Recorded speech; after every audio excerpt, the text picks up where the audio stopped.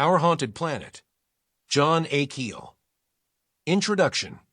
In September 1953, I spent 8 hours inside the Great Pyramid in Egypt producing a radio program which was aired throughout Europe over the American Forces Network, AFN, the following month. Egypt so impressed me, and archaeology so fascinated me, that I returned to Cairo the next year and lived there for several months, wading through the musty libraries and museums, prowling the desert, and visiting the ancient tombs. During a trek to Aswan and the Upper Nile, I saw my first flying saucer, a metallic-looking disc with a rotating outer rim, which hovered for several minutes above the Aswan Dam in broad daylight. I had written and produced a radio documentary, Things in the Sky, in 1952, and my earlier researches into unidentified flying objects had already convinced me that such things not only existed, but that they had been present in our skies since the dawn of man. Eventually, my travels took me to Beirut, Damascus, Baghdad, and 1,000 places in between. I walked among the ancient ruins and puzzled over man's illustrious but forgotten past. In India, I wandered alone into the Himalayas and crossed the border of Tibet, which has since been sealed by the Chinese. As I traveled, I interviewed archaeologists, historians, and assorted experts, and spent endless hours in remote libraries poring over rare, old books. I was puzzled at first to discover that none of the leading authorities seemed to agree on anything. Indeed, a large part of the scientific literature is devoted to theorization and incredibly vicious attacks on the theories of other theorists. Most perplexing of all was the fact that some of the literature about the ruins I had visited smacked of pure fiction, because the authors had not visited the sites but labored instead to couple fictitious theories with dubious facts. This led, of course, to conclusions that bordered on the imbecilic. An offshoot of this process is, understandably enough, an enormous quantity of crank literature created by unqualified researchers who attempted to interpret the scientific material in their own ways. In many areas of the less popular sciences, the crank material outweighs the scientific because few, if any, scientists have tackled those subjects. So 98% of all the available literature on Atlantis, flying saucers, Tibet, and prehistoric ruins falls into the crank category. The task of sorting all this out and developing a valid synthesis is a formidable one which I have undertaken with great trepidation. In his book, In the Name of Science, Martin Gardner defines the characteristics of the common crank or pseudoscientist. He lists the four chief attributes as being: the crank considers himself a genius, even a towering genius who is years ahead of his time. He considers his colleagues and fellow researchers ignorant blockheads, largely because they fail to recognize his genius. He assaults his opponents by impugnation, questioning their honesty, intelligence, and motives. They respond in kind naturally, and so great storms are whipped up in the trivial teacups of the scientific and pseudoscientific journals. Controversy is the lifeblood of crankyism. The pseudoscientist is paranoid and feels he is the victim of a vast conspiracy designed to suppress his brilliant work. In many instances, these imagined conspiracies become a vital part of the subject itself, as, for example, the endless literature discussing how the U.S. Air Force has been keeping the truth about flying saucers from the public. The crank delights in focusing his attacks on the greatest scientists and the best established theories. He goes after big game. He is wiser than Einstein, knows more about astronomy than Fred Hoyle, and is better informed about the moon than Neil Armstrong. The crank also invents his own terminology, a Jabberwocky understood only by him and his closest allies. So we find the literature filled with confusing and complicated terms which are merely displays of pseudo-erudition, or what psychiatrists call neologisms. Over the years, I have met the leaders of many peculiar cults and pseudo-scientific factions of belief. With very few exceptions, they have all lived up to the above criteria. Most were friendly and cooperative with me until they realized that I did not share their beliefs in Atlantis or visitors from Andromeda. Then they turned on me with wrathful vengeance and launched such campaigns of unfounded slander that I could only be amazed and amused. I have now been accused of being everything from a communist con man to a secret agent for the Central Intelligence Agency, from a religious fanatic, I'm a lifelong agnostic, to a pawn of the devil. Typographical errors, over which I have no control, in my many articles and books have been lovingly dissected by these groups and prompted countless letters and essays reviewing their sinister implications. After 25 years as a writer and reporter dedicated to collecting the facts as objectively and as honestly as possible, my integrity has been attacked from all angles. For these reasons, this book is written in a style which discusses known facts with the popular and unpopular beliefs they have inspired. I am not supporting any of these beliefs, I am merely discussing them. It may be that the great civilizations of Atlantis and Lemuria once actually flourished on this planet. In this book, I am only weighing the evidence pro and con. It may be that little green men from Mars really are visiting housewives in Nebraska. I am only reporting the claims of the housewives, not trying to prove that Martians are really dropping in. The believers in Atlantis will undoubtedly hate me. The believers in Martians already despise me. Parts of this book are so obviously tongue-in-cheek that it shouldn't be necessary to mention it. Yet I know from bitter experience that some of my humorous comments will be taken seriously and will prompt new venom. I am not attacking any specific individuals or cults. I am attacking man's abysmal ignorance and his impassioned effort to hide that ignorance from himself. I have seen a large part of this world and its mysteries. Wonder and curiosity have always been an integral part of my life. I am only trying to share that wonder with the reader. This book is based upon countless interviews, endless correspondence, many in-depth personal investigations, and hundreds of books covering everything from alchemy to zoology. Wherever possible, I have tried to include key source references for the benefit of those readers who might be interested in pursuing some of these matters further. It has been impossible, however, to list all my sources. Some of the books used in my research were privately published and are quite rare. Although unidentified flying objects are mentioned frequently in these pages, the UFO controversy is not the main theme. Some of the major UFO cases discussed are drawn from reports which appeared originally in England's Flying Saucer Review, the only truly scientific publication devoted to the subject. I do not pretend to know any answers. After a lifetime of travel and study, I am still learning the questions.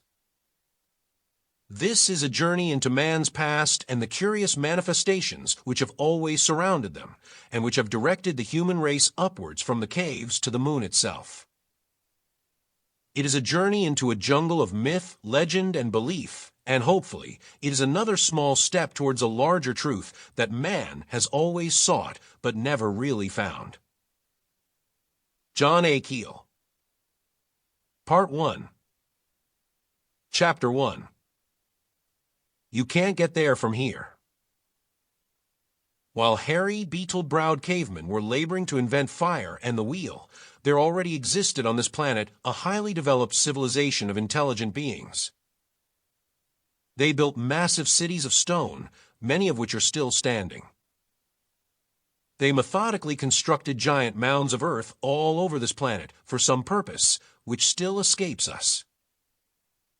They scattered peculiar artifacts of stone and metal across every continent, and they sailed every ocean, mapping the entire globe systematically.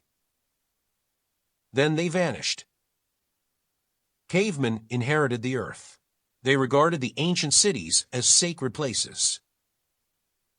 As the centuries ticked off, they became conscious of other life forms around them. Life forms that seemed to possess the power of invisibility, of life and death itself. They invented names for these forms. They worshipped them. They recorded the manifestations of that invisible world in myths and legends handed down from generation to generation. Eventually, they perfected sciences based upon their observations of those manifestations. In time, those sciences developed new myths. The original owners of the earth, the builders of those great cities, were forgotten. But as men spread across the face of the planet, the traces of those lost elders were rediscovered. Man's newfangled sciences couldn't fit such traces into their new concepts, however. So the evidence was ignored. As a result, the earth has two histories. The history taught in our colleges and schools, and the real but ignored history of a very ancient people and of strange forces which have often supervised human events. 10,000 years ago, that unknown civilization carefully mapped the entire surface of the globe. Their maps were copied and recopied, and passed along from one age to the next. Finally, copies of them were rediscovered by Captain Arlington H. Mallory in, of all places, the Library of Congress. Known as the Pin-Reis maps, they were originally found among the relics in the former imperial palace of the Sultan of Constantinople in 1929. Eventually, they ended up in the archives in Washington, D.C.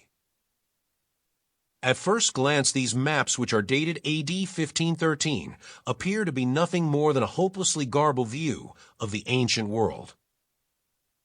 No one paid much attention to them until Captain Mallory came along. Working with the U.S. Hydrographic Office and the Weston Observatory of Boston, he developed a grid system which suddenly brought the maps into focus. The modern Mercator grid system was not invented until 1559, so the ancient surveyors had to develop a method of their own.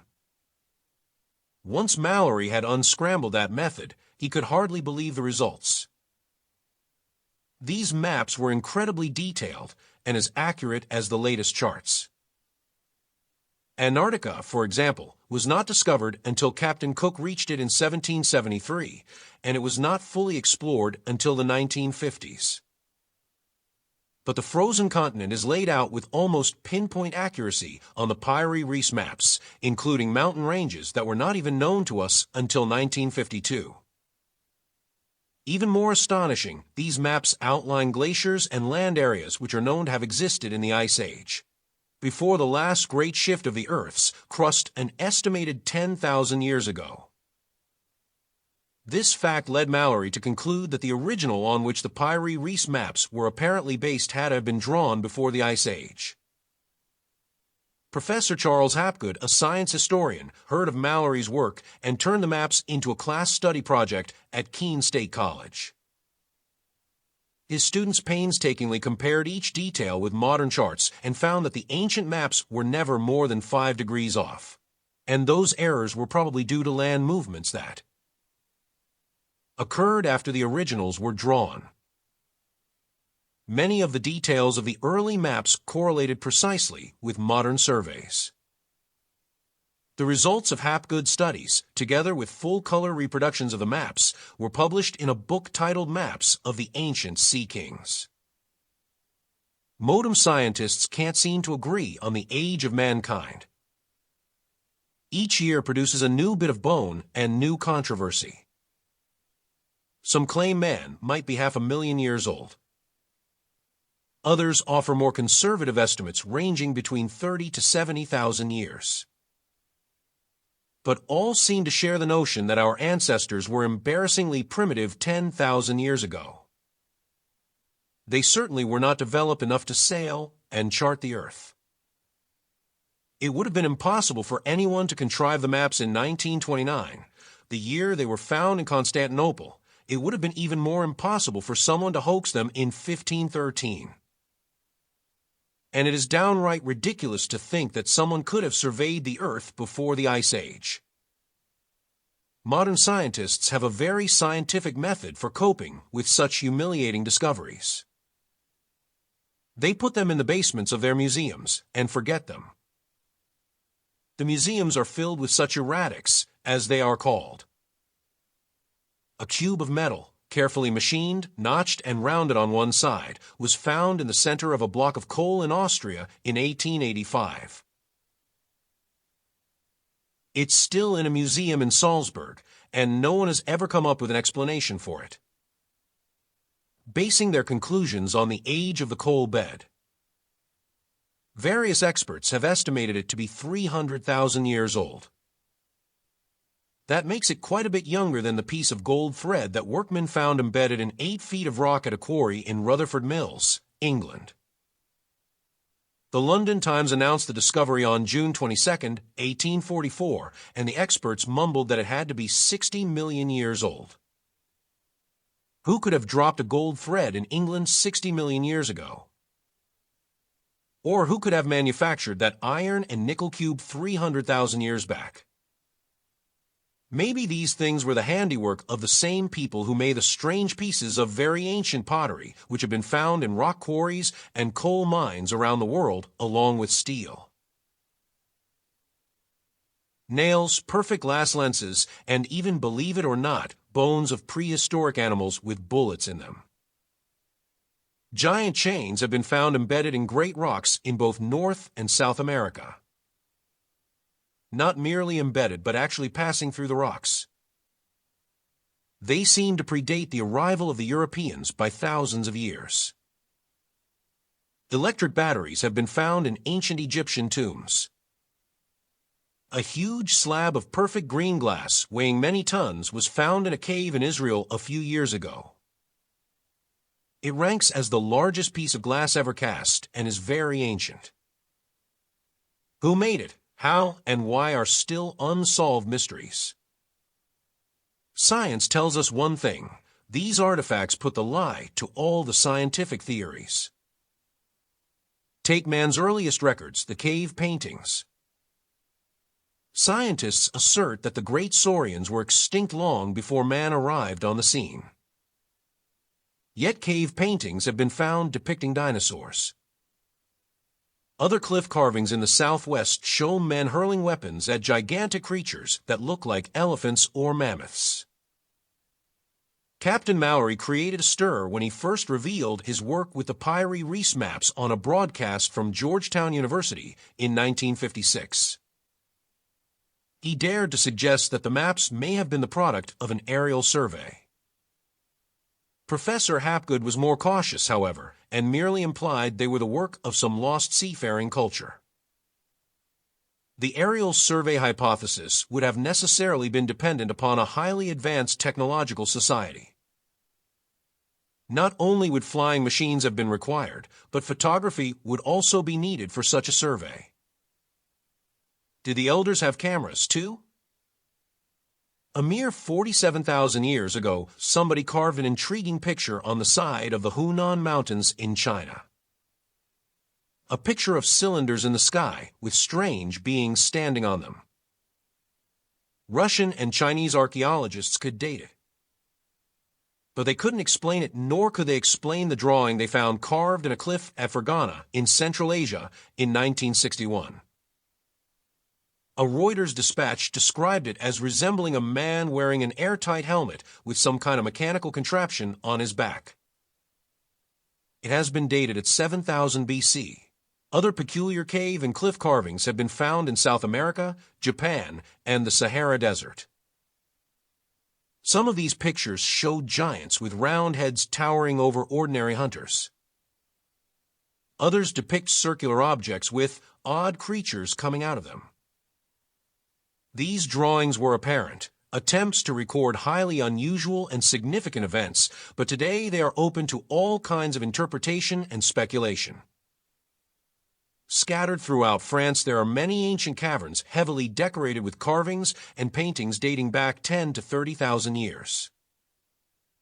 More than 2,000 animals are depicted, including 610 horses, 510 bison, 205 mammoths, and 176 ibex, according to a study published by H. Bruhl in 1952. Alongside this impressive menagerie, there are scores of other designs which are far more mysterious. They show oval and disc-shaped objects, some apparently standing on tripod legs with ladders extending down from them. Archaeologists can't account for them, but they look uneasily like the modern descriptions of flying saucers. The leading French authority, M. Michel, goes so far as to suggest that that is exactly what they are. Ancient records in China describe flying saucers and mysterious lights in the sky. They were usually regarded as dragons, and the early Chinese noted that these things flew regular routes year after year, century after century. Other early manuscripts preserved in India mention vimanas, aerial cars, as if they were commonplace. 5,000 years ago, a sage named Mahaushi Bhardwaj wrote a thorough description of these vimanas, telling how they could move in all directions silently, cover vast distances, and even become invisible. They were supposedly propelled by tunes and rhythms, perhaps a poetic way of describing the humming and whirring of intricate and little understood machinery. In appearance, they resembled the flying cones which have been frequently described in the reports of modem UFO witnesses around the globe. Although this sort of evidence is superabundant, it has never been systematically studied by trained scholars. Instead, this material has fallen into the hands of assorted cultists and students of fringe pseudosciences. It has been used to advance belief in everything from lost Atlantis to extraterrestrial visitants from some distant planet. To subscribe to any one of these multitudinous beliefs is to exclude all other possibilities. We should consider every possibility, avoid belief, and accept only the hard facts. Two key facts are already clear. 1. There have always been strange objects in the skies above this planet. They were seen by early man and have been seen constantly ever since, as the Bible and other available records still firmly attest. 2. Somebody mapped the Earth before the Ice Age. We have no way of knowing who they were or how they did it. If the Pyrie Reis maps were the product of an aerial survey, then perhaps there was an advanced civilization somewhere in the Americas or the Pacific, removed from the random clusters of primitive men. But occasionally the advanced culture dropped in on the cavemen, or at least flew overhead. Thus, two cultures may have existed simultaneously. One highly advanced and purposely aloof from the other, the animal-like cave dwellers. It was inevitable that the two cultures should occasionally cross, and that the higher group should affect the lower in many ways. At some point in early history, the higher culture was either destroyed by a monumental catastrophe or withdrew in some fashion, leaving hardly a trace behind. So, our entire record of that superculture comes from the observations of primitive man. Our only evidence is the flimsy overlapping that took place, the residue of the effect of the superculture upon the subculture. Primitive man was profoundly influenced by the superculture and guided by it. There are even indications that members of the superculture actually appeared before primitive man and took over as kings and god-kings to direct his early development. Such appearances help to generate many of man's first religious beliefs. Some 2,500,000 people believe in the Book of Mormon, the Mormon Bible, which is purportedly a record of life in North America thousands of years ago. As with all such records from all cultures and all religions, there are frequent descriptions of events in which some unknown benevolent group supplied man with direct help in an hour of need. For example, here is how a compass was introduced, presumably, to those long-forgotten North Americans. And it came to pass that as my father arose in the morning, and went forth to the tent door, to his great astonishment he beheld upon the ground a round ball of curious workmanship. And it was of fine brass, and within the ball were 2 spindles, and the one pointed the way whither we should go into the wilderness. 1 Nephi 16:10. One of the most popular theories bandied about in cultist circles is that man was seeded on this planet by some interplanetary group, and that group has kindly but remotely observed and guided our progress ever since. If this were true, they have been doing a lousy job in recent centuries. We need a lot more help than they have been giving us.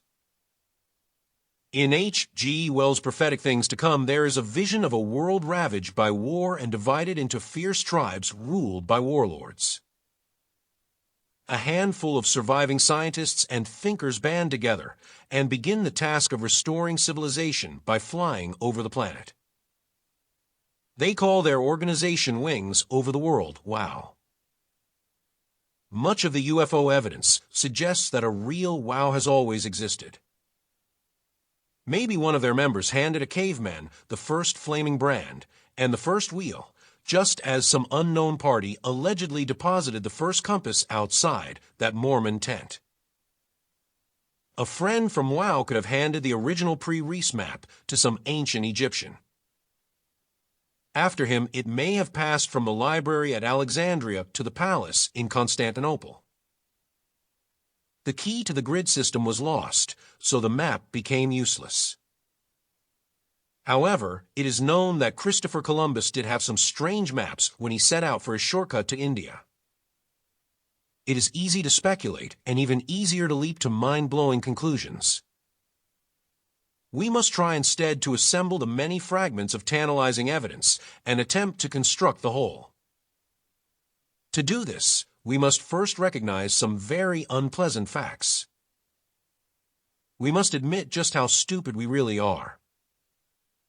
In recent months, several different scientists attached to the National Aeronautics and Space Administration, NASA, have issued humble public statements admitting that our space program has produced data which invalidates many of the most coveted conclusions and beliefs of our learned astronomers.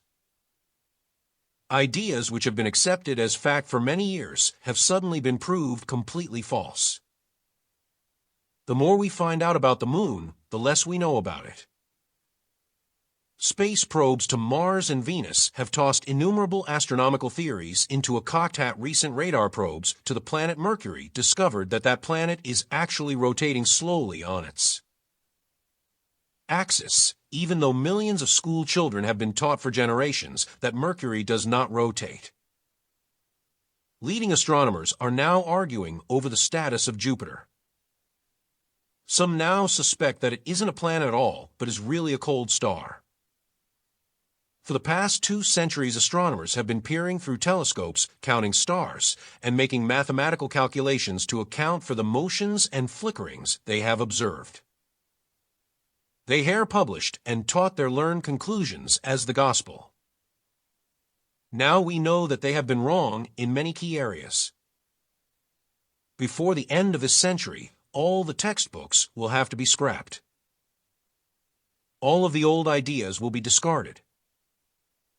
We used to think of the universe as nothing more than abundant fields of stars arranged in galaxies, Dr. Frank Drake, chairman of Cornell University's Astronomy Department, said recently. But we underestimated the variety and quantity of matter in space by a factor of about 1 trillion. Which means that we were about as wrong as we could be. In the early 1960s, deep-dished radio telescopes discovered a maze of radio signals pouring in from outer space. At first, there were wild speculations that we had made contact with some superfetation in some other galaxy. But further study discounted this fascinating notion. Instead, it was found that interstellar space is filled with invisible objects which don't emit light rays, but which do give off powerful radio waves. These things have been dubbed quasars and pulsars. They constitute one rather trivial aspect of a broad and complex phenomenon. Our haunted planet has always been bathed in mysterious electromagnetic propagation and radio waves, some of them intelligent signals of unknown origin. We have been aware of these signals ever since the invention of the radio receiver, but we still can't account for them. All of this will be discussed in depth in another chapter. Just as those funny flying saucers seem to be an environmental mystery which has always existed on this planet. It also seems that the Earth's atmosphere has always been charged with unidentified radio signals, some of which seem to radiate from the planet itself, as if the Earth were beaming signals into space in response to the signals being received. Of course, the cultists contend that WoW has established secret transmitters in underground caverns. Even gravity is a mystery. Newton discovered the hard way that if you sit under an apple tree, you are apt to get hit on the head by a falling apple. But we still don't know why. Recent experiments indicate that gravity is really a slowly pulsing wave pouring across space, beating about once per hour. The source of this wave and its true nature are a puzzle. We thought we knew something about it until our astronauts went into space and fumbled around in weightlessness. They found that even friction disappears in space. R. Buckminster Fuller, the great thinker and designer, has said, everything you've learned in school as obvious becomes less and less obvious as you begin to study the universe. For example, there are no solids in the universe. There's not even a suggestion of a solid. There are no absolute continuums. There are no surfaces. There are no straight lines. Everything is up for grabs. We don't know anything about the universe or outer space. We have in all likelihood constructed a totally false history of our own race. And most humiliating of all, although we have lived on this planet for at least 40,000 years, we really don't know much about it. Worse still, we haven't even explored it. Vast sections of this planet, encompassing hundreds of thousands of square miles, have never been surveyed. There are enormous regions that still have not been visited by a single scientifically trained man. Seasoned travelers are wearily familiar with the problem of locating accurate maps. In many countries in Africa, Asia, and South America, detailed maps are simply unobtainable because no surveys have ever been made. Those maps which are available often have the rivers and mountains in the wrong places. Here in the United States, precisely detailed maps of many areas just don't exist. There are blank spots in Maine and even in New Jersey. The average road map doled out by service stations includes only the major highways and the larger towns. Unincorporated villages, and they number in the thousands, can't be found on any map anywhere. The regional maps distributed by the Geological Survey in Washington are often based upon surveys made in 1880 or 1920. So many of them are virtually useless. New highways are being built so rapidly that the average road map is 2 to 5 years behind. Travelers to inland Brazil find themselves trying to cope with maps based on sketches drawn by missionaries 100 years ago. Visitors to the Himalaya Mountains have to deal with maps drawn by amateur cartographers and guesswork. Vast sections of the Earth's oceans have not been adequately charted. There are countless islands everywhere that have never been visited, named, or mapped. If WoW actually exists, they could occupy a large island in the Pacific or Antarctica, and nobody would ever be the wiser. We have, of course, flown over a great part of the Earth. Back in the 1930s, Charles Lindbergh flew over Brazil and reported seeing an enormous stone wall deep in the jungle. A wall that stretched for miles. No explorer has ever penetrated to that wall overland. We still don't know anything about it. Other flyers in other parts of the world have reported similar oddities, and most of them remain unexplored mysteries. In 1970, the United Nations issued a report which stated that 4/5 of the Earth's surface was inadequately surveyed and charted, and that tremendous areas remain unexplored altogether. The cartographers who drew up the original Piri Reis maps probably knew more about our planet than we do. Despite all these facts, most of us like to pretend that our planet is fully explored and that all of its many mysteries have been adequately solved.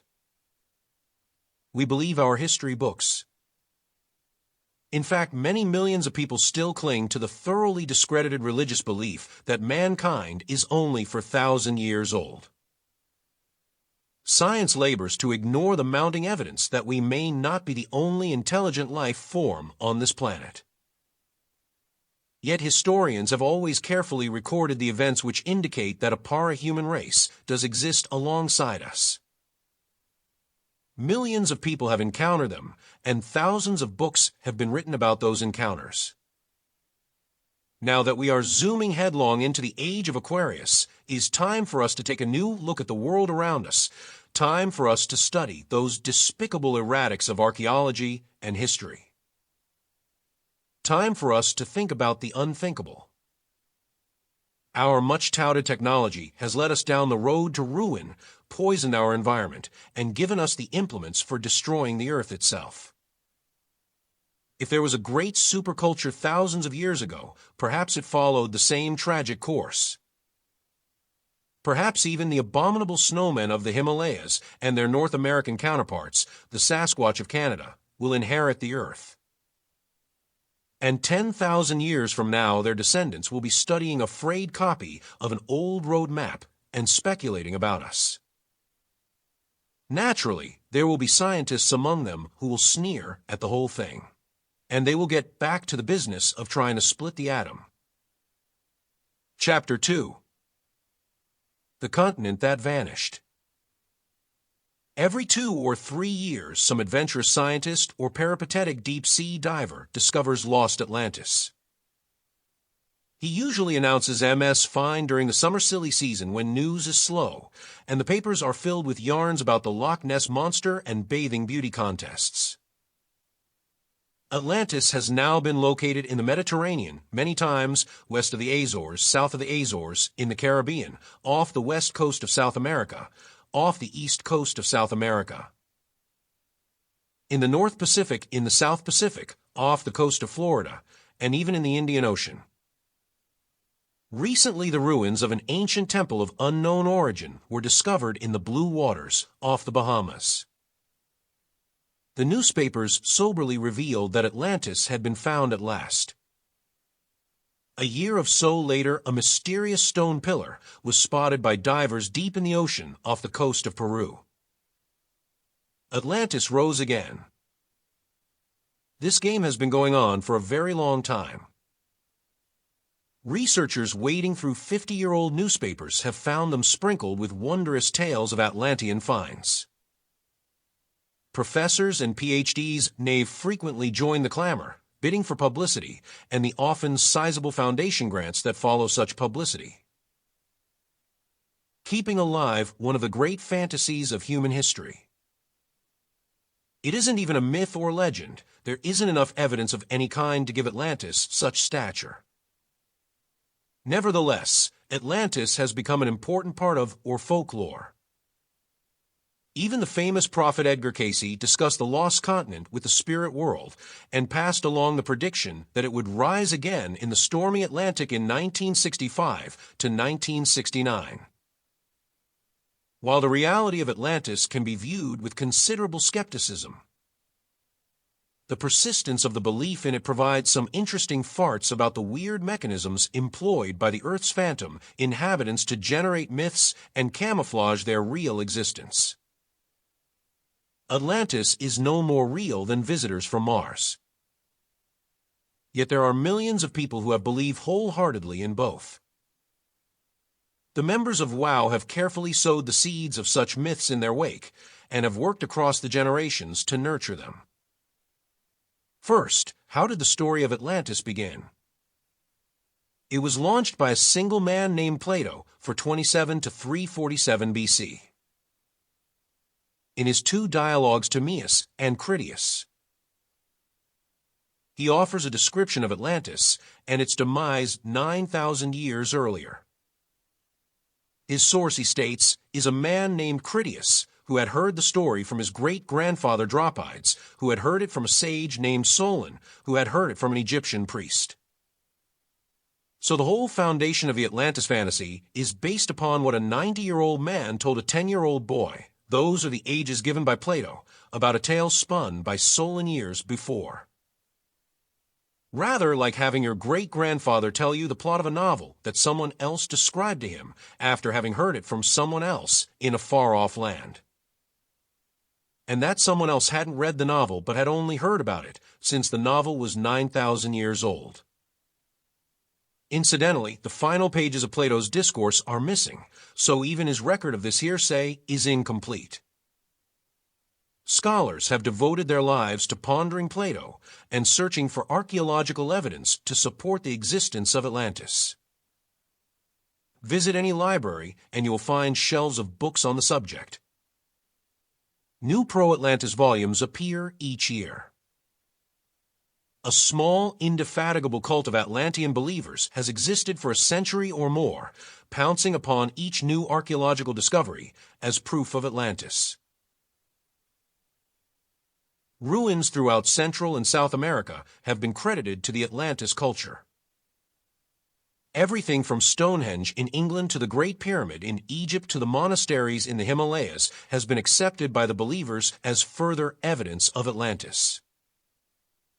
In Chapter 1, the premise was stated that mankind could be an offshoot of some earlier superculture.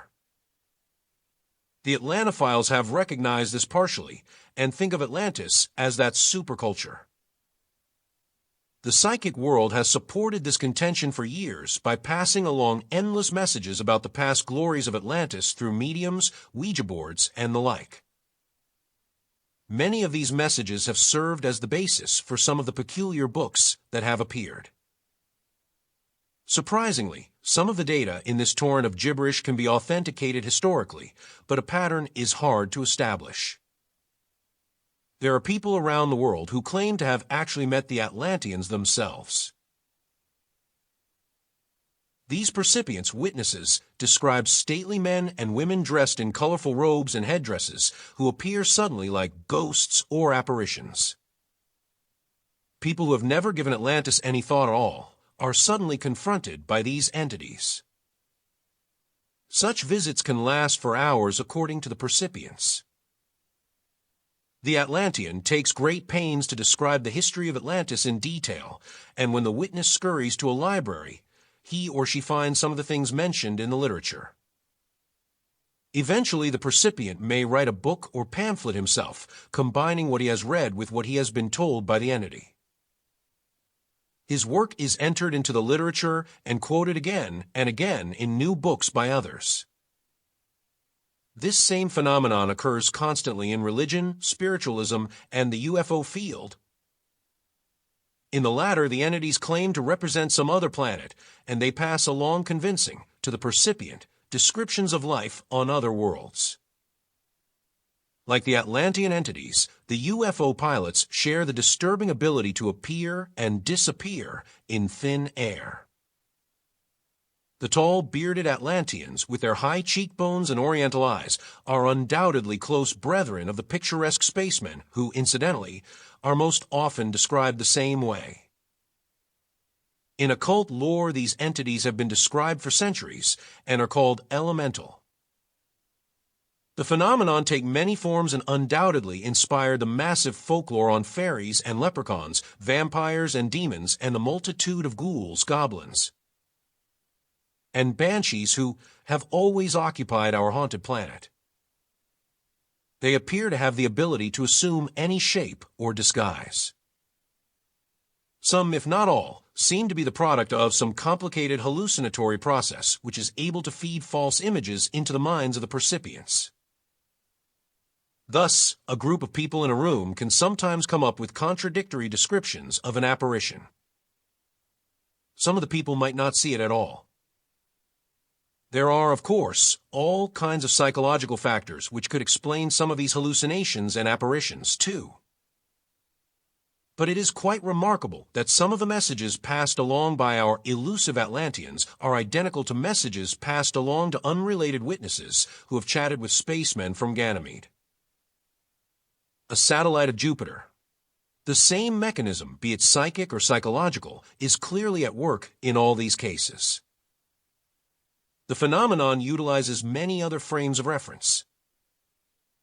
An apparition might pose as an ancient Greek philosopher or as Abraham Lincoln or a deceased pope. There are cases of all these. The folklore of all cultures also takes into account apparitions which pose as exact duplicates of living persons. In Germany, such entities have long been known as doppelgangers.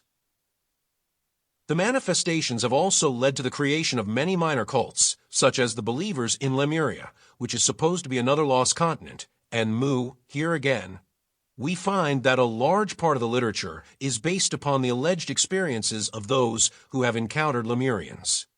In the Middle Ages, many people insisted they had visited the underground palaces of the fairies, and volumes were written about the secret commonwealth of the little people.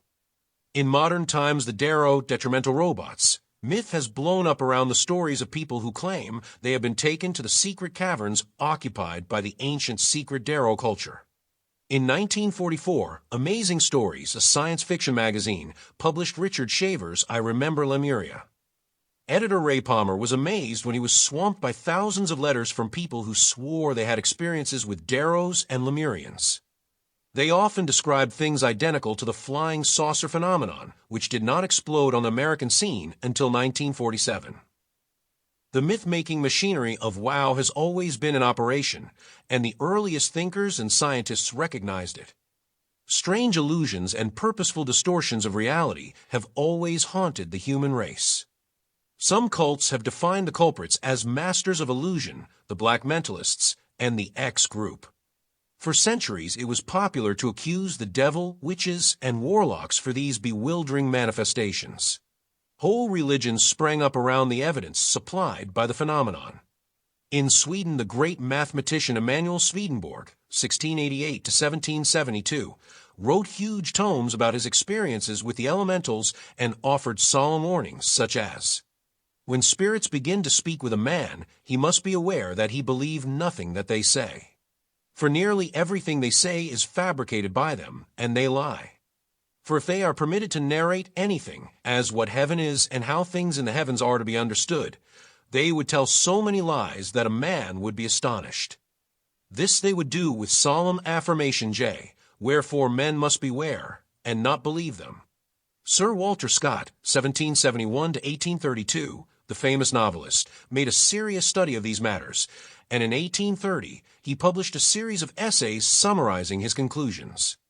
He noted that when trained psychics encountered fairies and visited their splendid palaces, the illusion vanished. He explained, "The young knights and beautiful ladies showed themselves as wrinkled carles and odious hags.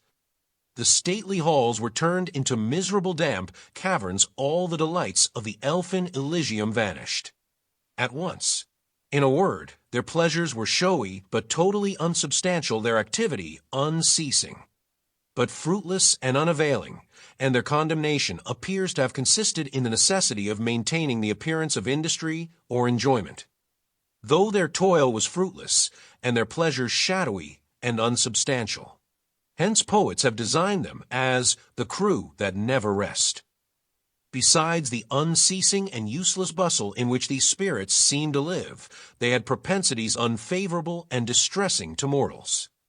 Educated theologians and scholars attached to the Vatican made a sober investigation into the burgeoning fad of spiritualism in the 1850s. This examination led to the issuance of a papal bull which warned Catholics that spiritualism was dangerous and the work of the devil. Despite all these warnings, millions of people were gripped in the hopeful effort to communicate with the spirit world, and the elementals played the game with relish, implanting a whole new lore about life on other worlds or planets. New cults were spawned, and dozens of frames of references were established, all based entirely on the seemingly sincere messages of these characters. We were guided from beliefs in fairies and their secret commonwealth to new, more scientific beliefs in interplanetary visitors and their great intergalactic councils. The flying saucer phenomenon generated a whole new set of theories and beliefs as more and more people had encounters with Venusians and Martians in the back hills of Kentucky and the deserts of Arizona. The crew that never rest were up to their old tricks in a new guise. Once the skilled investigator recognizes just how intangible the manifestations really are, he is catapulted into the more esoteric world of philosophy. He struggles with the task of interpreting these unreal events, trying to understand their hidden purposes. This is unfortunately the route to madness. The phenomenon is fond of creating allegorical situations which cannot be interpreted without excessive scholarship. The problem is to sort out the meaningful from the rubbish and to search for the hidden consistencies buried in the mountains of communications from the past and present. The scriptures of all the great religions do contain a number of subtle correlations. Much of this literature deals vaguely with rumors of some great past civilization. Isolated Indian tribes in North and South America have legends and myths very similar to the stories found in the Bible, including tales of a great deluge which destroyed most of mankind thousands of years ago. The Toltec Indians, for example, even had a tradition about a Zakwa, a very high tower they erected, and according to Ixtiquicot, presently their languages were confused, and, not being able to understand each other, they went to different parts of the earth. Atlantean scholars have labored to assemble all this lore as further proof that Atlantis did indeed exist as a real continent, which was destroyed by some great natural catastrophe. However, much of the information passed along by the Atlantean elementals states that Atlantis was an evil place, dominated by a warlike technology very similar to our own, and that the Atlanteans eventually destroyed themselves or were deliberately destroyed by some greater force which took a dim view of their militarism. In flying saucer lore, we have tales passed on by the spacemen of a great planet located between Mars and Jupiter and identified variously as Maldek, Clarion, and a dozen other names. The inhabitants of this planet learned to smash the atom and soon succeeded in smashing their entire planet. It was broken into thousands of bits and pieces, and those fragments now constitute the asteroid belt. So one important thread runs through all this literature. A great civilization once existed prior to the appearance of modern man, and it was either destroyed or destroyed itself. The surviving physical evidence, which will be discussed further on, indicates that such a civilization did exist on this planet, and that its inhabitants vanished before or soon after man crawled out of his caves. It may be that the elementals are actually a part of the human psyche, and that they have been presenting us with some scrambled racial memory of the distant past. Like the Garden of Eden, Atlantis may be nothing more than an allegory designed to give us a clue about our own history. In flying saucer lore, there is elaborately detailed literature asserting that Venus was actually the Garden of Eden, and that Adam and Eve were Venusians planted here to colonize Earth. Another variation on the Noah's Ark theme. Even more interesting are the contiguous activities of the para-human group, which has remained in constant touch with us throughout history, and has greatly influenced our theological and philosophical ideas. They are proven liars and mischief makers, but it is also possible that they have been slyly trying to tell us something about ourselves. In recent years, the flying saucer occupants have passed along innumerable warnings about how we have been upsetting the balance of the universe with our atom bombs. They have laced these warnings with blood-curdling tales about Maldek. A controversial UFO report from Mendoza, Argentina, is rather typical of these warnings. On September 1, 1968, Carlos Pexanetti, 26, and Fernando Jose Villegas, 29, were driving home from their job at the Mendoza Casino at 3:30 a.m. when their car suddenly stalled. They got out to look under the hood and discovered a huge circular machine hovering nearby. 3 beings in coveralls appeared, they said, and they found they were paralyzed, unable to move. A foreign-sounding voice rang in their heads. It was as though they had put into our ears the tiny earplug speakers used with transistors, Pexanetti said. "We have just made 3 journeys around the sun," the voice told them, studying customs and languages of the inhabitants of the system. Mathematics is the universal language. Then a circular screen, similar to a television screen, appeared next to the object, and the two men were treated to a series of images. The first was a waterfall in lush country, the second a mushroom-shaped cloud, the third the waterfall seen again but without water. After the entities clambered into the machine and flew off. The two witnesses were able to move again. Their story contains all the familiar ingredients of thousands of other UFO contact tales. First, their automobile stalled, then they were paralyzed, next they heard a telepathic voice, and finally they were given a simplified message. And the meaning of that message is quite obvious. Police officers, doctors, lawyers, college professors, government officials, and just plain folks by the thousands have shared similar experiences in recent years. The members of WOW have really been engaged in an all-out effort to convince us of some impending disaster. It is not unusual that they should relate their warnings with tales about past civilizations that followed the same woeful path. The Atlantis story seems to acquire another meaning in view of all this. Atlantis could be a part of our future instead of our past. Perhaps we are the Atlanteans. Chapter 3. It's a nice place to visit, but... Soon after B became president of the United Arab Republic, the late Gamal Abdel Nasser ordered a giant 80-foot statue moved from the desert to a park in Cairo. The statue had been standing for uncounted centuries near the famous Step Pyramid. A battery of engineers and workmen descended on it, equipped with build-fares, tractors, and monstrous cranes. They struggled with the project for weeks, first perplexed, then annoyed, and finally humiliated by the discovery that modern technology simply could not budge the mammoth piece of stone. This raised the even more troublesome question: how had the ancient Egyptians moved the statue into place to begin with? Archaeologists have been arguing for years about the methods employed by the ancient stone masons. Some quite moronic theories have not only been suggested but have been widely accepted as the answer. These theories are, as usual, taught to school children. The mystery is regarded as solved. Nobody asks questions. There are over 90 pyramids in Egypt alone. There are dozens of others all over the world. The largest of all is located deep in China. Most of the Egyptian pyramids were once used as the burial places for pharaohs. But the Great Pyramid at Giza was never employed for this purpose, and no one has an inkling why it was built. Some of the gigantic stones in these structures and in the Great Temple spotted around Egypt were apparently taken from quarries hundreds of miles away. The popular archaeological theory is that these stones were floated up the Nile on rafts and then moved into place on wooden rollers. Since some of these blocks weigh as much as 5 tons, this means that in order to float them, the Egyptians would have had to build huge rafts capable of displacing over 5 tons of water. Otherwise, they would just sink to the bottom with their load. The Egyptians didn't amount to much when it came to building ships. No evidence of these super rafts has ever turned up. There are other flaws in these theories. We are told that hundreds of thousands of slaves were pressed into pyramid building during certain seasons of each year. This leads us to the problem of logistics. It would take a complex organization to feed these hundreds of thousands daily and administer to their needs. Various modern engineers and experts have applied their slide rules to the problem, and the most liberal estimate of the time required to construct the Great Pyramid is 600 years. Strangely, although the ancient Egyptians left profusive records of everything else, no one has ever turned up even a single piece of papyrus describing the planning or building of these massive monuments. The stones were cut and dressed with such perfection that a piece of paper cannot be inserted between them. Obviously, those early stonemasons were superb craftsmen, and obviously there were a lot of them in order to undertake and complete such enormous tasks.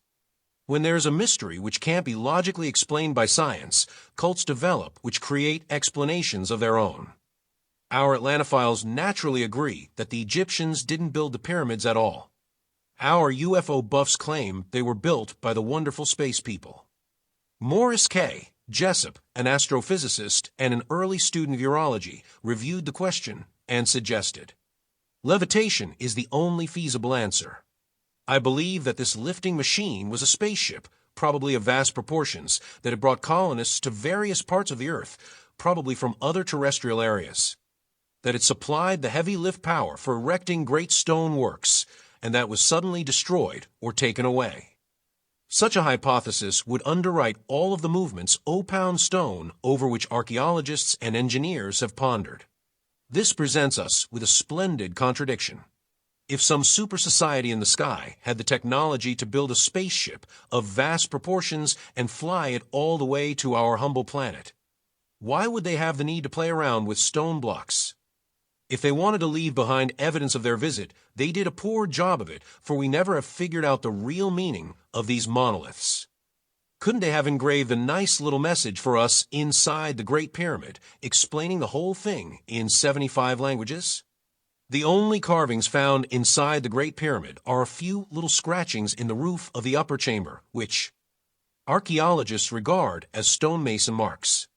Similar marks have been found in other structures. Maybe they are just the ancient equivalent of Kilroy was here. For centuries, the spirit mediums and the percipients who have chatted with ghostly Atlanteans have told us that the Great Pyramid really contains a hidden chamber which is crammed with goodies that will explain everything to us when the proper time comes. Not wishing to be left out, many flying saucer contactees have repeated the same promise. An anthropologist named George Hunt Williamson wrote in the early 1950s, "The builders of the Great Pyramid buried one of their great spaceships near the structure.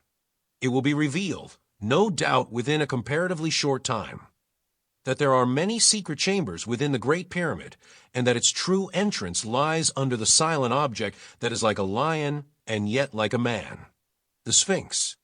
It will not remain silent much longer." On February 9, 1960, a fertilizer salesman named Reinhold Schmidt was picked up by a flying saucer and flown to Egypt, according to his pamphlet. Edge of Tomorrow. The friendly space people conducted him on a tour of those hidden chambers where he saw, among other things, the true cross on which Christ had died. He was also shown 32 tablets of a heavy quality paper, rather dark in color. Imagine my surprise when I found the events of the past, present, and future there described in modern-day English, in black ink, and written in beautiful longhand. These records indicated, Schmidt claimed, the end of this present Earth cycle will be 1998. So after the endless discussions of the hidden chambers in the pyramid, we finally had a genuine eyewitness who had been there and seen them. Unless, of course, Schmidt's adventure was just another variation of the classical visits to the underground fairy palaces of yesteryear. Science took over. In 1969, a group of American scientists beaded by Dr. Luis W. Alvarez traveled to Egypt and set up expensive cosmic ray detectors around the Great Pyramid. Their theory was that any cosmic rays penetrating the pyramid and passing through hidden chambers would be recorded as moving slightly faster than ray particles traveling through solid stone. They fiddled with their gadgets for months and did get some very eccentric readings at first. But finally, in the February 6, 1970 issue of Science, Dr. Alvarez glumly announced that no hidden chambers had been detected with his sophisticated apparatus. The cultists all nudged each other and winked knowingly. Obviously, it was all a cover-up, part of the great conspiracy to keep the truth from the public. Men have been scratching their heads over the Great Pyramid for at least 1,000 years. It has never really been dated, and it could be considerably older. Whoever built it was so clever that countless efforts to find an entrance met with failure for thousands of years.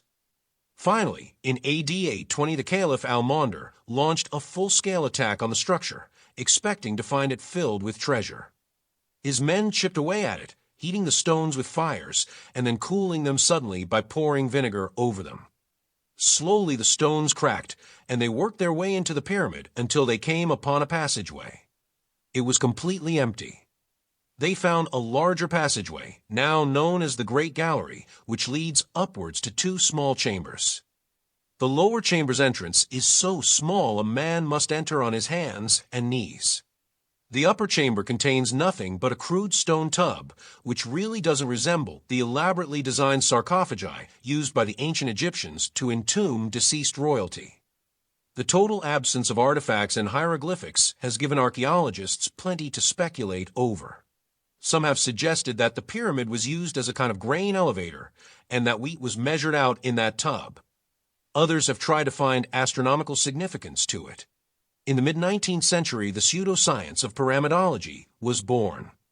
A writer named John Taylor published a book in which he concluded that the whole purpose of the structure was to preserve ancient Egyptian measurements.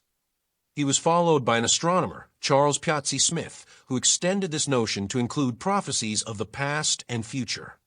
He measured every inch of the pyramid, inside and out, and every angle.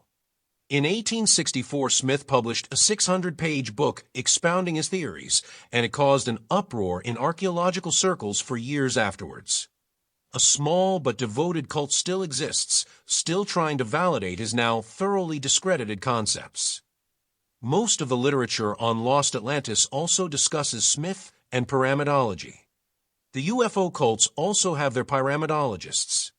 Just as the pyramids are a cornerstone in human history, they also serve as key evidence to many cults with widely diversified causes. Aside from the few major population centers, ancient Egypt was a mud hut culture. Then, as now, the masses lived undernourished lives in grinding poverty. Technical skills were rare. Yet somehow they managed to quarry those gigantic stones, transport them, and put them into place with geometric precision. We know that the Egyptians did build the 90-odd pyramids. The village of Meroe on the Upper Nile contains dozens of pyramids alone, plus numerous great temples and tombs which are still standing. But why did they build the Great Pyramid? The Plain of Jars in Laos has been frequently mentioned in the war dispatches from Indochina. Did you ever wonder how it got its name? The answer is obvious. It is strewn with jars. Huge stone jars. Some of them are over 6 feet high. Some are so large they can hold 6 men. There are over 1,000 of these peculiar artifacts scattered around a high plateau surrounded by mountains. They were apparently carved out of limestone and granite boulders, and they've been there forever. No one seems to know who carved them, when and why. Why would anyone bother to spend weeks carving a giant stone jar in such a remote place? Mysterious stone masons have left the fruits of their labors all over our haunted planet. Many of these fruits make no sense at all. In Costa Rica, giant stone balls have been found deep in the jungles. Some of these are as big as 8 feet in diameter and weigh more than 16 tons. They are amazingly round and smooth. Scores of smaller ones, some only a few inches in diameter, have also been found. Scientists have been unable to come up with an explanation for their purpose, although they are obviously man-made. Similar stones have been found in Mexico and Guatemala. One thing the scientists agree on is that the spheres must have been very important to the communities of people that made them. Science Digest observed in June 1967. Using the tools they had, it must have taken many years to make just one ball, even with many men working on it. Like the jars of Laos, these balls are made of granite and limestone. The United States is covered with strange artifacts and stone ruins of unknown origin. Every state boasts of several mysterious sites. In West Virginia, there are the remains of huge circular stone structures apparently predating the Indians. In many states, there are rums which archaeologists have muttered about being of Roman origin. Some of these sites have become minor local tourist attractions. Others are marked only by brief highway signs. A random few, such as Mystery Hill in North Salem, New Hampshire, have attained some celebrity. Mystery Hill features several chambers or tombs topped by a gigantic sacrificial table weighing over 4 tons. It is supported on stone legs and is carefully grooved. In 1969, the New England Antiquities Research Association conducted carbon-14 tests around the site and concluded that it was probably built around 1000 BC. Recent investigations have demonstrated that some of the huge stones on Mystery Hill are carefully aligned with certain stars. Each year, the sun sets directly over the winter solstice monolith on the first day of winter, December 21st, when viewed from the center of the site, the sacrificial table. The Delaware Indians have a tradition that a race of giants once inhabited the region east of the Mississippi, living in enormous cities and fortifications. There are innumerable references to giants in other Indian lore and in ancient literature all over the world, including, of course, the famous "there were giants in the earth" in those days biblical statement, Genesis 6 verse 4. South American Indians also have many legends about giants and their special civilization. Most of the tales, no matter what the source, assert that the giants were unfriendly and even hostile to normal men. Bones of giants, who must have been 8 to 12 feet tall, have been found in the mounds of Minnesota and several other places. So it is entirely possible that a race of giants did exist in earlier times, and some of these huge stone constructions may have been their handiwork. Unfortunately, science doesn't believe in giants, so all this evidence has been ignored. There's also considerable evidence that Christopher Columbus was a rather late arrival to the New World. He was probably preceded by the Vikings and maybe even the ancient Phoenicians. Chinese artifacts have been found in Mexico and California, so perhaps even the Chinese beat Chris by several centuries. A knight from the Orkney Islands left a carving in Massachusetts in the 14th century. Near Heavener, Oklahoma, there is a stone 12 feet high, 10 feet wide, and 16 inches thick, covered with ancient Scandinavian runic symbols. It was discovered by Choctaw Indians in 1830, and archaeologists have been arguing about it ever since. Several other rhinestones have been found, the most famous being the Kensington scone, found by a farmer near Kensington, Minnesota, at the turn of the century. 2 more runestones have been found in Oklahoma in recent years. The last one was discovered by 2 schoolboys near Poteau, Oklahoma, in September of 1967. As usual, the archaeologists are sharply divided over the validity of these discoveries. One group cries hoax, even though it would require an expert archaeologist and linguist to perpetrate such a hoax. Others, such as Frederick Pohl, a noted Norse scholar, seem to think these stones may be authentic. 50 years before Columbus conned Queen Isabella into financing his expedition, someone drew up a rough map of North America. A copy of this map was discovered by Lawrence Whitten, a rare book dealer from New Haven, Connecticut, in 1957. It is now part of the rare document collection in the Beinecke Library of Yale University and is known as the Yale-Vinland map. Scientific investigators have dated it at AD 1440, and as usual, the leading experts have been arguing about it ever since. Some have branded it an out-and-out hoax, while others regarded it as further evidence that the Vikings were frequent visitors to the New World. More substantial evidence has been found in the form of ruins of a Viking longhouse on the Ungava Peninsula in northern Canada. A team from Laval University has dated it between the 11th and 12th centuries. Numerous other ruins and artifacts have been found all over North America. For example, 2 remarkably similar axes, both apparently of medieval European origin, have been discovered in Beardmore, Ontario, and Rocky Nook Point, Massachusetts. Archaeologists from a Smithsonian institution uncovered a small slab of stone covered with ciphers in 1885 near Bat Creek, Tennessee. They decided it was probably the work of Cherokee Indians, but modern specialists such as Dr. Joseph B. Mahan of the Museum of Arts and Crafts at Columbus, Georgia, have taken a second look at it and disputed the old Indian theory. Dr. Mahan knows Cherokee, and he persuaded the Smithsonian to re-examine the Bat Creek stone. "You simply can't ignore evidence," Dr. Mahan stated, "just because it doesn't fit current theory." A similar stone was found by Manfred Metcalf at Fort Benning, Georgia, in 1968. Metcalf was looking for stones to build a barbecue grill in his backyard when he unearthed the stone. It is 9 inches square and covered with triangles, circles, and straight and wavy lines. He passed it on to Dr. Mahan, who thought the markings appeared to be characteristically Mediterranean. Another scientist, Dr. Cyrus H. Gordon, chairman of Mediterranean Studies at Brandeis University, agreed. There were strong similarities between the Metcalf stone and sampled of Minoan writing dating back 3,000 years to the Bronze Age civilization which flourished on the Mediterranean island of Crete from 3000 to 1100 BC. Dr. Gordon became the center of another controversy a few years ago when he announced that a sample of Phoenician writing found on a stone in Brazil was authentic. Other archaeologists had denounced it as a fraud. After all, it was hardly possible that the ancient Phoenicians could have visited Brazil. Or was it? As for the Bat Creek stone, Dr. Gordon thinks it might have been the handiwork of Hebrews from Palestine during the Bronze Age. Both scientists speculate that ancient Semitic tribes from the Middle East may have visited North America thousands of years ago. This, of course, revives memories of the lost tribes of Israel.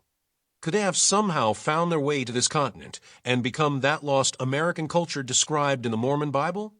Dr. Malin believes that some Indian tribes can be traced back to seafaring Mediterranean peoples. The Yuchi, he points out, are racially and linguistically different from other North American tribes. Their legends state, "We came as the sun came, and we went as the sun went." Dr. Mahan interprets this to mean that the Yuksai came from the east, across the Atlantic Ocean, and then moved northwards from Florida to Georgia. Some archaeologists tend to lump rune stones together with the stones bearing Indian petroglyphs. Petroglyphs are designs carved into rocks as path markers, and thousands have been found all over the Americas. Although innumerable isolated Indian tribes were obviously responsible for them, there are many interesting similarities in the symbols used. Some of these same symbols have been found carved on other ancient rocks in other parts of the world, suggesting that this form of writing was universal at one time. Even though the races and tribes responsible could not understand each other's languages, and in most cases had little or no contact, archaeologists studiously try to overlook the fact that some of these pictographs can be traced to ancient Mediterranean cultures. But the runic writing is quite distinct from the Indian petroglyphs. The rune stones carry alphabetic symbols, while petroglyphs bear picture writing loosely related to the Egyptian hieroglyphs. The Kensington Stone, as translated by Frederick Pohl, describes how 8 Goths and 22 Norwegians established a camp. One group went fishing, and when they returned, they found the 10 who had remained behind red with blood and dead. The year is given as 1362. Indian petroglyphs, on the other hand, were customarily devoted to trace information, where to find water, and the like. One Indian pictograph of particular interest is a complex design which has been found throughout North, Central, and South America. It depicts a series of squares inside one another. The hop. Indians call this the Mother Earth symbol. To the Pimas, it is the House of Tuhu. To the Cunis in Panama, it is the Tree of Life. Anthropologist Harold Sterling Gladwin saw something else in it when he studied this symbol carved on the wall of Casa Grande, Arizona. In his book, Men Out of Asia, he noted that the Mother Earth symbol is identical with the Minoan labyrinth depicted on coins from Knossos, Crete. Circa 200 bici. The famous labyrinth was said to have been built by Daedalus to hide the half-man, half-bull Minotaur. Dr. Gladwin and Dr. Clyde Keeler of Milledgeville, Georgia, both seem to think that the Indians' use of the ancient labyrinth symbol is evidence of the influence of the early Minoan culture. In the early 1960s, Angelos Gallinopoulos, a Greek scientist, proposed still another theory for Atlantis. He suggested that sunken Minoan cities of Crete might have supplied the basis for the Atlantis legends. According to his theory, Plato got his dates wrong. Atlantis may have disappeared only 1,000 or so years before the historian heard the tale, not 9,000 years before. It may have been one of the Greek islands, possibly Thera. Divers and archaeologists working in the waters there in recent years have uncovered all kinds of evidence indicating that the Minoan culture came to a very abrupt end. So abrupt that craftsmen left their tools next to unfinished works and fled. The explanation currently in vogue is that a sudden volcanic eruption destroyed the islands. Dr. Gallinopoulos has been partially successful in matching Plato's description of Atlantis with what is now known about Thera. Dr. Bruce C. Hezen, an oceanographer, believes that the eruption occurred around 1400 BC. Needless to say, other scientists and schools loudly dispute this date. We do know that early Crete was the center of an impressive culture, that great cities and temples were built there, and that it was a major naval power. It is not likely, however, that Crete and Thera could have lived up to Plato's description of the super-civilization of Atlantis.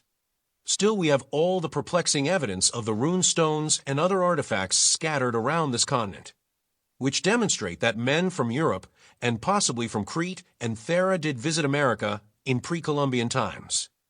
It is even possible that groups settled here and built forts and temples, the remnants of which have served to augment the beliefs of dozens of cults and fringe societies.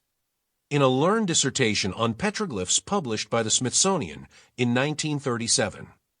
Julian H. Stewart frowned on the arguments that attempt to prove that Egyptians, Scythians, Chinese, and a host of other Old World peoples, including the 10 lost tribes of Israel, invaded America in ancient days. He noted that devotees of the subject have written voluminously, argued bitterly, and even fought duels.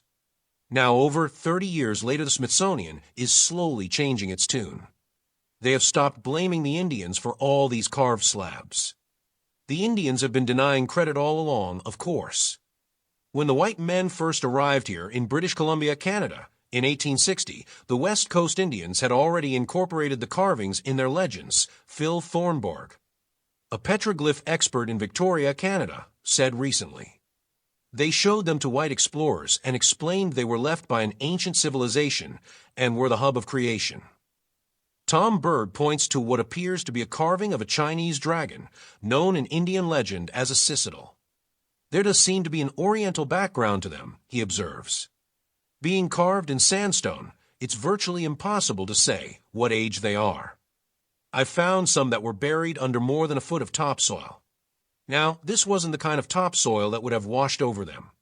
This was formed there, placing the age of the carving around 5,000 to 7,000 years, which is really ancient for this country. Tom Bird found one petroglyph on Vancouver Island that had a hole worn completely through it by dripping waterproof that had been there for a very long time.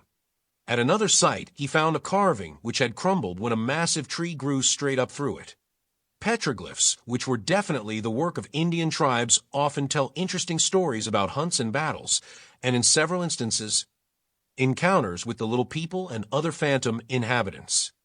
Some contain solemn warnings that the valley or mountain ahead is the abode of these sinister phantoms.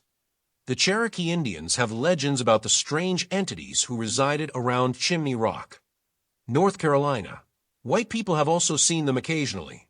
In 1806, the Rev. George Newton reported to the Raleigh Register a very extraordinary vision of thousands of beings in the air. They possessed a glittering appearance resembling the human form and were seen on or about Chimney Road on the 31st of July last.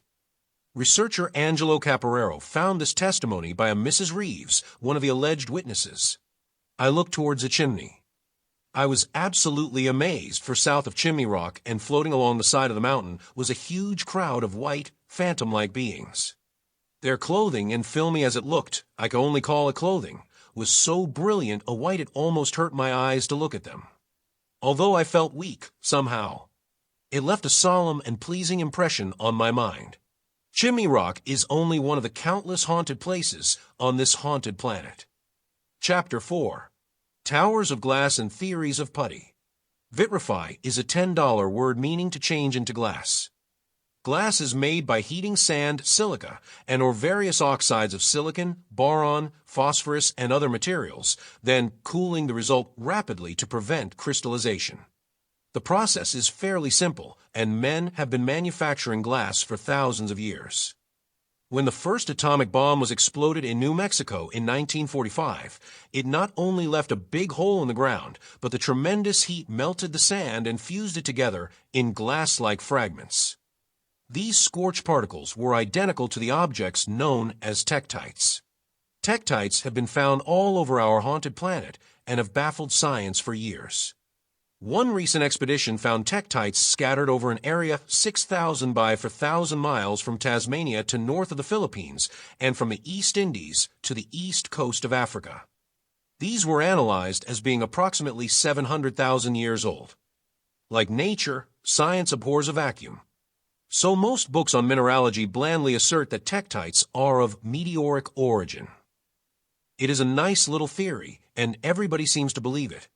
However, a majority of all meteorites are made out of solid iron, and most are vaporized by the intense heat of friction when they enter our atmosphere. Substances capable of melting into glass would, of course, burn up before they hit the surface of the Earth. In 1969, a group of NASA scientists dished up a delicious new version of the meteorite theory. They announced that tektites were from the moon. Eons ago, they speculated, a huge meteor plummeted into the moon, striking with such force that its impact hurled tons of moon dust into space. This lunar material attained escape velocity and passed into an orbit around the Earth, where it gradually was sucked downwards by gravity, entered the Earth's atmosphere, melted, and fell into the Pacific Ocean. So another mystery was solved. Unless you happen to have an 8th grade education, a slide rule, and a basic knowledge of the mechanics involved, then you would find that the impacting meteor would have to be of enormous size and be traveling at fantastic velocity in order to accomplish the first step, casting debris beyond the moon's gravity. Such a meteor would, in all probability, affect the moon in other discernible ways, such as changing its orbit.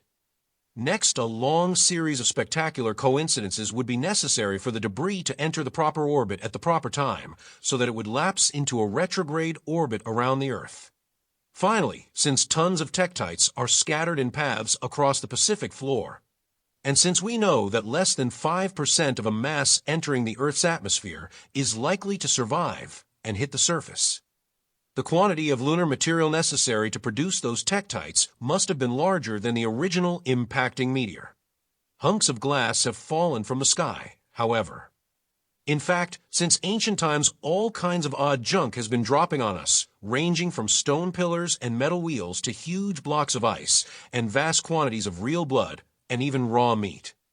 Science conveniently ignores everything but the iron lumps which they presume are pieces of old planets drifting around in space. To astronomy's credit, we do know that there are groups of this debris in the Earth's orbit around the Sun, and we can predict annual meteor showers which occur as we pass through this mess.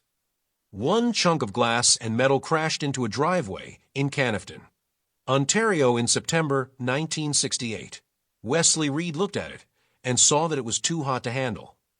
After it cooled, he found he had a brownish object weighing about 12 ounces. When it was tested by experts, they found it was made of glass laced with a small quantity of pure zinc.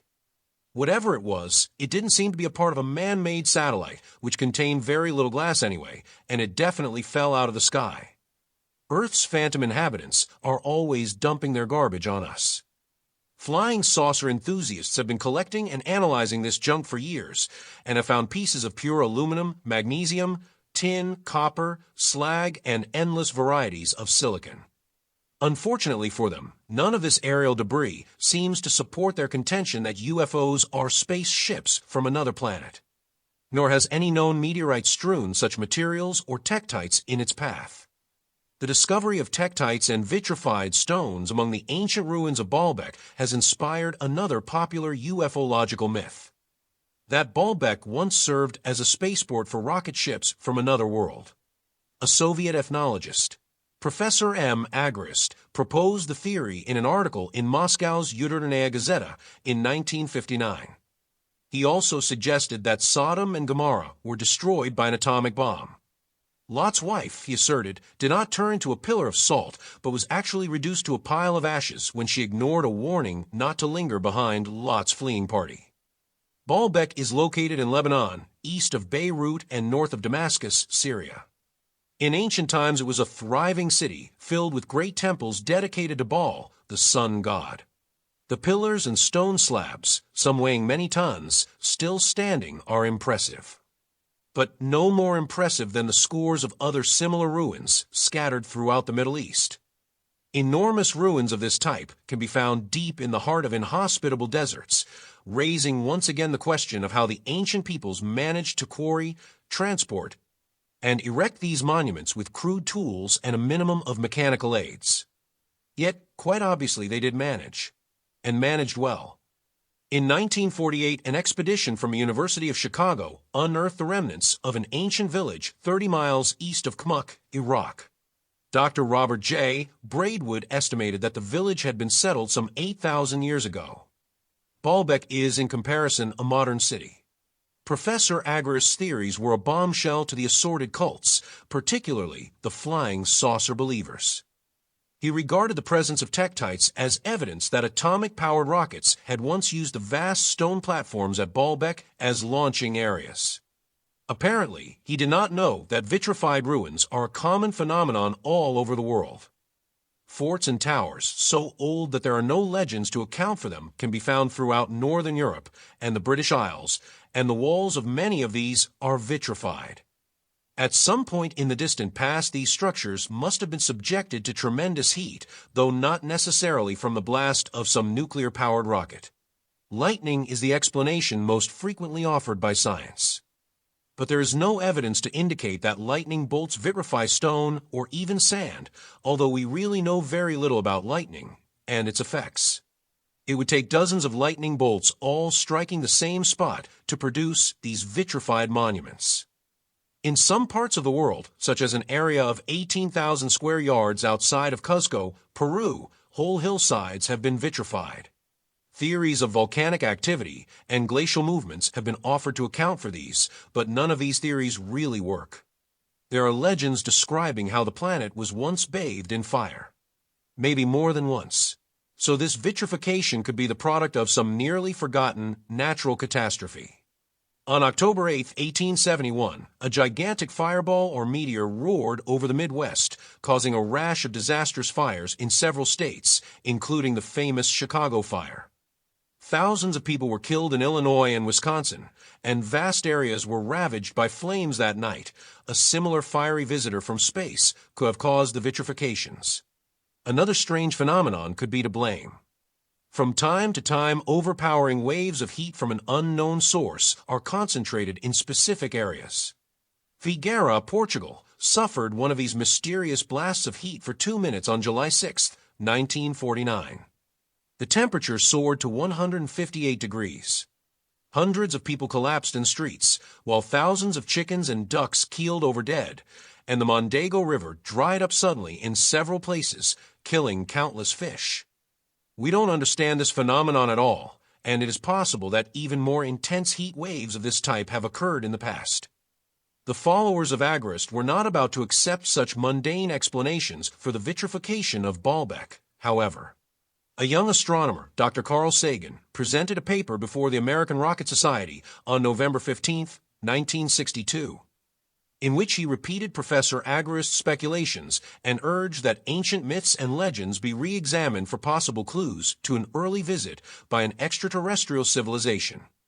Other researchers scoured the ancient records of India and found things such as the Mahabharata, a document dating back more than 3,000 years, which describes a blazing missile that hurtled out of the sky into the midst of an attacking army, producing a radiance of smokeless fire, which flattened chariots, ignited forests, boiled rivers, and produced dark clouds of death. All of this sounded uneasily like an atomic attack. In the Mausala Parva, another ancient historical account, there is a vivid description of some kind of death-dealing ray which began as a small, bright glow, grew into a shaft of brilliant light, and then consumed its target. This phenomenon was accompanied by violent winds, peals of thunder in cloudless skies, and earth tremors.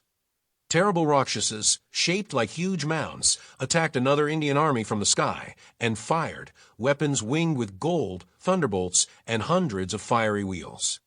Even in the Bible, we are told how the prophet Elijah was saved by balls of fire which wiped out 100 soldiers and their captains, Kings 2:1.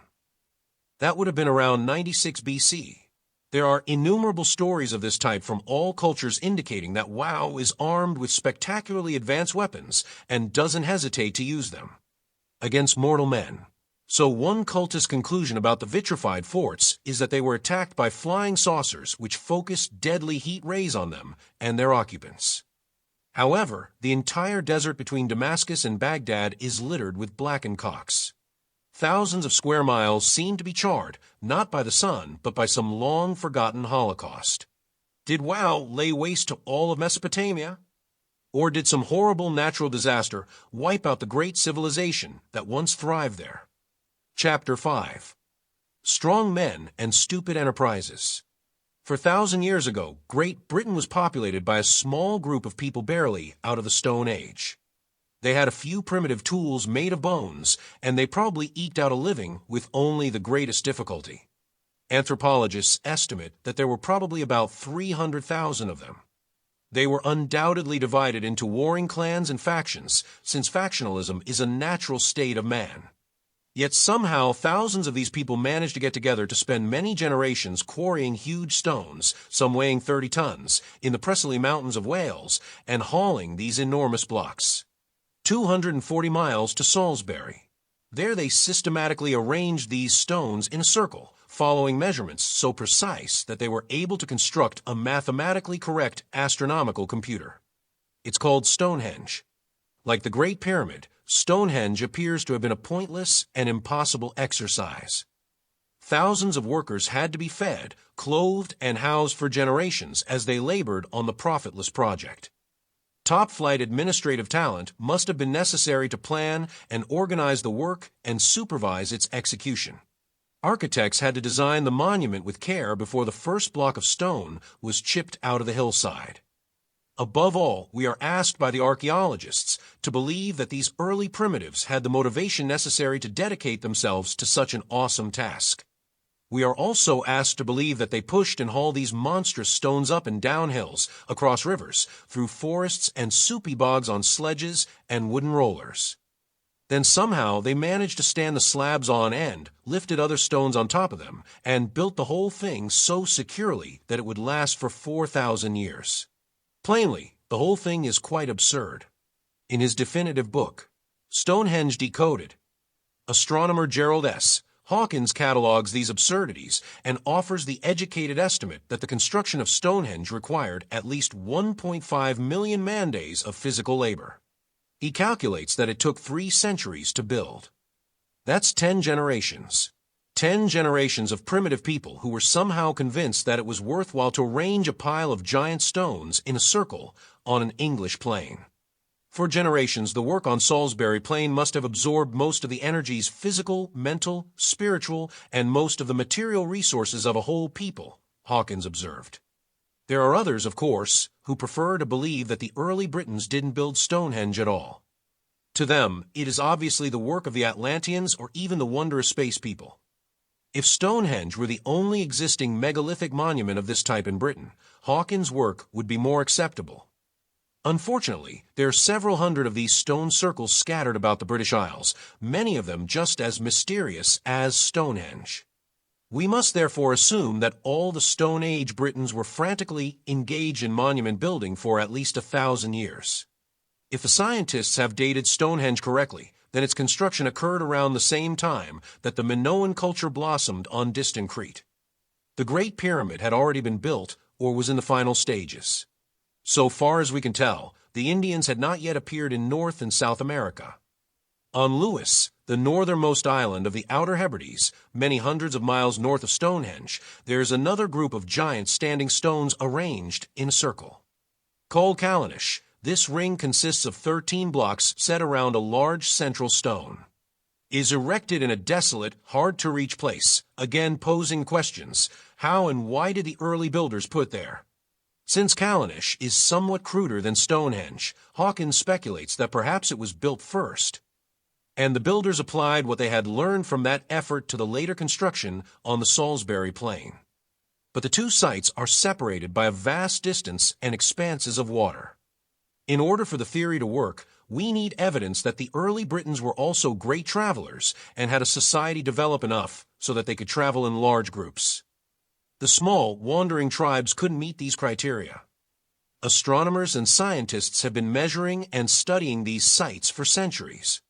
And the general conclusion is that the stones were arranged in such a way that they deliberately aligned with certain stars and phases of the moon to form a crude computer which acted as a calendar.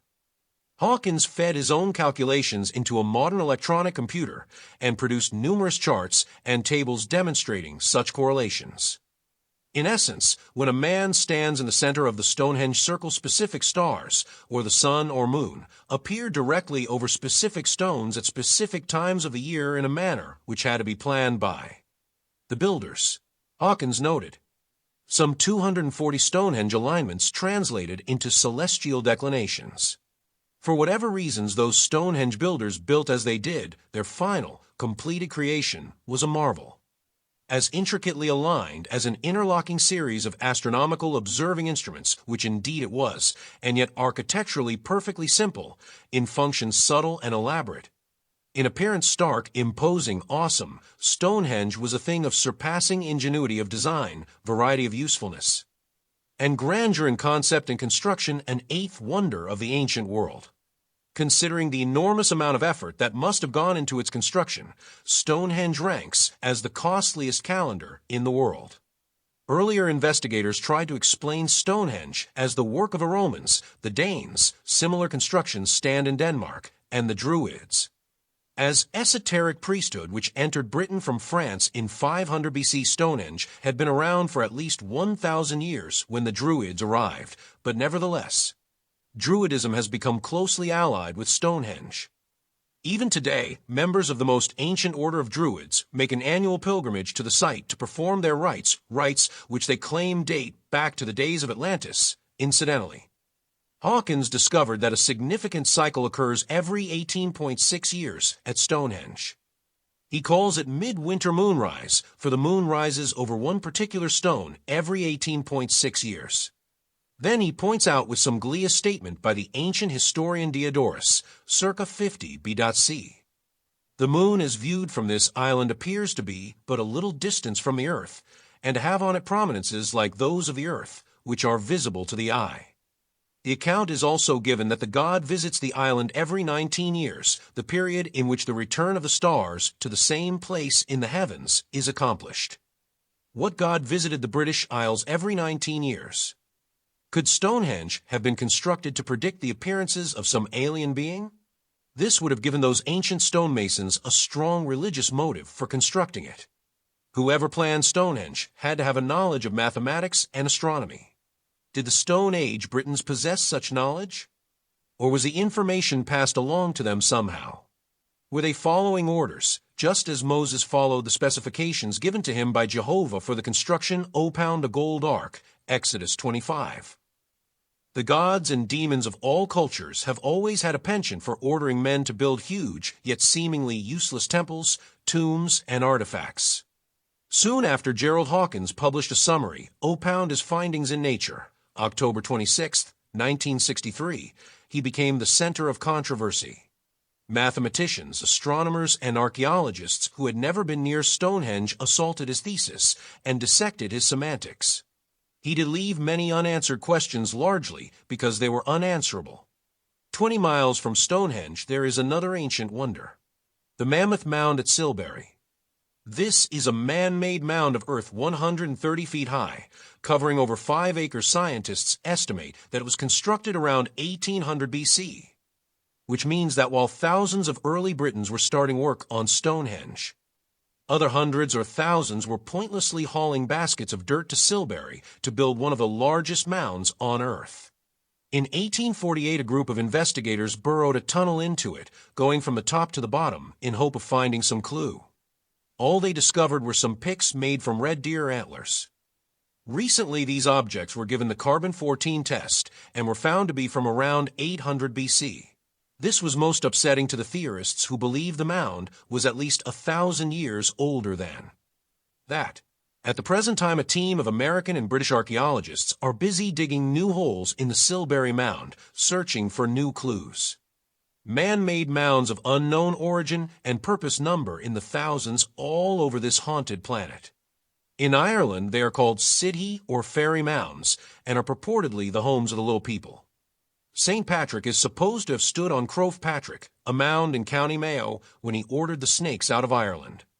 Hundreds of these mounds are scattered throughout the United States, where they are popularly called the Indian mounds, even though the Indians have no legends to account for them.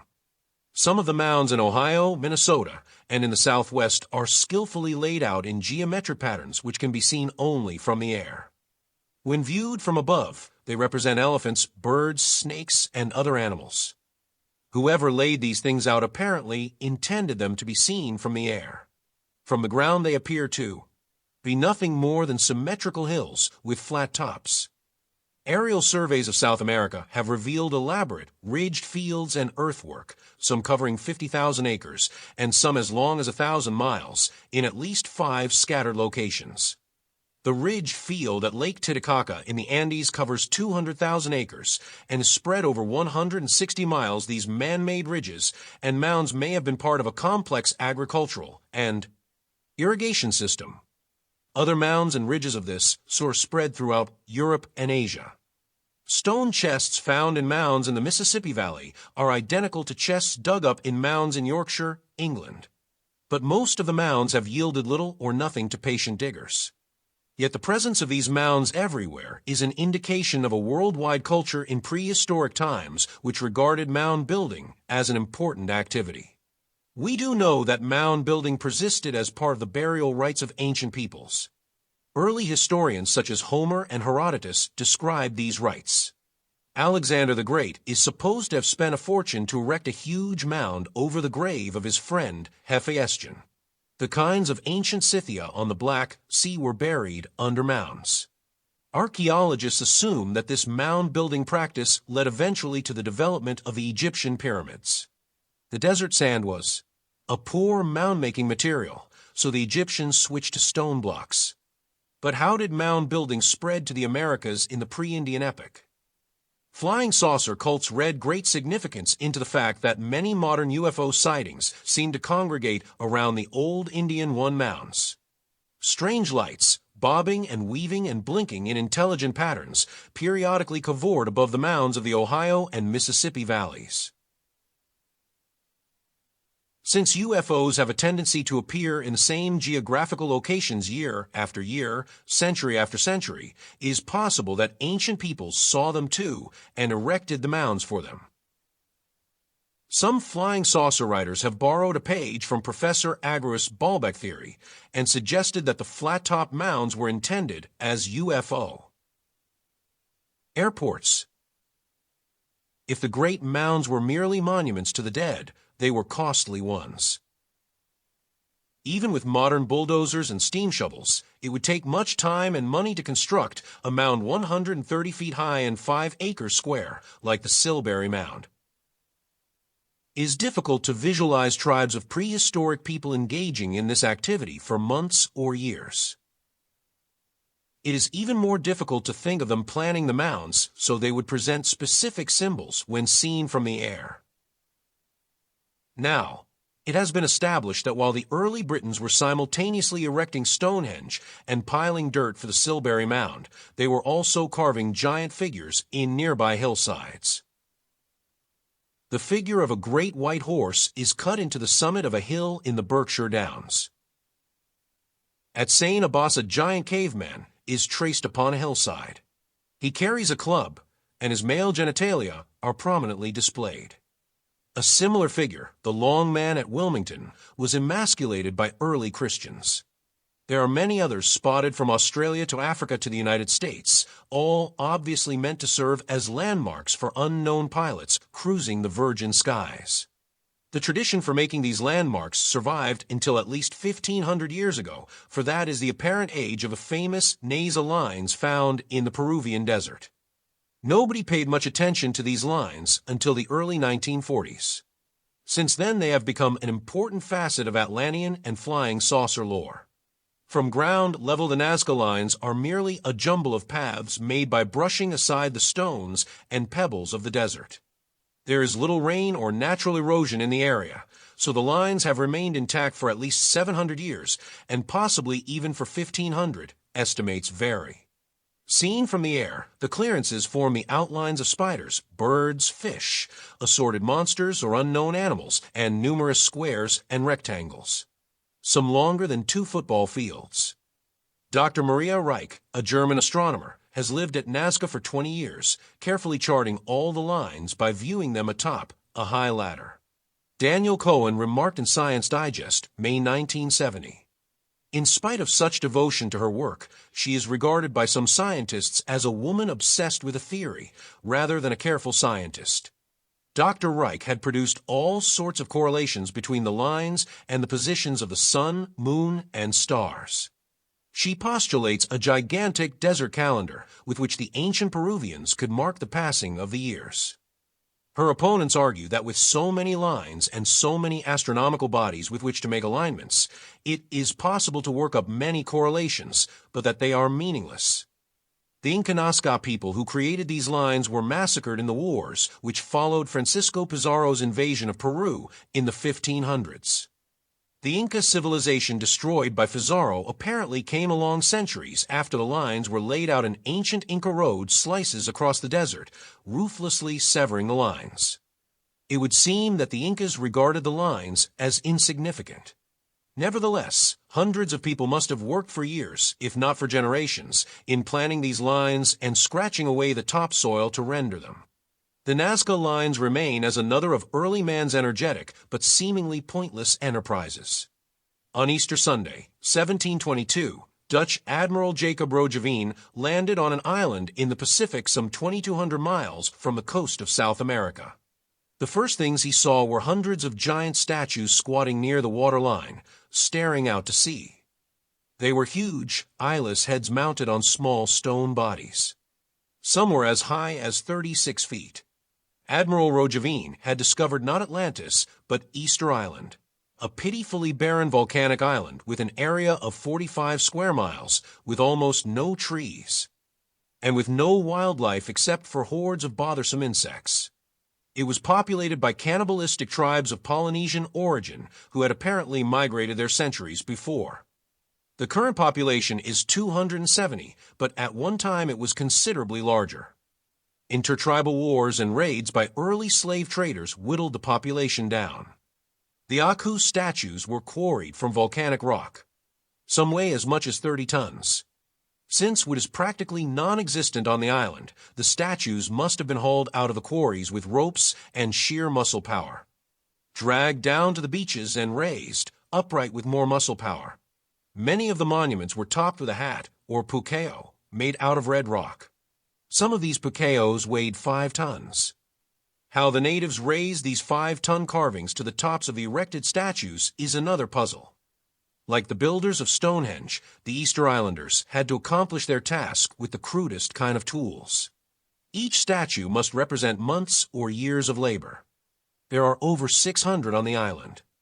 The statue building came to an abrupt end for some reason, so abrupt that the workers dropped their stone chisels on the spot. Their tools have been found in the quarry, next to 200 unfinished statues, some of which measure 66 feet long. Various expeditions have visited Easter Island and tried to piece together the story of the HV builders, but the surviving natives have only the vaguest legends. During the tribal conflicts of the 18th and 19th centuries, many of the statues were overturned and destroyed rather contemptuously. Remnants of the island's culture were erased by the wars, slavers, a smallpox epidemic, and missionaries who ordered the destruction of pagan artifacts. The latter included ancient wooden tablets covered with an unknown form of writing. Only a few samples of these tablets remain in scattered museums. Scientists who have concluded that the Easter Islanders are Polynesians blithely overlook the fact that megalithic structures are virtually unknown in Polynesia, and that the Polynesians never developed a form of writing. One Easter Island legend stresses that wars were waged between a tribe of long-eared people and a tribe of short ears. The short ears won, and presumably ate all the long ears. Perhaps the long ears were the Ahu builders. Easter Island is so isolated that the early settlers must have been marooned there and, lacking wood for boat building, remained out of touch with the rest of the world for centuries, while they developed their own peculiar culture. They did have a complicated religion, and it is possible that the statues were some part of it. The red hats could have some meaning, for even the American Indians have legends and prophecies about gods in red hats. But there are also intriguing legends of red-haired beings in such distant and isolated places as Borneo, and the ancient gods of Europe and Asia were often described as having red or blonde hair. Modern UFO contactees claim that the space people who ride around in flying saucers have long red or blonde hair, too. So it is not surprising that some cultists speculate that members from WOW may have visited Easter Island, and that the Ahu statues are tributes to them, each statue symbolizing one appearance of a god. Scores of giant red-haired mummies have been found in a cave 22 miles from Lovelock, Nevada, in the last 60 years.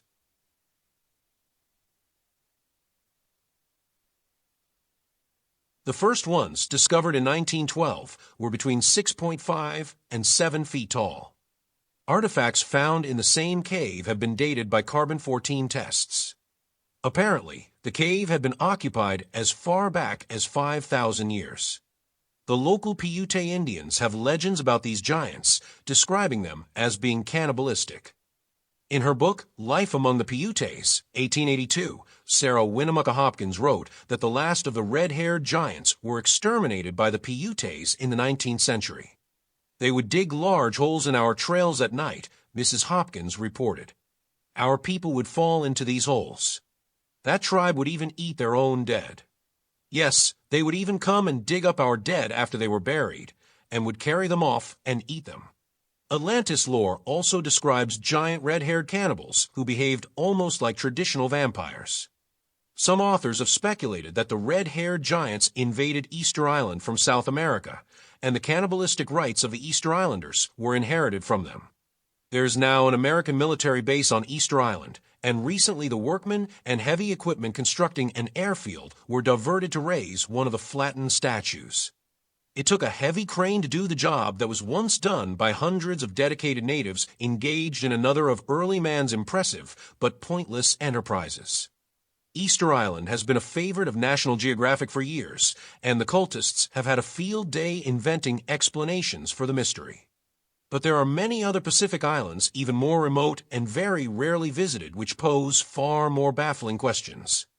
The city of Megalithic on the southeastern shore of Ponape Island in Micronesia is now in ruins, but once could have housed 2 million people. No one knows who built it or when. Some of the stone blocks in those ruins weigh 15 tons, and the stone used in the city is not from the island. Gigantic waterways or canals intersect the city, some of them large enough to float a battleship. Who built this enormous place, and how did they move those huge stone blocks across the Pacific to the island? Whatever happened to the 2 million residents? 3,000 miles to the southeast of Ponape Island, on tiny Maiden Island in the Line Island chain, there are the ruins of 40 stone temples whose architecture is identical to that of Megalithic. The salt roads lead from these ruins straight into the Pacific Ocean. The island is uninhabited and covered with guano, bird droppings. But if we draw an imaginary line southwards from Maiden for 1,200 miles, we arrive at Rarotonga in the Cook Islands. Here, another ancient road of basalt blocks rises out of the ocean. Innumerable other hard-to-reach islands scattered throughout Toe Pacific are dotted with enigmatic ruins, canals, and roadways from some long-lost culture. They all seem to be interrelated, as if they were all once part of some great civilization. It would be prohibitively expensive to organize a proper scientific expedition to visit and study all of these far-flung ruins systematically. Besides, their existence doesn't fit in with any of the current anthropological theories. Suppose some scientists should find that they date back 10,000 years or more and are the remnants of some super-civilization of the past. No matter how substantial the evidence might be, he would be immediately crucified by his colleagues and drummed out of all the scientific societies. Obviously, Megalithic was built by cannibals with stone chisels, and those canals serve their religious rites to the water gods. Believers in the lost continents of Mu, Pan, and Lemuria, which may have been one place, noisily embrace these tidbits as evidence that a great land mass did exist in the Pacific at one time, and that it was populated with a highly advanced race, while the Egyptians, Britons, and Cretans were all fashioning stone axes. One cultist tradition, passed along by talkative elementals and members of WOW, is that Lemuria preceded Atlantis. After Lemuria sank into the Pacific, the Atlantis culture got underway and flourished for 14,000 years before it, too, sank 10,500 years ago. A mystical archaeologist named James Churchward is largely responsible for the modern revival of interest in Mu. In the early part of this century, he traveled through Central and South America probing into ancient ruins and trying to decipher stone carvings and petroglyphs. Then he published a series of books which combined scientism and scialism, that is, he applied the scientific method to dubious fragments of evidence to support his contention that a supercontinent once existed in the Pacific. La his view, Easter Island served as a kind of factory, and the great stone heads manufactured there were shipped off to other parts of Mu. The poorly investigated ruins of the Pacific Islands and the great island mounds, yes, huge man-made mounds are found on many of these islands, were all a part of that ancient civilization, he said. He leaned on scrambled translations of stone carvings and vague legends of undefined origin. These were mixed in with the flat statements of elementals and strange, wise men. Churchward also saw evidence or traces of Mu in the ruins of the Mayan civilization in Central America and the Aztec and Incan cultures further south. He compiled charts which compared the writing of Maya with the hieroglyphs of Egypt, and he constructed the ancient alphabet of Mu. Ultimately, he produced precise maps of Mu and tried to demonstrate how the mysterious ruins found in the United States were linked to that remote continent. Scientists everywhere leaped onto his bandwagon, and an enormous body of Mu literature has developed, but science remains unconvinced. Actually, there is considerable merit in Churchward evidence, even though his conclusions and his bold statements about Mu history can be questioned. A fantastic culture of stone builders and mound builders, predating modern man by centuries or even thousands of years, obviously did exist all over this planet, the only possible explanation for the many Pacific ruins, such as the huge stone arch found on the coral atoll of Tongatabu, 2 upright columns weighing 70 tons each, topped by a crosspiece weighing 25 tons, is that these islands must have somehow been linked together by a land mass in the distant past. The culture of this mysterious land spread throughout the world. Then an unthinkable catastrophe occurred. A catastrophe which altered the face of the whole earth and wiped out everything but the most durable constructions of that doomed race. In effect, the slate was wiped clean. The ancient world was destroyed, and a new race slowly emerged. But we are still haunted by racial memories of our planet's past. Every race and every culture has preserved and even guarded memories of that earlier epoch. Unfortunately, modern science has boxed itself in and dedicated itself to proving Darwin's theory of evolution and other theories which supply a rational, but not necessarily valid, explanation of man's origin and past. Chapter 6. A funny thing happened on the way to extinction. Want to discover a lost city and be entered in the annals of archaeology? It's easy, according to James Randi, the famous magician and escape artist who has spent considerable time probing into the ruins of Asia and South America. Just visit an out-of-the-way place and ask the natives for directions to the nearest lost city, Randi explains. There are thousands of these structures in every continent, and only a comparative handful have been recognized by archaeology. Those prehistoric stonemasons were ubiquitous, and they left their works everywhere. A young geologist named Karl Mach found the lost city of Zimbabwe in southern Rhodesia in 1870, won simply by asking an ivory trader for directions. Mach's story is filled with high adventure. The trader, a German-American named Adam Renders, rescued him from a tribe of hostile natives and led him to the site of the ancient ruins. Mach decided Zimbabwe was actually the biblical gold center of Ophir, where the fruits of King Solomon's mines were collected. But all he and Renders found were a series of granite structures on top of a steep bill, filled with winding passageways and tunnels. The largest was the elliptical building, roughly 830 feet in circumference and 33 feet high. Nearby were 2 towers. A cave on a cliff some distance away has proven to have unusual acoustics. When someone speaks in the cave, his voice can be heard in the elliptical building, but nowhere else. Doubtless, the native priests put this phenomenon to nefarious use. L. Sprague de Camp, a reformed science fiction writer, notes. Archaeologists have been arguing about Zimbabwe for 100 years. The ruins have been dated variously from AD 700 to 1500. They have been credited to everyone from the Phoenicians and the Egyptians to the naked Bantu tribesmen. Their workmanship is rather crude when compared with the far more impressive structures of Asia, the Pacific, and South America.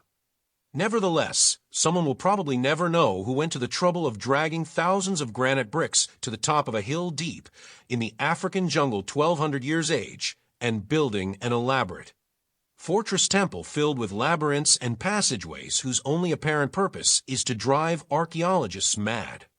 The city of Timbuktu was little more than a legend until the closing years of the 19th century. When French adventurers crossed 2,000 miles of the Sahara wasteland and found it on the banks of the Niger River in what is now the country of Mali. It was settled in AD 1087 and was once a large, thriving trade center. Today it has a population of about 8,500. The architecture of Timbuktu is not particularly impressive, and the city is most noted for the hundreds of storks who reside there.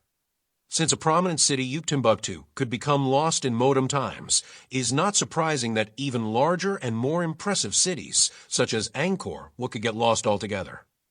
Angkor was only a myth until explorers stumbled onto it in Cambodia in 1857. It contains enormous temples and pyramid-like structures apparently related to the mysterious structures of the Pacific Islands. The walls are covered with statues and bas-reliefs, and the origins of the city are lost in a welter of half-remembered legends.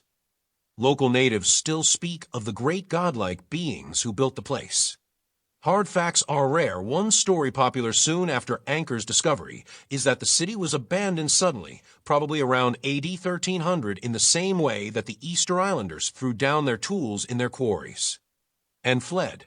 At least it is obvious that Angkor was the product of an advanced culture of engineers and stonemasons, and that their culture vanished rather suddenly. History demonstrates that men have often built imposing, elaborate cities, flourished in them for hundreds or even thousands of years, then deserted them to live in simple grass huts on their perimeters. Wars and natural calamities often played a part in this pattern, of course. Great cultures have risen and then died out. Men returned to simpler ways of life. It is a natural order of things.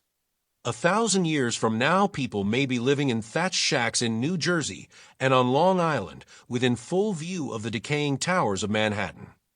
They may tell the children about the peculiar ancients who built the towers as part of the strange region which worshipped the great god money. In the Middle East, the little country of Jordan is filled with Roman ruins predating the Christian era. A large Roman theater with a seating capacity of 4,000 can be found near Amman. There are great temples and triumphal arches and countless stone columns lining dead streets paved with large stone blocks. Far to the south of Amman, in the midst of the unfriendly desert, the traveler enters a narrow gorge which leads through the cliffs to an ancient city right out of the Arabian Nights. This is Petra, carved out of the red sandstone cliffs and filled with stately columns and temples. This Arab Shangri-La was constructed around 700 BC and must have housed thousands of people. Food, water, and supplies had to be brought in through the gorge, the only approach for miles away. Thousands of men must have labored for generations, hacking these monuments out of the walls of this hidden valley. Some of the ruins are pre-Roman. There are ancient tombs, and a narrow stone staircase leads to an area on top of a cliff where two 20-foot obelisks are located on the high place, a platform measuring 45 by 20 feet. Perhaps Professor Agrest would regard it as another launching platform for nuclear rockets.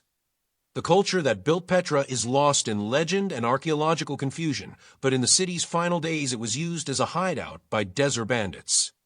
For most part, believers in Mu, Atlantis, and flying saucers have ignored the ruins of the Middle East and Africa, concentrating instead on the lost cities of Central and South America. The fairly recent Mayan, Inca, and Aztec civilizations cannot account for all these ruins. There is evidence that another, possibly far more advanced, culture thrived in the Americas in earlier times. Remnants of that civilization may have been handed down to the Indians who followed. Tiahuanaco, a fabulous stone ruin high in the Andes Mountains, has inspired more curiosity, speculation, and nonsense than any other.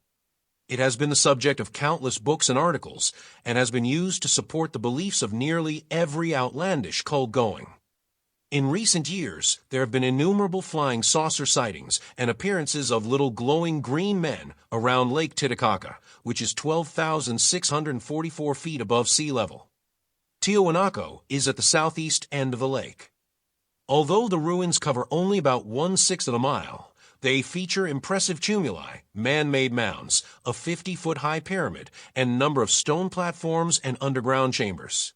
The famous Gateway of the Sun is an arch weighing nearly 10 tons. Archaeologists believe that the Tiahuanacans were part of an empire that preceded the Incas by 2,000 years, but they left no written record, and there are no local legends about them.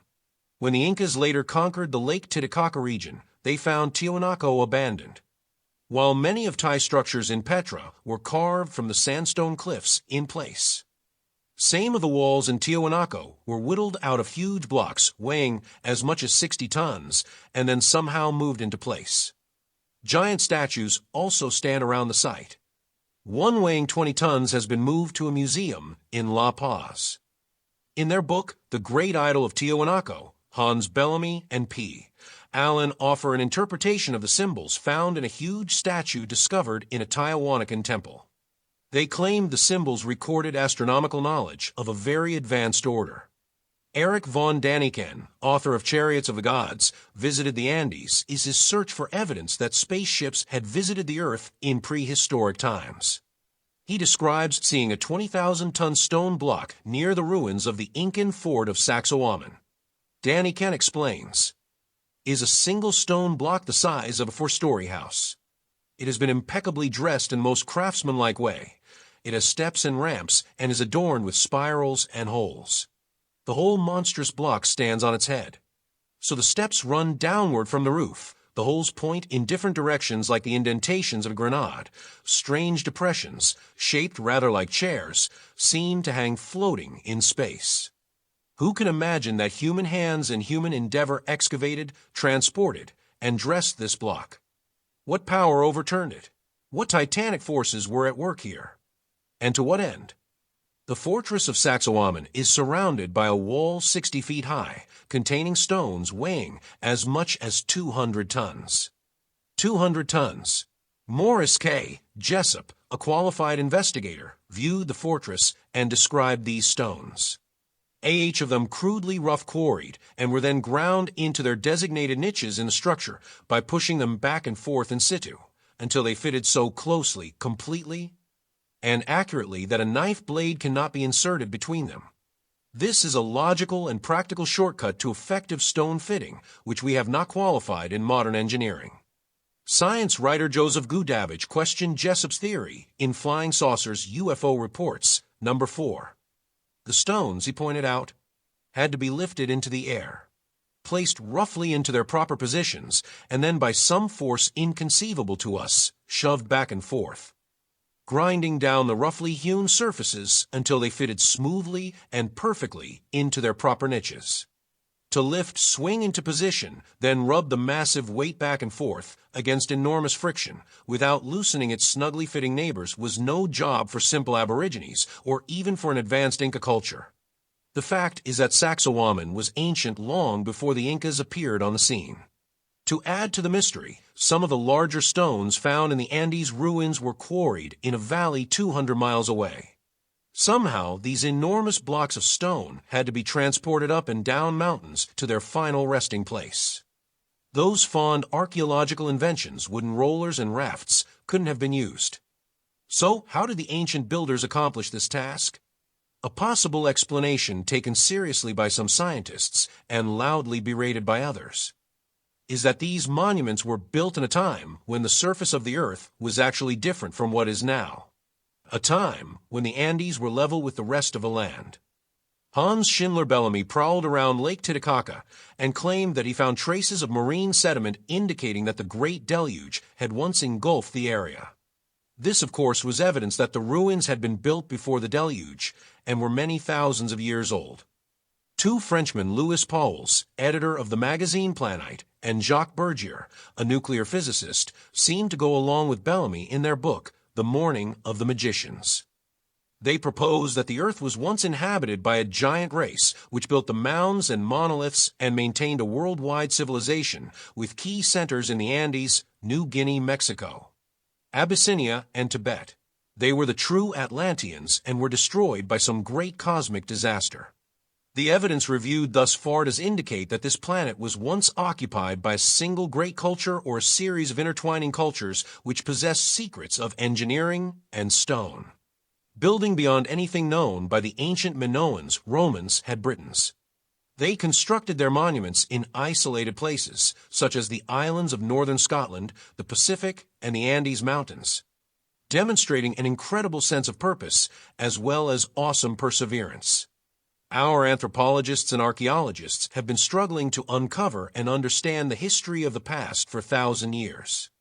They have steadfastly refused to consider the possibility that mankind may be only the latest race to infest the earth, that other races and other civilizations may have thrived here and died here.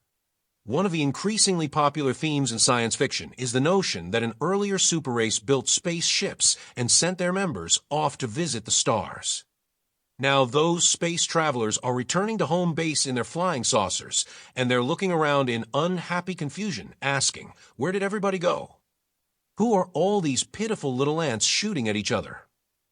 Alfred Wegener, an obscure German meteorologist, died in 1930 after suffering 15 years of ridicule, slander, and contempt at the hands of his peers and colleagues. He was branded a fool because he believed that the Earth once contained two large land masses which had gradually split up and drifted apart to form the 6 continents. Every schoolboy who has ever studied a map of the globe has reached the same tentative conclusion, for the great land masses do seem to conform like the pieces of a massive jigsaw puzzle. Wegener's evidence was a bit more complicated than that, however. He considered fossils from different continents, climatic changes, and specific geological formations, such as mountains which seem to display marked similarities on the different continents. But science was not ready to consider the theory of continental drift in 1915. It was easier to denounce Wegener, dissect his ideas with more popular theories, and consign his books to the scrap heap. When Wegener died in 1930, his theory seemed to die with him. In the late 1950s, the Wegener controversy long forgotten, a new crop of scientists began to explore the oceans, and new data were fed into computers. Mountain ranges were discovered under the oceans, laid out in ways which confirmed Wegener's earlier speculations. Almost overnight, the continental drift theory became a new scientific fact. The National Science Foundation has now committed $5.4 million for new tests and studies. Alfred Wegener may soon have the last laugh that 150 to 200 million years ago there were two supercontinents. They broke apart and drifted away from each other slowly. They are still moving slowly, almost imperceptibly, and their movements have been measured by satellite photos and other means. North America is moving away from Europe at the rate of an inch per year. New instruments are able to measure the magnetic fields of rocks on the ocean's bottom. These measurements indicate that the Earth's magnetic field has frequently shifted, the North Pole becoming the South Pole, and vice versa. Such magnetic shifts have occurred at least 171 times in the past 70 million years, further proof that the Earth's crust is wriggling about. What all this means is that, about 200 million years ago during the age of the great reptiles, the Paleozoic age, this was an entirely different planet. Perhaps it harbored life, forms now unimaginable to us. Then it broke up, and new continents were formed, new climatic changes occurred, the physical environment itself may have changed. These changes could have brought about the sudden or gradual change of the life forms as they altered to adapt to the new conditions. Some of the puzzling erratics discussed in Chapter 1 could have been produced by a form of intelligent life, now lost and forgotten. But a lot of other changes can occur in 200 million years. It is doubtful if even the most advanced civilization could produce any quantity of monuments and artifacts which could withstand millions of years of erosion and geological change. The Atlantophiles are not too happy with the continental drift theory because it virtually excludes the possibility that any large land mass could have existed between North America and Europe. It might not rule out Mu or Lemuria, however. Other stubborn cultists are already leaping on to the continental drift bandwagon and claiming one of those two land masses as their favored lost continent. Our flimsy knowledge of the very ancient past is based entirely upon the discovery and interpretation of fossils found in the various lock layers of the Earth's crust.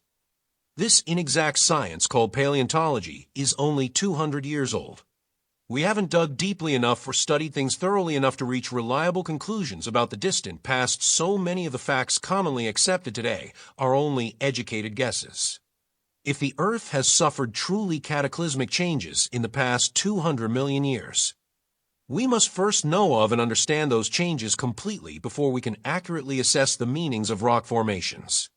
It seems unlikely that we will ever be able to develop methods for collecting evidence that will give us conclusive truths about the Earth's past. Astronomers and mineralogists were astounded and upset by the rocks our astronauts scooped up off the surface of the moon because they indicated that the moon was 4 billion years old or even older, and it may be even older than the Earth itself. Some astronomers had been pushing the theory that the moon was really just a chunk of the Earth that had been scooped out of the Pacific Ocean area and tossed into space somehow.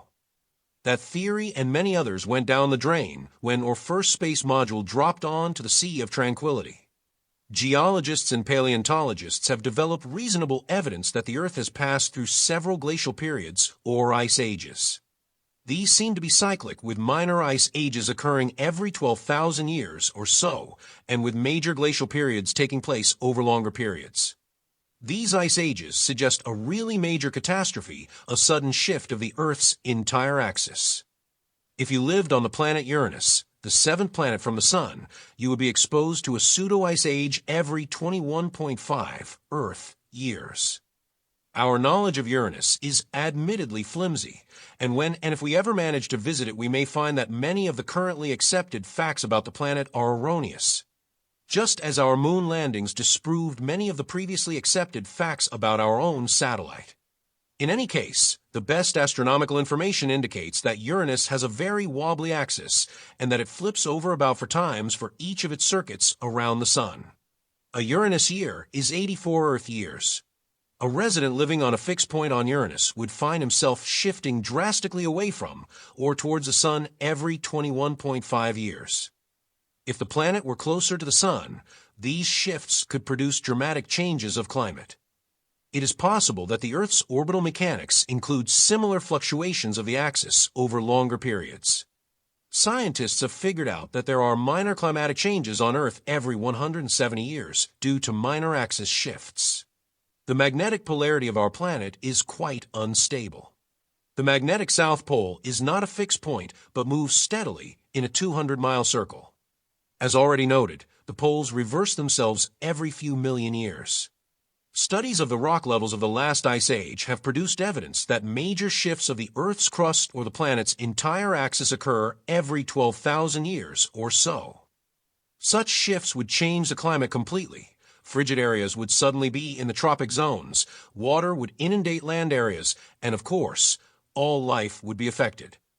Seashells and fossils have been found in the heart of the Sahara Desert, indicating that it was once covered with water. In a stimulating article in the Saturday Evening Post of January 16, 1960, zoologist Ivan T. Sanderson documented the amazing results of one of these planetary inversions. Prehistoric mammoths found preserved in the frozen muck of Siberia had mouthfuls of unswallowed plants, as though they had been quick frozen while munching happily on their feeding grounds. Sanderson pointed out that the only way these animals would have been so splendidly preserved was to have been exposed to an incredible drop in temperature. TMs could have occurred in several ways, he pointed out cautiously. The Earth's crust could have shifted very suddenly, carrying the animals farther north very rapidly. The entire axis could have knocked over, or some cloud of frigid gases from space could have suddenly engulfed the entire planet. Whatever the case, the discovery of these animal carcasses is solid evidence that some unexplained calamity took place with fierce suddenness thousands of years ago. Decades earlier, an Austrian mining engineer named Hans Horbiger had developed a fanciful theory to explain the Earth's early history. He envisioned huge spheres of ice crashing into the planet and talked of captive moons, which predate our present moon, entering retrograde orbits, their gravity tearing up our seas and reshaping the Earth's surface. His 800-page Glacial Cosmogony, published in 1913, enraged the astronomers and scientists of Germany and Austria. The late Willy Ley, the German rocket authority and science writer, summed it up when he said, "To pick flaws in this theory is about as easy and as pleasant as gathering Japanese beetles from an infested flower bed." But Horbiger found a powerful ally, another Austrian named Adolf Hitler. In 1925, Horbiger delivered this ultimatum to the scientific world. The time has come for you to choose whether to be with us or against us. While Hitler is cleaning up politics, Hans Horbiger will sweep out of the way the bogus sciences. The doctrine of eternal ice will be a sign of the regeneration of the German people. Beware. Come over to our side before it is too late. Powerful backers materialized, and Horbiger set up offices and recruiting campaigns for his doctrine of eternal ice, ufological. His scientific critics were soon subjected to horrifying harassment and cringed in terror as we took on all the dimensions and power of a poetical party. Every good Nazi had to declare, "I swear that I believe in the doctrine of eternal ice." With the disintegration of Nazi Germany, way also seemed to melt away. But recently Horbiger's concepts were resurrected by Pauwels and Bergier in The Dawn of Magic. There have been for geological epochs, they state flatly, because there have been for moons. The earlier epochs were influenced by gravitational changes and factors which produced giant animals and plants. And in a world peopled by monsters there appeared this first man of immense size, bearing also no resemblance to us, and possessed of a different kind of intelligence. Cosmic rays became stronger. In those days, they tell us, and produced a vulgar mutation. Survivors of this race of giants overlapped into the modern epoch and are mentioned in the folklore of many races, usually being described as evil and violent characters. One of Horbiger's disciples was Hans Bellamy, who sifted myth and legend to find farther proof for the doctrine of eternal ice. It is not unusual that the way believers turned to the Atlantis literature and found in it some of the evidence they sought. The Atlantophiles had also scored folklore and uncovered innumerable references to earlier global disasters. Although scientists sneer at the use of myths as evidence, it is obvious that all the isolated races of mankind managed to preserve the same kind of stories. Of all the bits and pieces assembled from these ancient tales, the most common is the universal account of a great flood which occurred simultaneously over the entire planet, if the assorted legends have been dated correctly. Many Indian tribes in the Americas have myths about arks and Noah-like personalities who survived the flood. If we take these things at their face value, we can assume that the Earth did experience a phenomenal rising of the waters in fairly recent times, that a large part of the land surfaces were inundated, and that some human beings escaped because they had been warned in advance and had fled to high places or had constructed ships which were sufficiently seaworthy to withstand the torrents. The flood legends form the cornerstone of the Atlantis myth. A colorful politician named Ignatius Donnelly was responsible for the revival of interest in Atlantis in the late 19th century. He collected hundreds of fragments of archaeological erratics and wrote a number of best-selling books. He also managed to find time to serve as a U.S. congressman and state senator, and even ran for vice president on the populist ticket in 1901. Donnelly's Atlantis, the antediluvian world, is still in print and makes some sense, even though it fails to prove the existence of Atlantis. It does prove that other civilizations existed before the present epoch. Donnelly also advocated a theory claiming that a visiting comet had upset the balance of the Earth in earlier times and produced catastrophic effects. Horbiger carried the theory several steps further. Comets have always served as a kind of scientific catch-all. Although we actually know very little about these celestial objects, since we've never managed to catch one. Astronomers like to believe that these fireballs are made of ice, and that the huge chunks of ice that have crashed out of the sky for centuries were really from the tails of comets. In recent years, many prominent scientists have seriously explained flying saucers as being the debris from comets' tails. During the UFO flap of 1966, the late Senator Robert F. Kennedy sent out form letters stating that one explanation of this phenomenon connects the lights that are seen with the gaseous tails of comets. If a comet ever did strike the Earth, it might make life here rather uncomfortable. Scientists have estimated that if a solid meteorite only a mile in diameter should strike the planet intact, the impact and concussion could destroy a large part or all of life here. There are a number of large meteor craters, all very ancient, which prove that such collisions have taken place.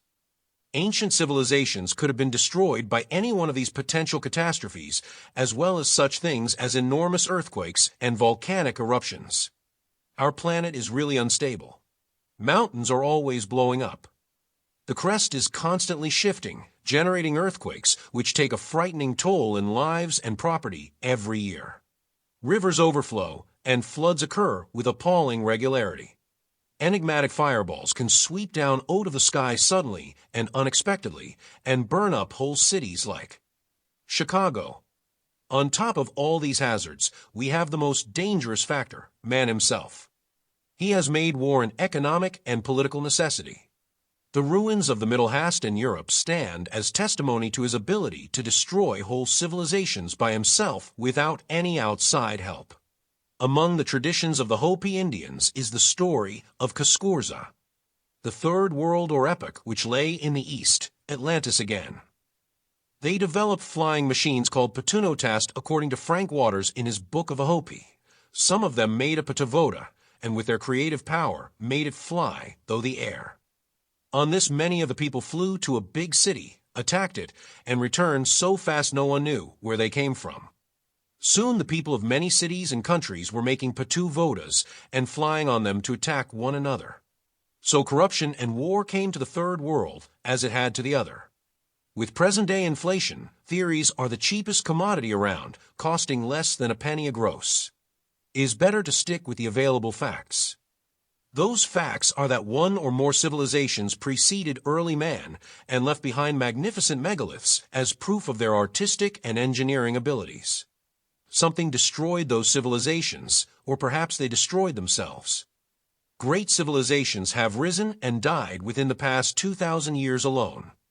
Our own civilization may be following the same unhappy route, and 2,000 years from now the Earth may again flip over on its axis.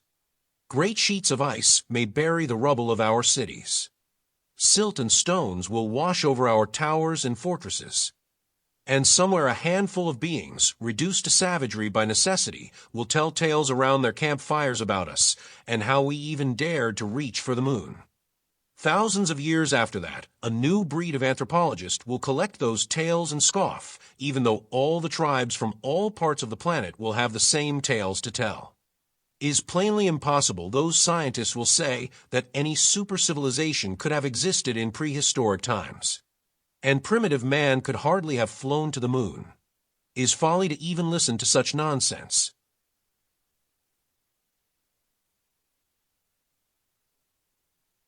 It's far more fruitful to measure and study those giant faces carved into Mount Rushmore. Faces that are obviously replicas of ancient gods. Probably they were carved by the same primitives who erected that great ring of stones in the British Isles. They will observe sagely. Mankind is like a broken record repeating the same refrain over and over again. Chapter 7. Scientists in Collision. In 1950, a new meteor raced across the horizon, spewing a long trail of crisp ideas that left the scientific establishment sputtering in rage. The meteor was a book dealing with history, astronomy, and archaeology. It was written by a psychiatrist and published by a major Madison Avenue house. Science editors and book reviewers across the country greeted it with awe, comparing its author with Galileo, Newton, Darwin, and Einstein. The public responded by making the book a bestseller. It was titled Worlds in Collision and written by Dr. Immanuel Velikovsky. Dr. Velikovsky tore at the delicate underpinnings of modern science, applying excessive scholarship to the problems of how the planets were formed and what forces may have wrought changes in the Earth. Along the way, he was obliged to invent new theories based upon the flimsy, by scientific standards, evidence of mythology. He dared to throw out some of science's most coveted concepts, substituting MS' own cosmology.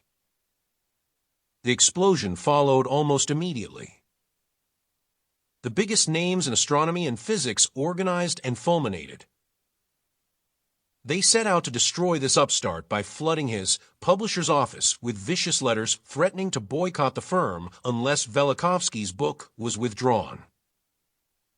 Since the publisher also had a profitable sideline of textbooks and was heavily dependent upon the academic community for support, this ugly campaign had some effect.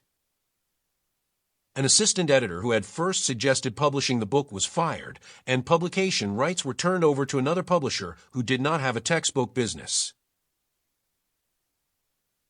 Leading scientists gave public lectures denouncing Velikovsky.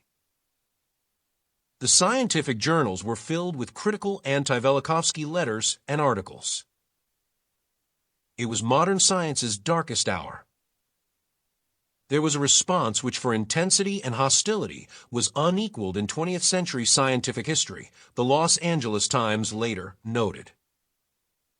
What triggered this emotional outburst? Velikovsky's main theme was that the planet Venus was really a comet hurled out of the planet Jupiter. It had brushed part the Earth, he said, on its way into orbit around the Sun, and had been observed by all the existing races and recorded in mythology. Immanuel Velikovsky was born June 10, 1895, in Vitebsk, Russia. He studied medicine and law at some of Europe's best universities. He couldn't go to a Russian college because he was a Jew, received his medical degree in 1921, and settled in Palestine in 1924.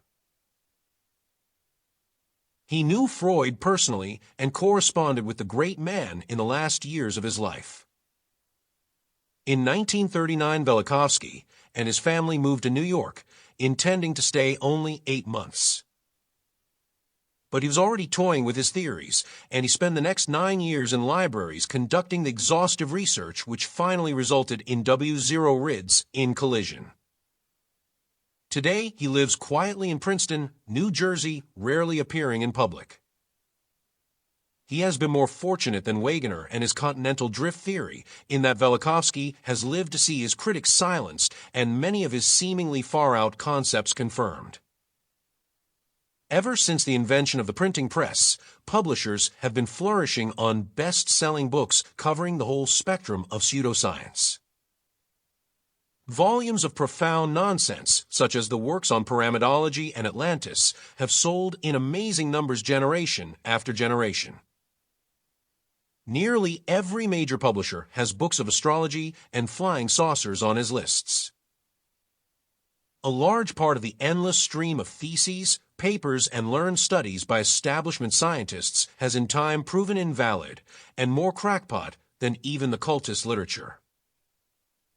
It was incredible that Velikovsky's contemporaries singled out his work, a book that had taken 9 years of careful study and research, for their venom. In retrospect, many of the anti-Velikovsky critiques read like the work of deranged lunatics who had not even bothered to read the book they were attempting to criticize. They were against the book simply because it propounded ideas that were contrary to the accepted theories of the day. They resented the fact that a psychiatrist dared to speculate on astronomy and archaeology. He was an intruder. Above all, they resented the fact that his book was very well written. Most scientists are miserable writers. If I had not been psychoanalytically trained, I would have had some harsh words to say to my critics, Dr. Velikovsky said loftily in the early 1950s. Orthodox scientists have always sneered at the works of Charles Fort, an American humorist who published for books of oddities and scientific anomalies. Primarily because Fort delighted in attacking the scientific establishment. Now they tried to lump Velikovsky together with Fort. Scientists and the untutored followers of scientism spent years denigrating Velikovsky and generating the legend that he was just another crackpot. The aging psychiatrist just ignored them and went on writing books expanding his central thesis. In a rare attempt at self-defense, he stated that he hoped that future generations of scientists would understand his work more dearly. He wrote off his contemporary critics, and this prompted Martin Gardner to observe in 1952 that Dr. Velikovsky is an almost perfect textbook example of the pseudoscientist, self-taught in the subjects about which he does most of his speculation, working in total isolation from fellow scientists. motivated by a strong compulsion to defend dogmas held for other than scientific reasons, and with an unshakable conviction in the revolutionary value of his work and the blindness of his critics. One of the favorite points of the anti-Velikovsky critics was that he relied upon ancient myths and traditions for his evidence. Actually, in Worlds in Collision, he devoted many pages to this problem. Since he was trying to reassemble events which transpired in prehistoric times, before the advent of written records, he was obliged to perform a comparative study of early legends. He recognized that the problem of interpreting such material correctly was monumental. Traditions about upheavals and catastrophes found among all peoples, he wrote, are generally discredited because of the short-sighted belief that no forces could have shaped the world in the past that are not at work also at the present time. A belief that is the very foundation of modern geology and of the theory of evolution. Those were fighting words to the scientific establishment. Velikovsky compounded his felony by suggesting that numerous events and catastrophes long accepted in religious lore as miracles and acts of God were in reality observations of astronomical phenomena, which could be explained. This was totally unpalatable to the scientific community and to many others as well. In 1950, the State American Journal of Science ranted that Velikovsky's book was best described as burlesque of both science and history. 17 years later, Yale's Scientific Magazine devoted an entire issue to vindicating the good doctor. Among these are Earth in Upheaval, Ages in Chaos, and Oedipus and Akhenaten. Harper's, June 1951. What had happened in those 17 years? For one thing, the old guard had changed to a degree, and many bright young men had emerged, clutching their slide rules as they rode the tails of man-made comets to Venus and Mars. For another, the stupefying and stultifying atmosphere of the McCarthy era of the early 1950s had ended.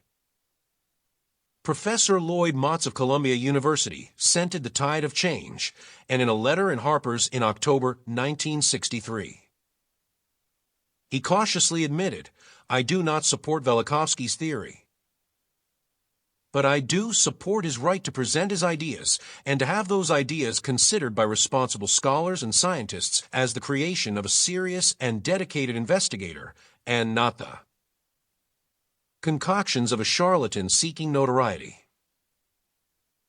Scientists and professors live in the uncomfortable atmosphere of the academic rule, publish or perish.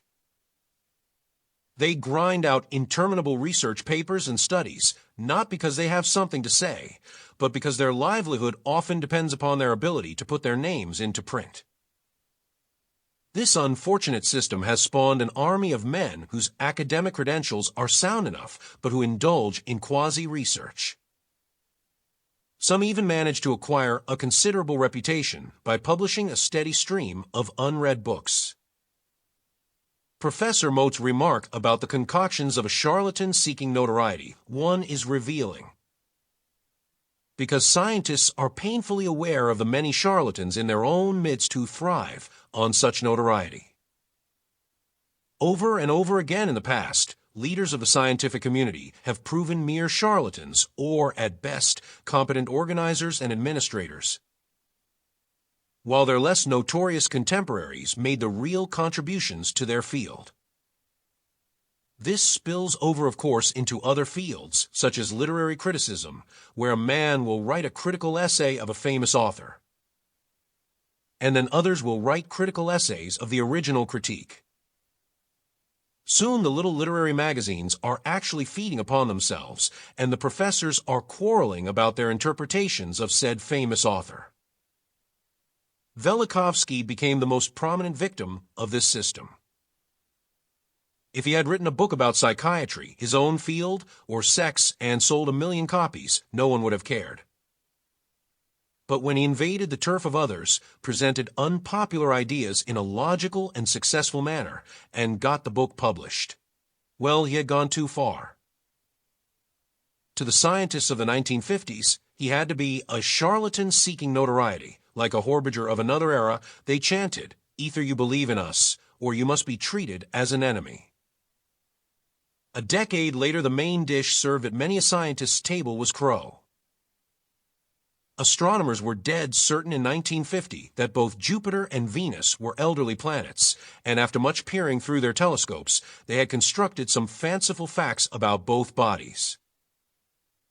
These facts were taught, as usual, to generations of school students as the gospel. Assorted studies had proven that the surface temperature of Venus was somewhere between 25 degrees Celsius and 30 degrees Celsius, making it a relatively cool planet and possibly an inhabitable one. Dr. Velikovsky's theory was that Venus was actually an ex-comet and had been in solar orbit for only 34 centuries. If he was right, the surface of Venus would have to be considerably hotter. In 1961, Dr. Frank Drake and other radio astronomers turned their equipment on Venus and discovered that its temperature based upon its radio emissions was at least 600 degrees Fahrenheit, or 315 degrees Celsius. Later, the United States and the Soviet Union sent unmanned space probes to Venus and confirmed that it was a mighty hot place and that there might be some source of surface heat other than solar radiation. Venus is the second planet from the Sun after Mercury. Even the side turned away from the Sun radiates considerable heat. Another interesting discovery was that Venus rotates slowly in a retrograde, that is clockwise direction, and has movements which are in sharp contrast to the other planets in the solar system. Maybe Venus was created apart from the other planets, scientists at the Goldstone Tracking Station muttered in 1962, perhaps as a secondary solar explosion, or perhaps in a collision of planets. There were other factors, such as the heavy hydrocarbon atmosphere of the planet, which seemed to confirm Dr. Velikovsky's 1950 speculations. Venus is definitely an oddball among the planets, but the astronomers of 1950 didn't know any of this. Turning to the ancient records for his evidence, Dr. Velikovsky pointed out that early peoples had recorded Venus as an exceptionally bright object trailing smoke. The Chinese, Mayas, Toltecs, and Aztecs also recorded its motion. And the early Venus apparently followed a much different orbit or trajectory than the diminished orb now visible in our skies. The people of Mesopotamia did not even record Venus in their astronomical records. Later, the Chaldeans described it as a bright torch of heaven that illuminates like the sun and fills the entire heaven. Other far-flung cultures preserved similar comments, all of which suggest that Venus began as a comet which roared very close to the Earth at one point. Close enough perhaps to cause tidal waves and spew burning fragments onto the Earth's surface. Another part of Dr. Velikovsky's evidence consisted of the stories of the rain of fire which encompassed the Earth, and he quoted from Mexican texts as well as the records of the Assyrians. If he was right, then some of the oil deposits on Earth were a result of that celestial shower. But geologists have always assumed that oil is created by a process which takes millions of years. Since Worlds in Collision was written, deposits of liquid hydrocarbons have been found and dated in the Gulf of Mexico and elsewhere, giving every indication they are only a few thousand years old. The ancient texts described the comet Venus as coming from the fifth planet, Jupiter. Was this possible?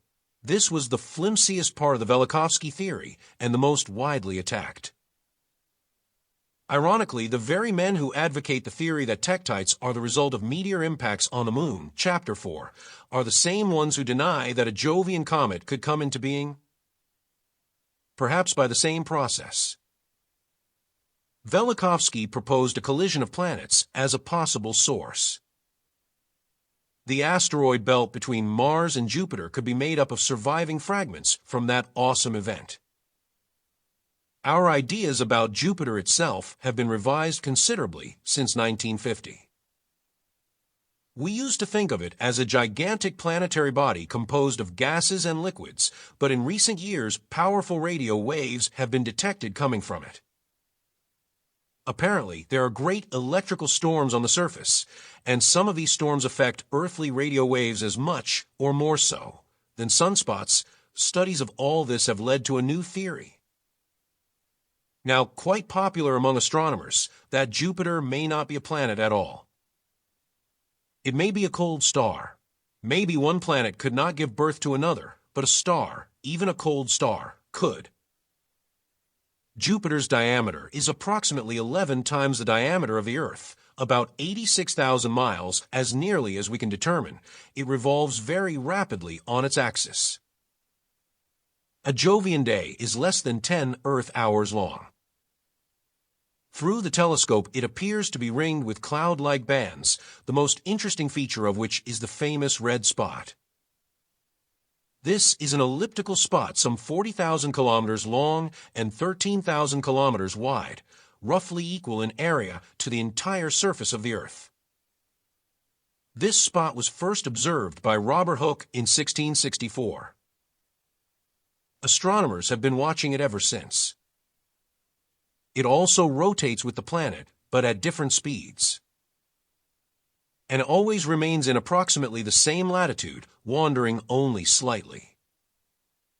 Morris K. Jessup and other ufologists have advanced the notion that the TED spot is actually a great spaceship, a monumental ark from outer space, which transported the survivors of some dying world into our solar system. Some modern flying saucer contactees even claim that the spacemen have taken them to Jupiter and shown them this ark. Other contactees have been told stories about the ark by the spacemen. It is waiting for the day when the Earth will be evacuated by the kindly space people. Then we will all fly to the stars aboard it. Well, not all of us, just those lucky humans who have been chosen by the space people. Several dry runs have already been held in recent years, with the chosen contactees closing down their homes and businesses to sit on a hill or mountaintop and wait for the evacuation to begin. A number of these dry runs are documented in the author's book, UFOs, Operation Trojan Horse. Jupiter's ark is an integral part of modern flying saucer lore. Stanley Kubrick's epic motion picture, 2001, added to this lore by having astronauts head for Jupiter after a mysterious monolith was discovered on the moon. The monolith, a faceless gray slab, is used throughout the film as the symbol of some extraterrestrial force guiding man's destiny. In the closing scenes of 2001, scenes which have thoroughly baffled many moviegoers, an astronaut arrives on Jupiter only to enter into a new phase of evolution, a kind of rebirth. Shorn of its cinematic mysticism, the film is a restatement of what many cultists have been saying all along. The flying saucer buffs have been misled by astronomical terminology. Although the red spot is usually termed an object, it could be almost anything. Bernard M. Peake, an amateur astronomer, called it a raft and suggested it could be some form of water floating like an iceberg in the Jovian atmosphere. Professor Raymond Hyde of the British Meteorological Office proposed in Scientific American in February 1968 that it could be the visible part of a phenomenon known as a Taylor column, a stagnant cylinder of liquid centered above some depression or topographical feature on the planet below. The late Frank Edwards, a radio news commentator and author of UFO books, poetically equated it with a giant I always turn towards the Earth. Some followers of Velikovsky have asserted that the red spot is really the hole left behind when Venus was catapulted out into space. In order for a body the size of Venus, which is only slightly smaller than the Earth, to be successfully hurtled out of Jupiter, it would have to attain an incredible escape velocity to overcome the great mass and gravity of the planet. Achieving this velocity would require a tremendous amount of energy, or, as Professor Motz put it, to eject a planet like Venus, Jupiter would have had to release in a matter of seconds or minutes as much energy as the Sun emits in more than a year. Jupiter would therefore have appeared as bright as a nova, an exploding star, which is about 1,000,000 times as luminous as the Sun. Dr. Velikovsky attempted to explain this by theorizing that a large mass on a near collision course with Saturn and Jupiter may have set the cosmic machinery in motion. Whatever may have happened, Velikovsky's main premise is that Venus is a young planet. He predicted in 1950 that Venus would prove to be hot and that it would display orbital eccentricities. The claims have now been verified. He claimed that the ancient records stand as proof that Venus was not even present in the skies until fairly recent times. That it first appeared as a comet hauling a tail and followed a course somewhat different from its present one. Its passage through our solar system caused massive disturbances on Earth and probably wholesale destruction. There are written records of those disturbances and archaeological and geological evidence of that destruction. In relatively recent times, Venus posed a new mystery. Today's astronomers agree that our sister planet has no moons. But a satellite was observed orbiting Venus in 1672 by a prominent astronomer named Castan. He saw it again in 1686. Other well-known astronomers, using primitive but adequate instruments, cited it in 1740, 1759, 1764, and 1791. They all noted that it seemed to be about 1/4 the size of Venus itself, giving it a diameter of 2,000 miles, and that it was very bright, almost luminous. It's very hard to lose something 2,000 miles across, even in space.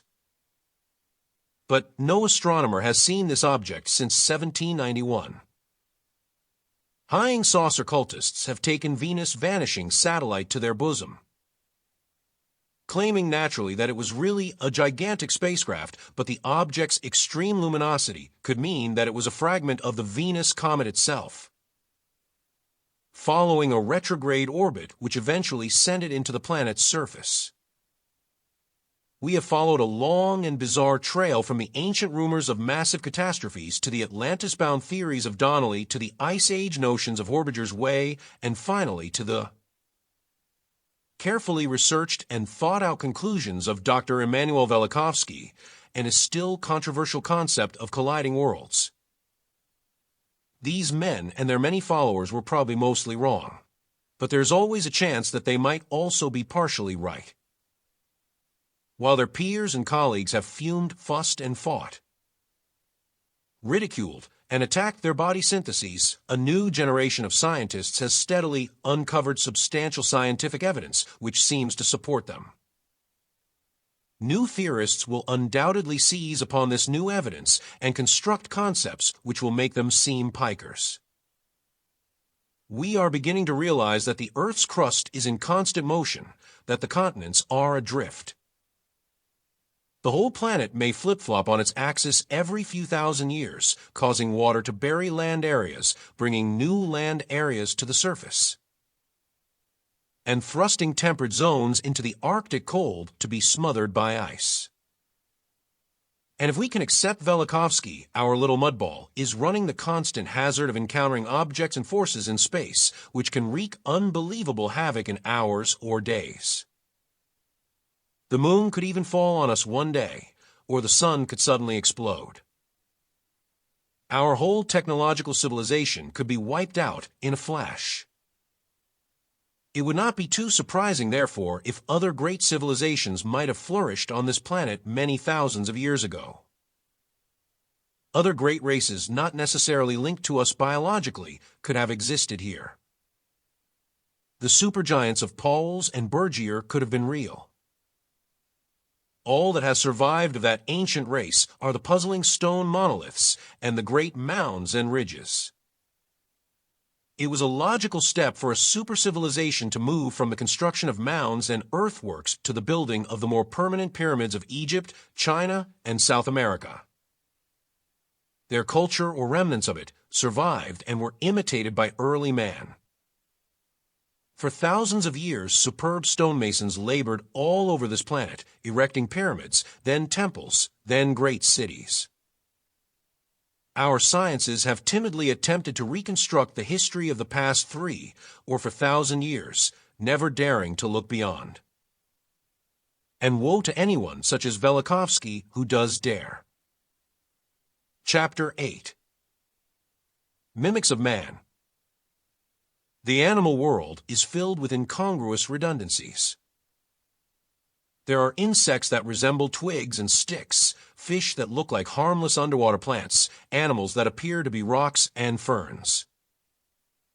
Some non-poisonous snakes imitate the coloring and appearance of their deadlier cousins.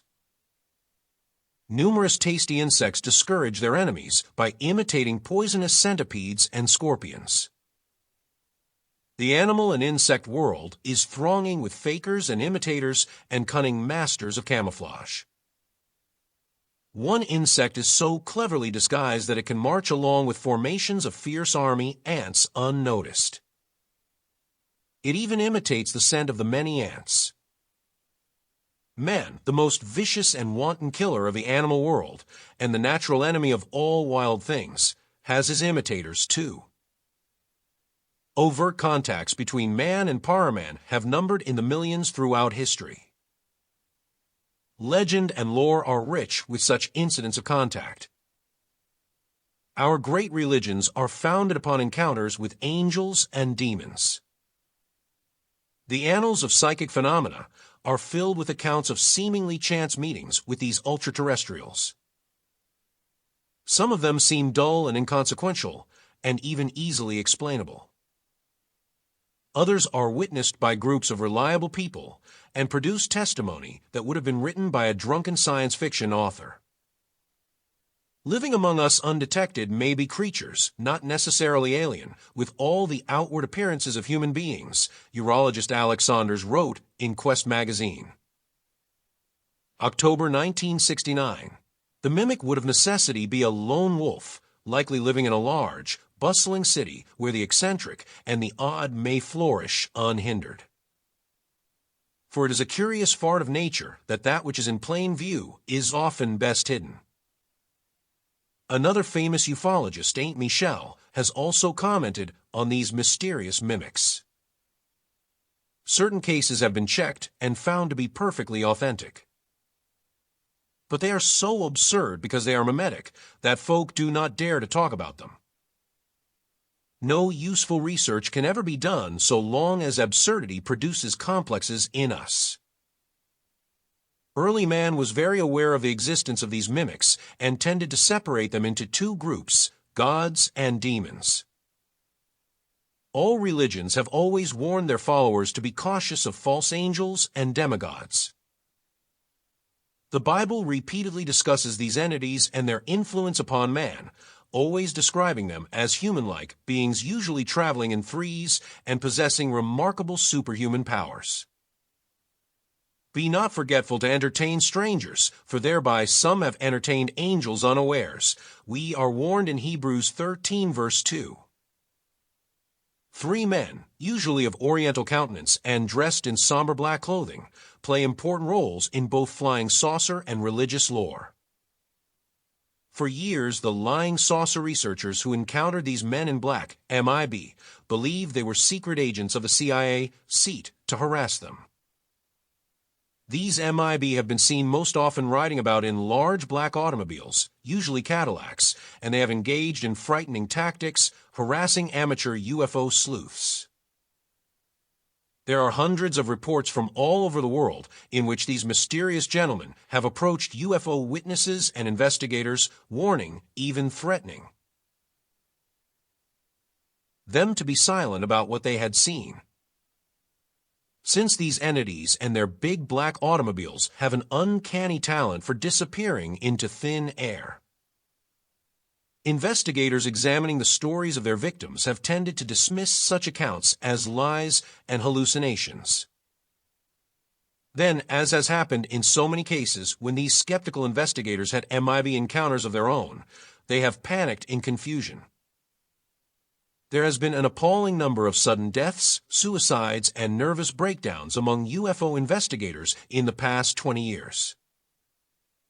On the religious level, these same MIB, answering the same descriptions of the UFO harassers, have always been regarded as one agents of the devil, or the devil himself. The antics of these characters have kept the devil myth into modern times. And there are still numerous religious cults hopelessly engaged in battling and trying to outwit them. But they always manage to stay one jump ahead of their pursuers. Most of their deeds and manipulations appear to be nothing more than mischievous games. The activities of these parahumans are largely confined to specific areas of this planet, where they appear and reappear century after century. The angels keep their ancient places, poet Francis Thompson wrote. Thus there are many haunted places all over the world, shunned by ancient man or made sacred by him. These are precise geographical locations, and anyone digging into the history and lore of such locations will find thousands of accounts of ghosts, demons, monsters, and flying saucers pinpointed within a few square miles and covering 1,000 years or more of time. To UFO cultists, such places are windows, entry points for spaceships front some distant planet. Occultists teach that these are gateways, weak spots in the Earth's etheric envelope through which beings from other space-time continuums seep through into our reality. Sussex County in England is one gateway, as are the Mississippi Valley, the Ohio Valley, and parts of our western states, such as the area around Frescott, Arizona. There are literally thousands of these weak spots all over our planet. Paranormal and supernatural activities in these areas seem to be controlled by complicated cyclic factors. Periodically, all hell breaks loose in all these places simultaneously, and then we have a flap or wave of UFO sightings, apparitions, poltergeists, sudden inexplicable disappearances of animals and human beings, mysterious fires, and even a form of mass madness. Researchers are only now beginning to untangle the cycles involved. For some unknown reason, a high proportion of all these activities seems to occur on Wednesday and on the 24th of the month. This has been a stable factor throughout history.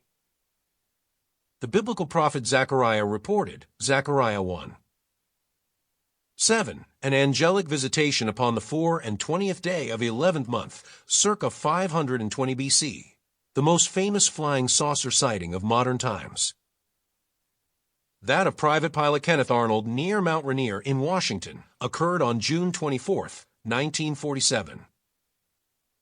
Note that many of the events discussed throughout this book took place on the 24th of the month. Paranormal events also seem to duster around the 10th of the month. Early peoples were aware of these factors and linked them with the phases of the moon. They thought the full moon influenced human behavior and produced lunacy. Appearances of UFOs and assorted apparitions do seem to increase during specific periods of a lunar cycle, and as noted in Chapter 2, the human mind does seem to be involved. Many of these things have been carelessly dismissed as hallucinations because only certain people can see these things at certain times. However, a great many factors are involved. Recent studies indicate that persons of high psychic potential who experience prophetic dreams and flashes of extrasensory perception, ESP, are more prone to see these things than people with little or no psychic ability. Polls and tests conducted over the past century by assorted scientists indicate that about 1/3 of the population possesses active or latent psychic abilities. They constitute our main body of UFO witnesses. The other 2/3 have never had any personal experiences of tin sort, and so, naturally enough, dismiss all of this as utter rubbish. 2 independent statistical studies of available UFO reports were conducted in 1970 and confirmed that the highest number of UFO sightings took place on Wednesdays. An amateur group, the American Flying Saucer Investigating Committee of Columbus, Ohio, ran a study of 929 UFO reports from the year 1968 and found that Wednesdays produced the greatest number, 152. A more elaborate professional computer study of 7,025 sightings from time years 1921 to 1969 was carried out by Dr. David Saunders of Colorado University. He too found that the greatest number of sightings, 1,077, occurred on Wednesdays. The lowest number in the Ohio study was 117 for Sundays. The lowest number in the Saunders study was 903 for Saturdays. Although these are only pilot studies and much more work along this line will be necessary before any definite conclusions can be reached. It is obvious that these things are not random and sporadic, but are governed by a definite time cycle of some sort. Factors of coincidence, innocent errors, misinterpretations of ordinary aircraft and mundane natural phenomenon, weather balloons, and so on must be filtered out. Another computer study of 1,200 anomalies and unusual occurrences, sifted from the works of Charles Fort, was recently carried out by C. L. Mallows of the Bell Telephone Laboratories. Here it was found that a broader cycle of 9.6 years was seemingly involved. The conclusion is inescapable that these cycles of activity, which pass through our world like radio waves of enormous length, must have a common cause, Damon Knight explained in his book, Charles Fort, Prophet of the Unexplained. The cause of the cycles, the controlling force that keeps them in synchrony, must lie outside the Earth. The Bell study includes such diversified phenomena as sky falls, odd objects dropping out of the sky, unusual storms, rains of frogs, etc., things observed in space, and things seen in the sky. All of these phenomena tended to Duster to occur simultaneously in specific months and specific years. The waves or cycles of these events were repeated approximately every 9.6 years. The study dealt largely with data from the 19th century. Ancient magicians and seers were quite familiar with these cyclic factors. The earnest religious and occult lore discusses rays which periodically sweep our planet from some extraterrestrial source and cause everything from miracles to sadness and catastrophes. Strangely, the Australian Aborigines, the South American Indians, and the tribes of Africa, as well as the ancient Babylonians and other early cultures, all pinpointed the Pleiades, a cluster of 7 stars, and the constellation of Orion as that source of these rays. Rays from outer space are an integral part of all human folklore. In time, all of these intangibles will be puttied down by courageous scientific investigators. Studies of this kind are still very unpopular among scientists. Already we know or have relearned that all paranormal manifestations have a tendency to occur in the same places year after year, that they follow specific patterns within our own time scale, that only specific people can witness or become involved in these events. The logical jumping-off place for any future investigation is to study the witnesses in depth and to explore these gateways carefully and methodically. Small groups of psychiatrists, parapsychologists, geologists, and physicists are now engaged in studies of this type. One significant factor, which is hardly a secret to the occultists, is that the window areas tend to be places where peculiar magnetic faults exist. Our haunted planet is covered with magnetic faults, and interestingly enough, many of them are grouped around the ancient mounds temple sites, and spots where flying saucers are seen most frequently. Psychically oriented people living in these regions tend to have extraordinary experiences with elementals, angels, MIB, and spacemen. Numerous examples will be given further on. A leading authority on mythology and mysticism, poet Robert Graves, recently stated, "There are some sacred places made so by the radiation created by magnetic ores."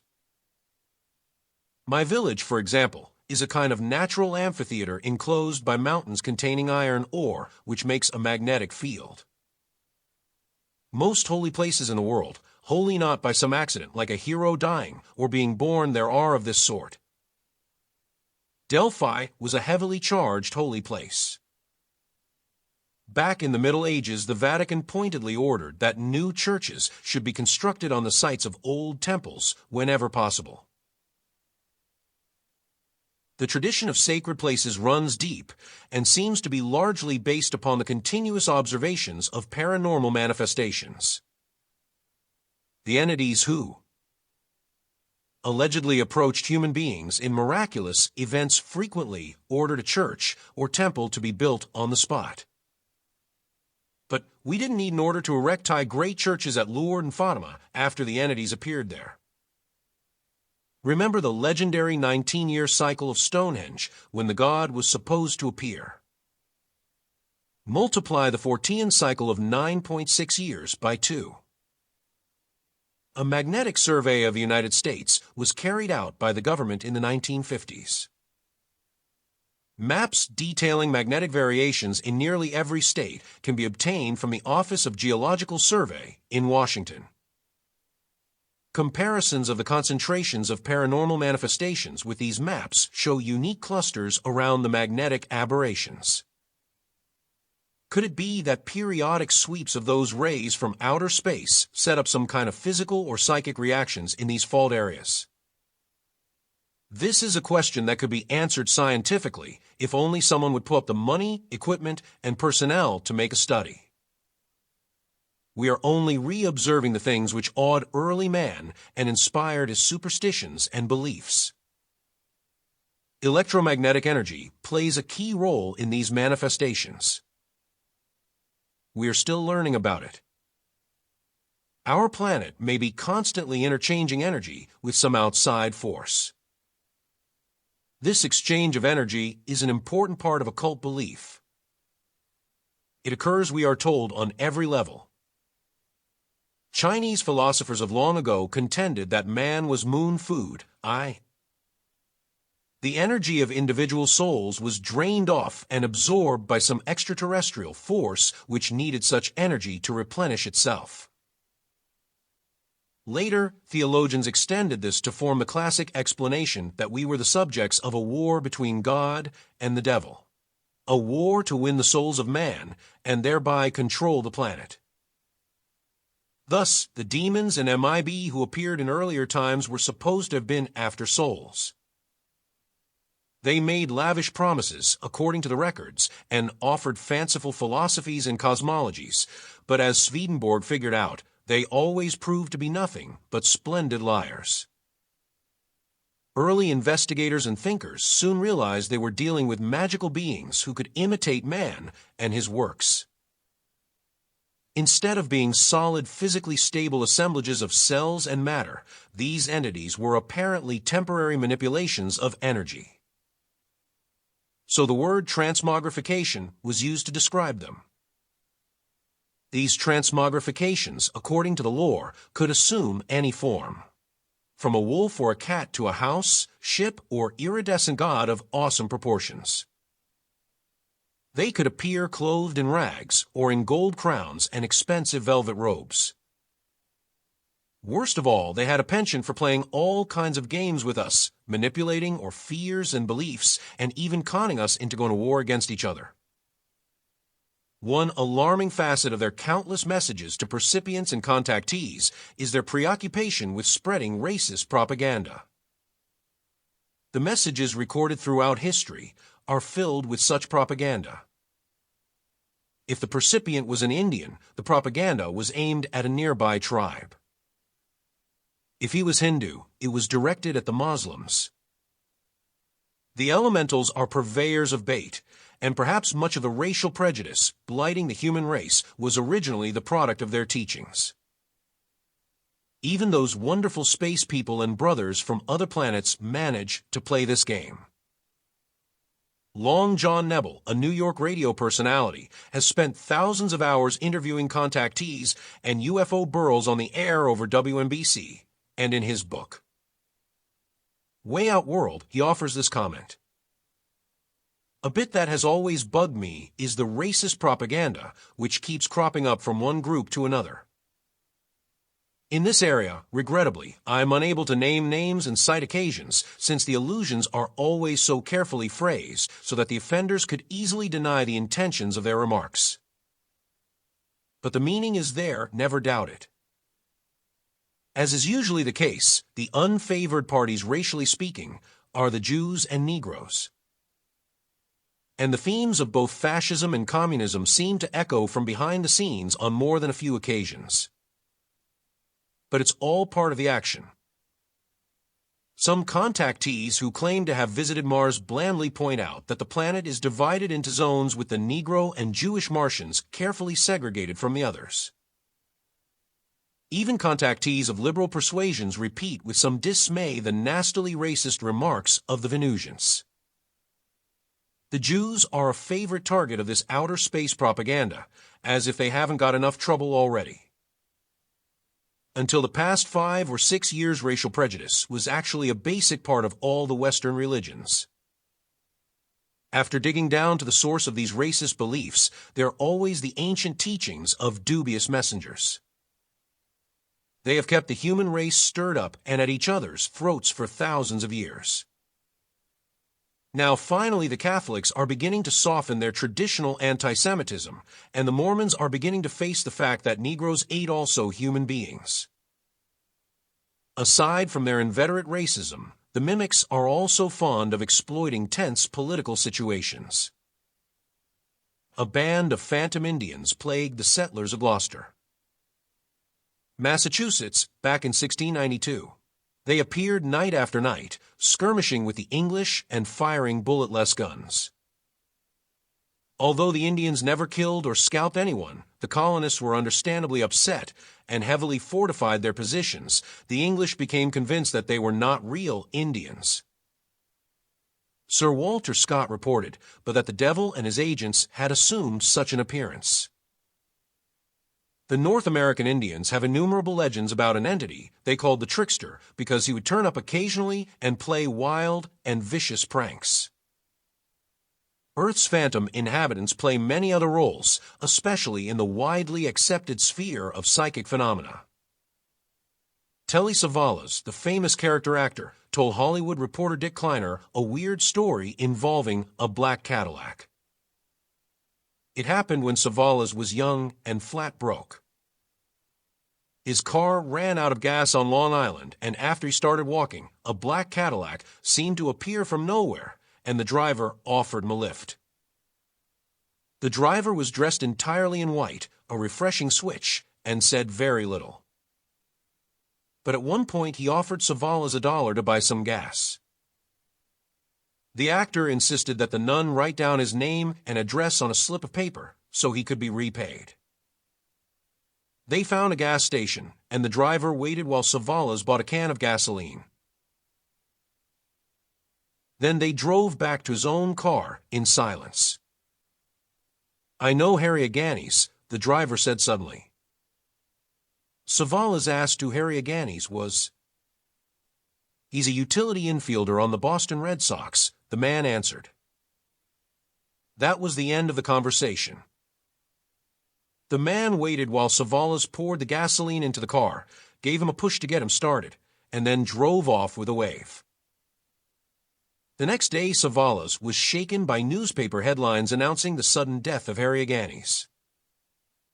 He decided to call the phone number on the slip of paper given to him by the man in the white suit. It was in Massachusetts, and a woman answered. Savalas told her he wanted to speak to Bill. The name on the paper, there was a pause, and another woman came on the lyre. "I first met Bill last night," Savalas began, "and something happened and I wanted." "You met him last night?" she interrupted, choking on sudden tears.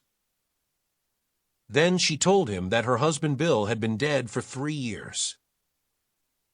Later, she met with Savalas in New York and told him that her husband had been buried in a white suit. She showed him the last letter her husband had written, and how was startled to see that the handwriting exactly matched the handwriting on the slip of paper given him by the Cadillac driver. The whole fabric of psychic belief is woven from such stories, which number in the many thousands and are accepted by millions as proof of survival after death. But investigators informed in the antics of the ultra-terrestrial mimics are obliged to look deeper.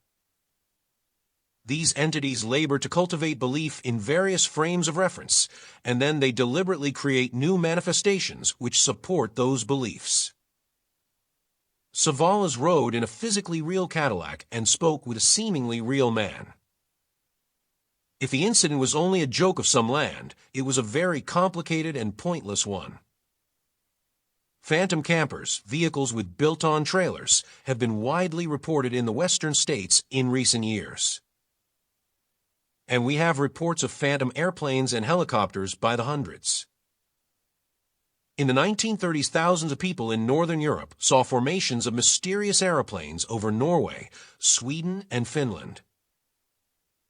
Despite extensive searches by the military forces of several countries, the source of these ghost flyers, as they were called, was never determined.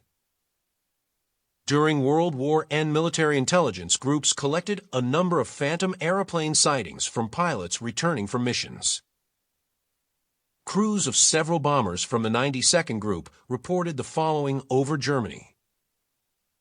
For P-47s thought to be friendly American aircraft flown by the enemy were observed on the approach to the initial point at 22,000 feet, heading 120 degrees magnetic.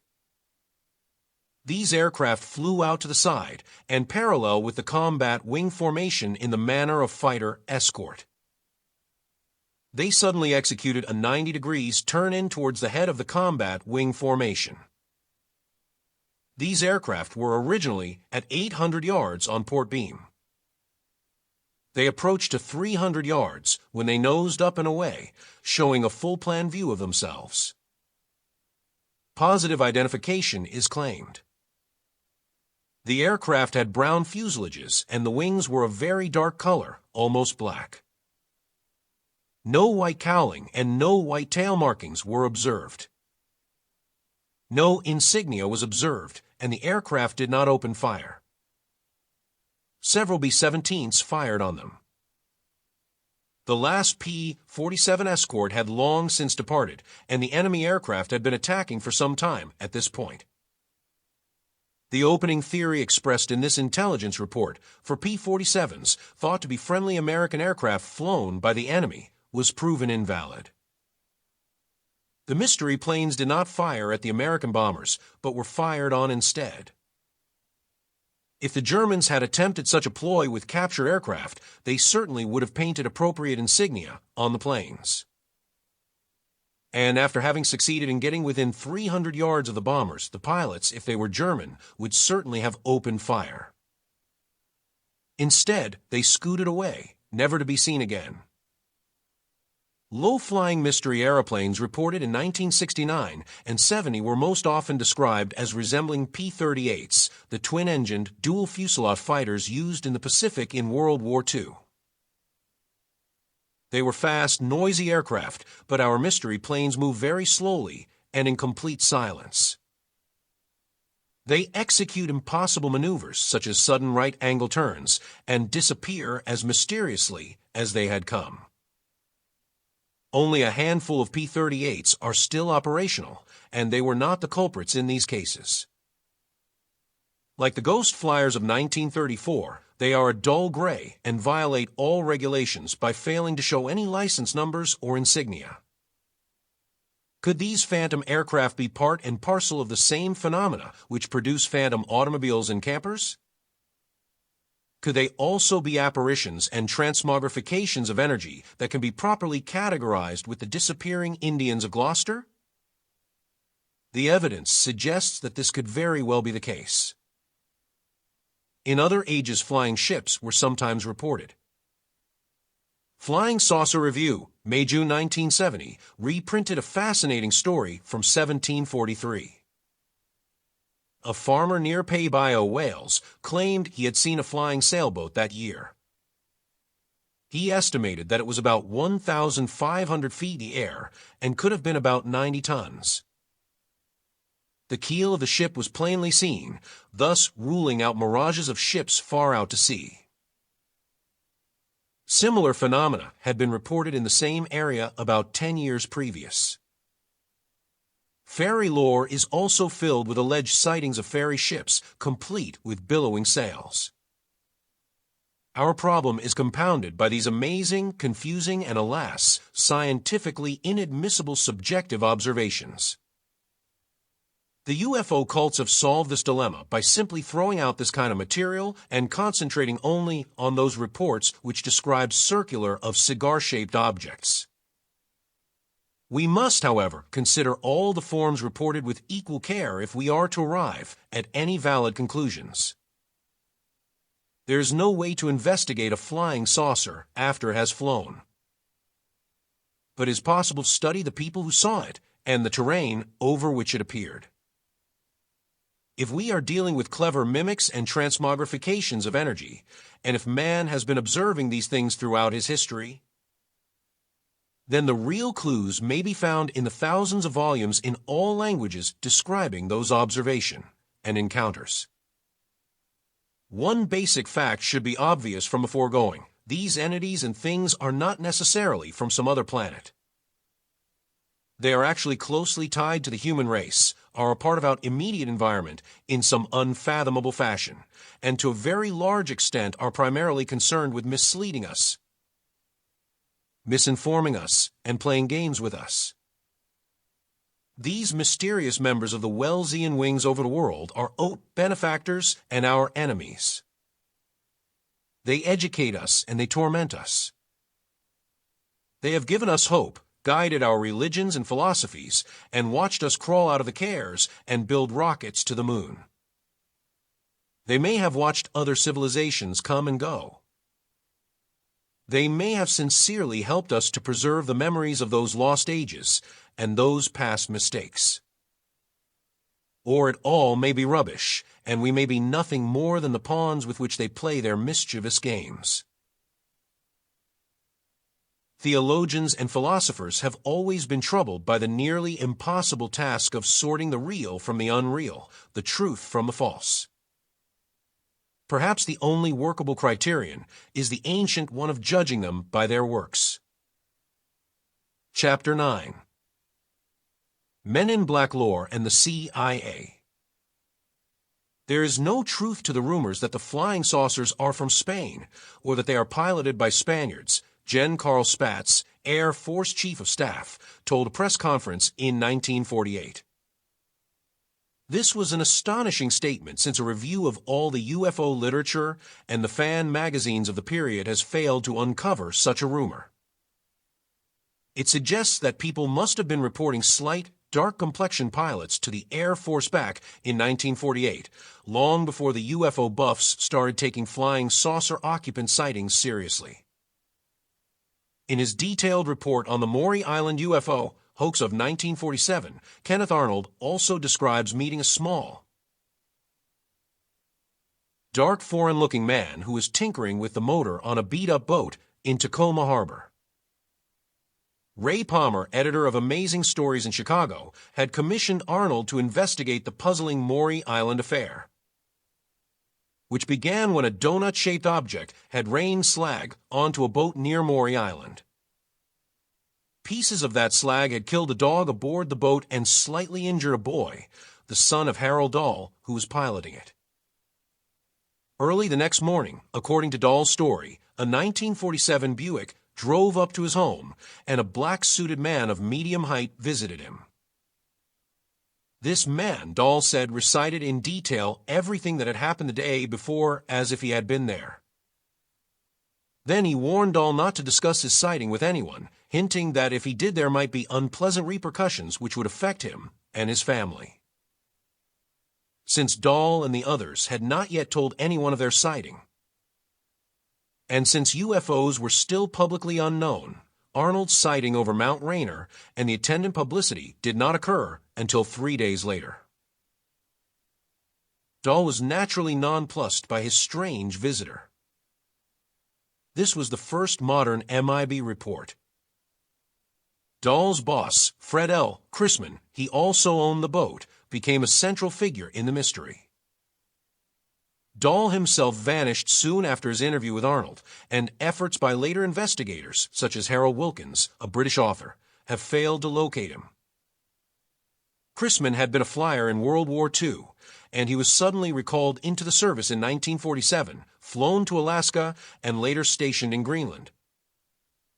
In recent years, the amateur sleuths engaged in investigating the alleged conspiracy to assassinate President John F. Kennedy have tried to implicate Chrisman.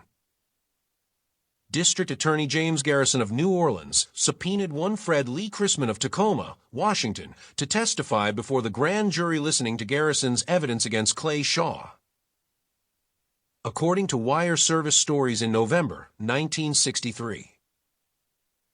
Chrisman was identified as a radio announcer, but Garrison's investigators implied that he was either a member of the CIA or had been engaged in undercover activity for a part of the industrial warfare complex. He allegedly operated under a cover as a preacher and was engaged in work to help gypsies.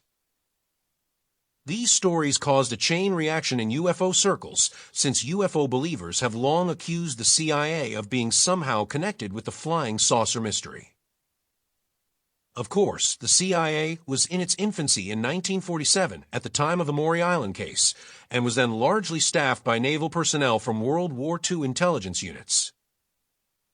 Clay Shaw was tried early in 1969, accused by Garrison of having conspired to murder President Kennedy. He was found innocent and freed. The exact nature of Chrisman's testimony before the grand jury is not known. He did not testify at the actual trial.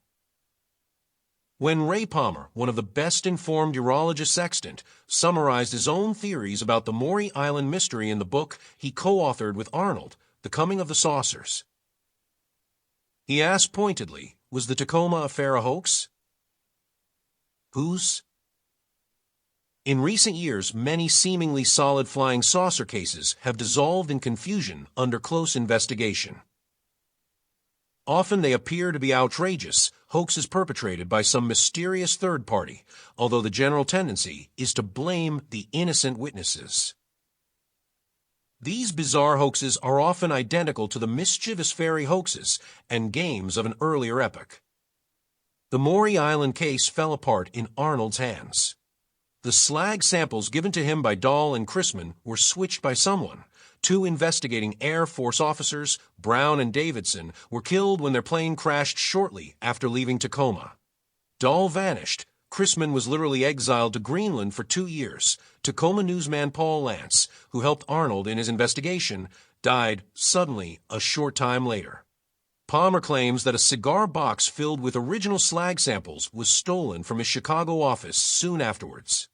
At one point, Ted Morello of the United Press took Arnold aside and told him, "You're involved in something that is beyond our power here to find out anything about.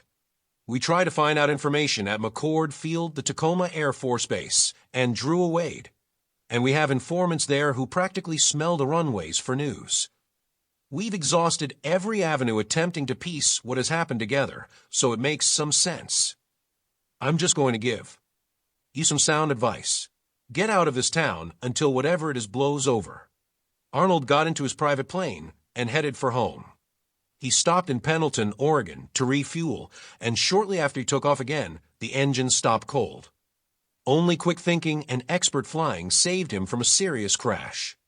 Despite the statements of General Spatz and Kenneth Arnold in 1947 and 48, slight, dark-skinned men did not really begin to appear in published UFO reports until around 1954.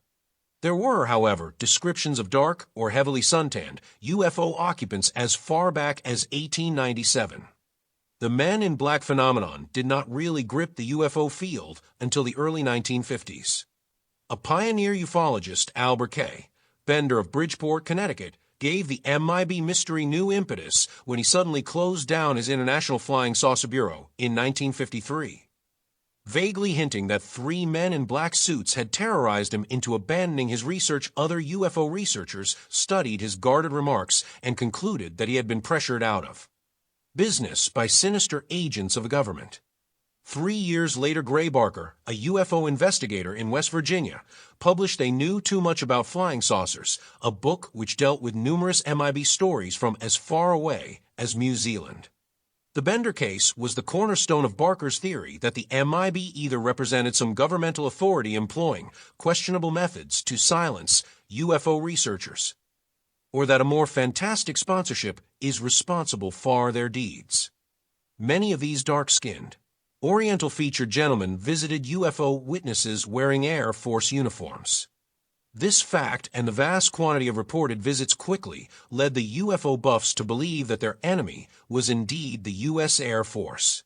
Soon the UFO believers and their organizations were devoting most of their time, energy, and money to investigating the Air Force and, as the paranoia mounted, to investigating each other. The popular books of Donald E. Keyhoe, a retired Marine Corps pilot, were largely concerned with the alleged Air Force and governmental conspiracy to hide the truth about flying saucers from the public. Other UFO writers of the late 1950s followed Keyhoe's example, and this monumental conspiracy became one of the main facts of ufology. 10 years after he suddenly withdrew from UFO research, albeit Bender released his full story, Flying Saucers and the Three Men, which was privately published by Gray Barker. It proved to be far more unbelievable than any of the speculations. He claimed that he had been visited by dark-skinned gentlemen with glowing eyes who materialized and dematerialized in his apartment. On one occasion, he said he had been transported to a secret UFO base in Antarctica, where he had been told the secret. The UFOs were here to collect a rare and valuable element from the Earth's oceans. The project would be completed in the early 1960s, he was told, and then the flying saucers would leave our planet, and he would be free to write about his experiences. Bender's revelations made no sense to the UFO coterie, since few of them were acquainted with demonology and the fairy myths of the Middle Ages. They did not realize that his purported experiences followed classic patterns. In addition to his interest in flying saucers, Bender had also been involved in a study of black magic, and black magic, as we shall soon see, has always been a major method for conjuring up elementals. He had been plagued by odors of sulfur and strange poltergeistic manifestations during the period of the visitations. He also suffered certain medical effects, such as chronic headaches and lapses of memory, which are common symptoms of the contactee syndrome. The UFO buffs quickly branded Bender a nut who was trying to get rich from flying saucers. Actually, his book sold only a few thousand copies to the UFO hardcore and made him the subject of considerable criticism and ridicule. Countless MIB-type stories have now been collected and published by UFO investigators all over the world. Even the stuffy anti-UFO report of Colorado University, a study which had been commissioned by the Air Force in 1967, discussed a few cases. Case number 52 of the report occupies 18 pages and discusses in detail the strange experiences of a Santa Ana, California highway inspector named Rex Heflin, who took a series of Polaroid photographs of a circular object near a Marine Corps airfield on August 3, 1965. He had copies made of these pictures, fortunately, and turned over the originals to two men who claimed to represent the North American Air Defense Command, NORAD. Later, NORAD officials emphatically denied that any of their personnel had visited Heflin, and the original photos have never been located. 2 years later, soon after scientists from Colorado University began their investigation of the Heflin case, he received another group of strange visitors. They appeared at his home at dusk on Wednesday, October 11, 1967, dressed in Air Force uniforms. Because of his earlier experience, Heflin inspected their credentials carefully and wrote down their names and other information.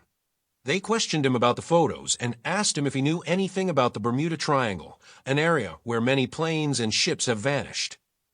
During the questioning, the witness says he noted a car parked in the street with indistinct lettering on the front door, the Colorado report states. In the back seat could be seen a figure and violet, not blue, glow, which the witness attributed to instrument dials. He believed he was being photographed or recorded in the meantime. His FM multiples radio was playing in the living room, and during the questioning, it made several loud, audible pops. Dr. James E. McDonald, a meteorologist from University of Arizona, and other investigators later tried to check out the identity of these visitors. Again, they drew a complete blank. Despite their credentials and uniforms, these men were apparently imposters. Numerous other witnesses have also reported visits from men in big black cars, usually Cadillacs, with peculiar purplish glows, lighting their interiors. There are even a number of witnesses who claim to have been temporarily kidnapped in such automobiles. They have described strange psychedelic lights on the dashboards which cause them to fall into hypnotic trances. Some of these phantom vehicles have a special insignia printed on their doors, a triangle with a bolt of lightning passing through it. In other cases, witnesses said the symbol was the classic triangle with an eye, the ancient symbol for the deity, and the MIB identified themselves as agents for the nation of the third eye. Such stories are rarely given wide circulation and are almost never published. So it is quite interesting that so many far-flung witnesses manage to come up with the same identical details. One of the first clues that a UFO flap was about to break on Long Island in the spring of 1967 was a series of random reports describing strange Oriental or gypsy-like entities parading across people's lawns in the middle of the night. One man living on an isolated farm near Melville, New York, said he saw a metallic disc hovering a few feet above one of his fields in broad daylight. A ladder was hanging down from it, he said, and as he watched, it was retraced into the object, and the whole thing flew off soundlessly. A few days later, he answered a knock on his door and was surprised to see a gypsy lady standing there. She was dressed in a long gray gown and wore sandals. Her skin was a deep olive, and her eyes had an oriental cast.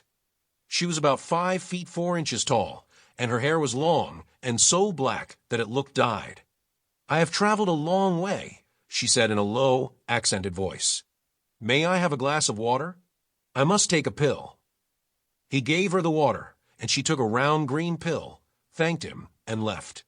He was puzzled that there was no car in sight. He lived on an isolated back road, and visitors, especially visitors traveling by foot, are very rare. "I have traveled a long way" is an old Masonic passphrase and is frequently used in these contexts. Sometimes the simple phrase, "What time is it?" or "What is your time?" is substituted. The pill-taking ploy is also a common procedure. When a most peculiar being visited a family on Cape May, New Jersey, early in 1967, B also took a pill. He too had traveled a long way, and after conducting an inane interview with the family, he stepped into the night, got into a black Cadillac, and drove off with the lights out. A full summary of this case was published in Flying Saucer Review's second special issue. A woman living in an old house on the summit of a high hill in the Melville, New York area had a visit from a strange quartet around the same time that the gypsy lady dropped in on the farmer. 4 Indians appeared on her doorstep after a heavy seasonal rainfall.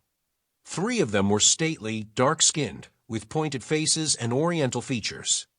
They were dressed in expensively cut gray suits. The 4th man looked different, more normal, she said, and was poorly dressed in a frayed black jacket. They told her that their tribe had originally owned a property, and they were going to try to get it back. What frightened the woman most, and she was frightened, she admitted later, was that there was no mud on their neatly shined shoes, and they had no car in sight. The road and her lawn were soupy with mud at the time. After they left, she realized they had left no footprints on her lawn. In case after case, amateur UFO investigators have rejected the testimony of sincere witnesses who claim to have seen UFOs land and entities dismount, because no footprints could be found on the site afterwards. At 1:30 a.m. on Wednesday, March 1st, 1967, a man named DeWitt Baldwin was hunting near Eden, New York, when, according to his story, he heard a funny noise and saw a circular gold-colored object land. "I was scared. I didn't know what to do," Baldwin said. "While I was watching it, a door opened like a sliding elevator door, and a man walked out and down the incline of the machine. He was dressed in a sort of black tight-fitting suit like a flyer and had on some sort of helmet and goggles. He asked me what I was doing. He wasn't white, and he wasn't a Negro. He talked very plainly with no accent. I told him I was hunting. He asked me if I was born here, and I said no, that I was born in Georgia. He took my gun, looked at it, and handed it back to me. He told me he would be back, walked up the saucer, got in, and seconds later zipped out of sight." Mr. Baldwin found a crack in the muzzle of Ms. shotgun after the man had examined it. Neither the object nor the pilot left any marks in the fresh snow. Local UFO investigators regarded this as proof that Mr. Baldwin Bad fabricated his story and was merely seeking notoriety. An Iowa College professor who writes popular books under the pseudonym of Brad Steiger has been investigating men in black cases in the Midwest for several years. In his book, Flying Saucer Invasion, he disclosed another common MIB tactic, which IJ being widely employed these days to discredit investigators. Steiger wrote, "In the summer of 1968, Brad Steiger received a long-distance telephone call from a journalist friend who was covering a UFO flap for his local newspaper." Steiger wrote, in the third person, "Blast. Brad Steiger and Joan Reitner, a Florida researcher who collaborated with Steiger, and down with John Keel," he thundered. Steiger, recognizing his friend's voice, asked him what the trouble was. "I'm trying to cover this flap over here, my lord. Everyone has seen these UFOs, but every time I try to dig deep, the eyewitness clams up and says, 'I won't say more. Brad Steiger says awful things will happen to me if I tell too much.' One lady said that John Keel had told her that she would be carried off by the saucer people if she talked to anyone about her. Sighting." Steiger knew that neither he nor Keel were in that particular area at that time, and that neither he nor Keel would say such things in even a jesting manner if they had been in the locale. So he pressed his friend for details. "Well, damn near everywhere I go the witness has been given a copy of one of the Steiger-Reitner books or a magazine with an article in it by you or Keel." "And the books and articles are supposed to frighten them?" Steiger questioned. "Whoever is delivering these things must be adding their own interpretation. Who are the delivery boys? Have you seen them?" "Not until this afternoon," the newsman answered. "I guess I arrived at this farmhouse just a few minutes after they did." "Damn unfriendly little monkeys." I was trying to talk to the farmer's wife. While they were chattering at the and waving a copy of this magazine in their hands and telling the man how Brad Steiger was warning all UFO sighters not to talk. "Could you describe them?" "They were short men in dark suits. All three of them had deep suntans. I can't recall even seeing their eyes. Come to think of it, they all wore dark glasses. Small wonder there's so much paranoia in the UFO field. These mystery men have posed as Air Force officers, well-known investigators, and members of the amateur UFO organizations, deliberately sowing confusion and fear in their wake. There are even reliable reports describing entities who resembled exactly the men they were imitating, doppelgangers. On several occasions, these doppelgangers have visited witnesses who had been previously interviewed by the author, creating considerable confusion. The Colorado University study tried to shrug off the Heflin photos because of the internal inconsistencies in his story, his visits from non-existent military officers. Similar episodes have led to extended feuds between amateur investigators and groups, each believing that the other has been warning witnesses not to talk to them. In many of these episodes, the MIB appear on the scene immediately after the sightings, before the witness has had a chance to report it to anyone. They often flourish an identification card and announce they are from Washington or the CIA. Any real CIA agent who went around openly identifying himself as such would soon be standing in an unemployment line. When they use the Air Force ploy, they have the uncanny ability to use the name of an existing officer, but they change their rank. Thus, a Colonel Higgins may turn up in a flap area where an actual sergeant named Higgins is stationed nearby. Adding to the nonsense and confusion, we have the dreary face that ufology has always attracted eccentric personalities, and a few, very few, of these situations have proven to be their doing. One quasi-scientific UFO group maintains an office in Washington, D.C., and some of their members are fond of waving their membership cards about authoritatively, giving the false impression that they represent a government agency. The whole mess began in Tacoma in 1947. Since then, the MIB manifestations have created a body of myth and lore fingering the federal government as the sinister silencer of UFO witnesses and censor of UFO news in the press. There is no UFO censorship, as the publication of this hook attests. The hardcore UFO buffs maintain these myths, however. They ignore the massive evidence found in the other frames of reference, which points to the puzzling existence of the parahuman mimics of man who have always been engaged in mischievous and sometimes malicious shenanigans. Mrs. Coral Lorenzen, who has been running the Aerial Phenomena Research Organization, APRO, since 1952, devoted a chapter of her book UFOs over the Americas to the CIA's purportedly sinister interest in the subject. Her evidence was a combination of hearsay, speculation, coincidences, classic MIB manipulations, and the uneasy feeling that APRO was being watched.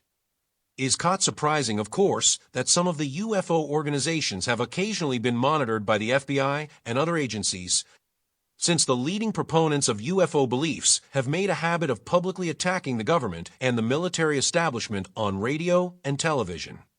Some UFO publications do border on the subversive. In the 1950s, a strong communist influence was visible, and some major groups collapsed when they turned more political than ufological. In the 1960s, ufology swung in the other direction as members of the extreme right wing embraced the flying saucer cause. In 1969, the long-suffering Air Force got out of the UFO business by closing down Project Blue Book, its half-hearted flying saucer agency, thus eliminating the favorite target of the UFO cultists' wrath. Another group of CIA-baiting researchers is now overlapping into ufology. They are the comparatively small teams of amateur sleuths dedicated to investigating the assassination of President Kennedy. Here, the black Cadillacs and the slight, dark men in black suits are viewed as Cubans and CIA agents. Paranoia runs high because now over 50 witnesses, reporters, and assassination investigators have met with sudden death, some under the most suspicious circumstances. The full story of Kennedy's murder in Dallas in 1963 is filled with incredible details, many of them similar to things found in the most mysterious of the UFO incidents. Photos and physical evidence have vanished or been tampered with, just as in so many UFO cases. A wide assortment of mystery men have been involved, including doppelgangers of the late Lee Harvey Oswald. This other Oswald even turned up at a public rifle range before the assassination. The second Oswald, making a nuisance of himself, so the witnesses would be sure to remember him, as he fired an unusual gun which spat out balls of fire at the target. He also visited an automobile showroom and went for a demonstration ride in a new car. The real Oswald could not drive. His whereabouts at the time of these incidents are known, and he was nowhere near the rifle range and auto agency. The huge Warren report contains numerous pieces of sworn testimony describing MIB-type men in the vicinity of Dealer Plaza and the school book depository building immediately before and after the assassination. Long-haired men were seen. This may not sound extraordinary, but remember that long hair was most unusual in 1963. The Beatles did not begin to make an impression until 1964, and the long hair fad did not get underway until 1965 or 66. Elemental hairstyles have always been on the longish side, as we have already noted. The UFO lore is filled with accounts of pilots with angular faces and long, shoulder-length hair, usually blonde, just as the gods, demons, and angels of earlier times sported long hair. Another interesting consistency is the unnatural color of their hair, so unnatural that witnesses often comment on it. The late Mrs. Mary Heyer, a newspaper reporter in Point Pleasant, West Virginia, received visits from strange personages soon after she began to write about local UFO sightings. Two of these strangers had long, silver hair. She said they were young men, and I couldn't understand why they had dyed their hair such a funny color. Mrs. Heyer also claimed encounters with darkly tanned, soberly dressed gentlemen who rode up to her office in black Cadillacs. One of them asked of her what she would do if someone ordered her to stop publishing UFO reports. "I'd tell them to go to hell," was her reply. Jerome Clark, one of America's leading ufologists, has his own theory about the present trend towards long hair. For a long time, contactees and their followers talked freely of a new age, while the rest of us merely sneered. Clark wrote in Flying Saucer Review, September-October 1970. Now there is considerable talk, even a popular song, about the coming of the Aquarian Age. One of the features of the New Age, as contactees predicted years ago, is the revival of interest in the occult. Astrology, the tarot, palmistry, telepathy, spiritualism, magic, witchcraft, the Ouija board, and so on. Also involved, of course, are such obvious features as changes in clothing and hairstyles. On basic strategic grounds, it is easier now for them to walk in our midst unnoticed. A long-haired blonde male, for example, would now attract little if any attention in the streets of most good-sized Western cities. Nor would strange behavior patterns be any particular cause for alarm in a culture born of nonconformity. There are millions of people today who do believe that Venusians, Martians, angels, and demons are walking among us unnoticed. Their long hair and peculiar dress and manners no longer attracting attention. Strange men in black turtleneck sweaters and wraparound sunglasses, a favorite garb of our MIB, are being reported everywhere. The black Cadillacs are on the prowl. Have we been invaded by beings from outer space or from some other space-time continuum, as so many now believe? Or is it that we are just beginning to notice the funny folk who have been in our midst all along? In any case, it is understandable that so many researchers and investigators bolt their doors at night and spend their days peering fearfully over their shoulders. Chapter 10. Rendezvous with the Damned. Sometime around the year AD 421, a group of artisans from a now-lost civilization painstakingly engraved a series of gold leaves or plates with cryptic symbols and buried them in a stone box on the west side of a hill near what is now the village of Manchester, New York. They remained there, unknown and untouched for 1,400 years. Then on Friday, September 21st, 1821, an 18-year-old farm boy named Joseph Smith awoke to a vision in his bedroom near Palmyra, New York. A personage appeared, he said later, standing in the air, for his feet did not touch the floor. This being was dressed in a long robe of most exquisite whiteness, was surrounded by light, and his countenance was truly like light ring. He identified himself as Moroni, a messenger sent from the presence of God, called the youth by name, and announced that he had been chosen for a special task. In subsequent appearances, Moroni gave Joseph Smith the exact location of the box and told him that he was to dig it up when instructed to do so. 6 years passed before Smith received word to unearth the tablets. The date was September 22nd, 1827. That night the skies were aflame with a spectacular display of meteors, falling stars, and luminous spheres. One of the many witnesses was another young man who lived in northern New York but was unacquainted with Joseph Smith. His name was Brigham Young. Smith dug into the hillside, found the box exactly as Moroni had said, pried off the lid, and discovered the gold plates along with crystalline devices which became known as the Urim and Thummim. He spent the next 3 years translating the strange writing, although he had little formal education, purportedly with the aid of the lens-like objects. 11 of his friends and neighbors signed formal affidavits swearing they had viewed the plates. But once they had been translated, the gold plates vanished. The messenger called for them, Smith explained. In March 1830, the translation was published by a local printer. It was the Book of Mormon, a history of ancient North America. The following month, the Mormon Church was officially organized with 6 members in Fayette, New York.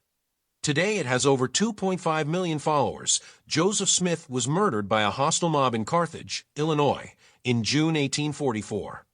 Brigham Young became the leader of the harassed band of Mormons who worked their way across the country until they arrived at the rather inhospitable wasteland around the Great Salt Lake in Utah. In 1848, many of the Mormons were dismayed by Young's choice for the site of their future city. But a year later, the California gold rush began, and the gold-mad hordes charging westward all paused at Salt Lake City for supplies. Within a short time, the city was prospering, and many of the Mormons became rich overnight. This is essentially the history and the legend, Opound the Mormons. The controversy which raged around the authenticity of the Book of Mormon and its teachings is too complicated to discuss here. The point is this: there is enough evidence to believe that a specter, a vision, or an angel visited Joseph Smith, or else he ascertained the location of those plates by some psychic ability, or by pure accident. And wouldn't it be interesting if the story were entirely true? If the elementals, ultra-terrestrials, or some other force did select Joseph Smith, passed along the information about the plates, and engineered the formation of the Mormon religion? All of our great religions were founded in almost the same way. Muhammad, AD 570 to 632, was just an Arab tradesman until at the age of 40 he began to have visions and conversations with messengers, which led him to organize the Muslim religion and write the Quran. More recent religions, such as the Seventh-day Adventists and Jehovah's Witnesses, were established by men who claimed communication with supernatural beings and often issued amazing prophecies which came true. Throughout history, common men have had uncommon experiences which have changed them instantly, and in many cases even changed the whole fabric of the period in which they lived. A Jewish tent maker named Saul was once on the road to Damascus to help suppress the rise of Christianity when, according to tradition, a blinding light appeared in the sky, and a voice converted him on the spot. He became St. Paul. Two groups or forces have always been involved in this cosmic charade. Early men quickly learned to separate them into the good, pre-human, and evil, anti-human, and gave each new god and demon a name. In the interest of clarity, we shall label the good guys the Alpha group and the bad guys the Omega group. The Alpha group gave man a set of ethics and moral principles, while the Omega group fostered racism, greed, and violence. As time passed, the two groups began imitating each other's tactics, and the task of discriminating between them became impossibly difficult. In his confusion, man soon began to associate everything that happened around him to one of the groups. Natural catastrophes and accidents were automatically blamed on the Omega group. This led to the development of pure superstition and the awesome, irrational fear of all ultra-terrestrials. Things reached a peak in the Middle Ages. Then every new and radical invention was regarded as an invention of the devil, and men such as Galileo, who came up with new scientific discoveries running contrary to the accepted cosmological view, were jailed or burned at the stake. The Omega group delighted in spreading false interpretations of the universe and false religious teachings. For every Buddha and Muhammad there were 10,000 Cyrus Teeds. Who was Cyrus Teed? He believed that the universe was a sphere and that the earth was hollow and that we live on the inside of it. Born in 1839, Teed took up the study of alchemy in Ithaca, New York, and at the age of 30, he received his first visit from a beautiful female entity who materialized in his laboratory. Following the pattern of such contacts, she first informed him of his past incarnations. He had been mighty kings and great men in past lives naturally. No one ever approached by these entities has ever been identified as of lesser station. Then she proceeded to give him a detailed history of the cosmos, complete with her own special terminology, which, of course, he adopted. He began to write pamphlets and books on this new cellular cosmogony, became a powerful public speaker, and gradually built a following for his profitable Koreshan cult. He used the pseudonym Koresh. He settled finally in Fort Myers, Florida, where he established his New Jerusalem with about 200 followers. He died in 1908 of injuries resulting from an altercation with the local sheriff. Teed had promised that he would rise again after death. He was buried in a concrete tomb on the island of Staro, and a violent hurricane carried his tomb off in 1921. His body was never recovered. This event gave the Koreshan cult new impetus, and it survived into the 1940s. Teedike ideas permeate the thousands of books written in every language by percipients and contactees. He proposed, for example, the existence of a super sun which served as the ultimate source of the universe. Albert K. Bender claimed that the space people described this central body to him also. Many variations of this concept exist in the literature. Long before Albert Einstein published his famous theory of relativity in 1905, Einsteinian ideas were being expounded by the ultraterrestrials and published by enthused percipients. The Big Bang theory currently in favor with leading astronomers is that the universe began when all matter condensed into a single enormous body, which then exploded. The fragments of that explosion, including our own solar system, are now hurtling outwards from the center at tremendous velocity. But eventually they will follow the curvature of space as envisioned by Einstein and return to reform a new central body. Then the whole cycle will start over again. Teed and his ilk have been talking about this same thing in their own peculiar way for centuries. Scientists and doctors who have examined people claiming visions and visits with ultra-terrestrials have been puzzled by their apparent normality. In many cases, the percipients have seemed too unintelligent, unimaginative, uneducated, and too sincere to have simply invented the complicated, profusely detailed stories they relate. The contactee syndrome is not a form of insanity, but insanity, particularly paranoid schizophrenia, frequently develops after the contacts begin. Investigators, however, are still debating which came first in some cases, insanity or contact. The first complete psychological study of a percipient took place in the 1890s when Theodore Flournoy, a professor of psychology at the University of Geneva, investigated the strange phenomena surrounding a girl known as Helene Smith. Beginning in March 1892, Miss Smith started to receive messages through automatic writing, a process in which the percipient merely holds the pen and some other force moves it. Soon she was going into trances and speaking in a man's voice with an Italian accent. He identified himself as Leopold and proved to be something of a rascal, prefacing his communications with phrases such as, "I am here. I wish to be master of this sitting." Then all kinds of poltergeistic activity would begin. Later, however, Victor Hugo, the deceased author, came through the medium and offered advice on how to handle the evil Leopold. The clash between Leopold and Victor Hugo escalated into a classic ultra-terrestrial game. Just as the modern UFO contactees are caught up in the games waged between the spacemen and the evil men in black. Then at 3:15 a.m., on the morning of September 5, 1896, Helene woke up and had a strange vision. She viewed, she said, a foreign landscape with a beautiful blue-pink lake whose shores were joined by a transparent bridge. A crowd of peculiar people approached the bridge. A man of dark complexion carrying an instrument somewhat resembling a carriage lantern in appearance, which, being pressed, emitted flames and which seemed to be a flying machine, stood on the center of the bridge. Using this instrument, he flew off the bridge, touched the water, and flew bait again. By the end of that September, the dark-complexioned man had become a part of Helene's life. He appeared and disappeared suddenly when she was alone and fully conscious. Often he spoke to her in a strange, unknown tongue. His name was Estain, and he was from Mars, he told her soberly.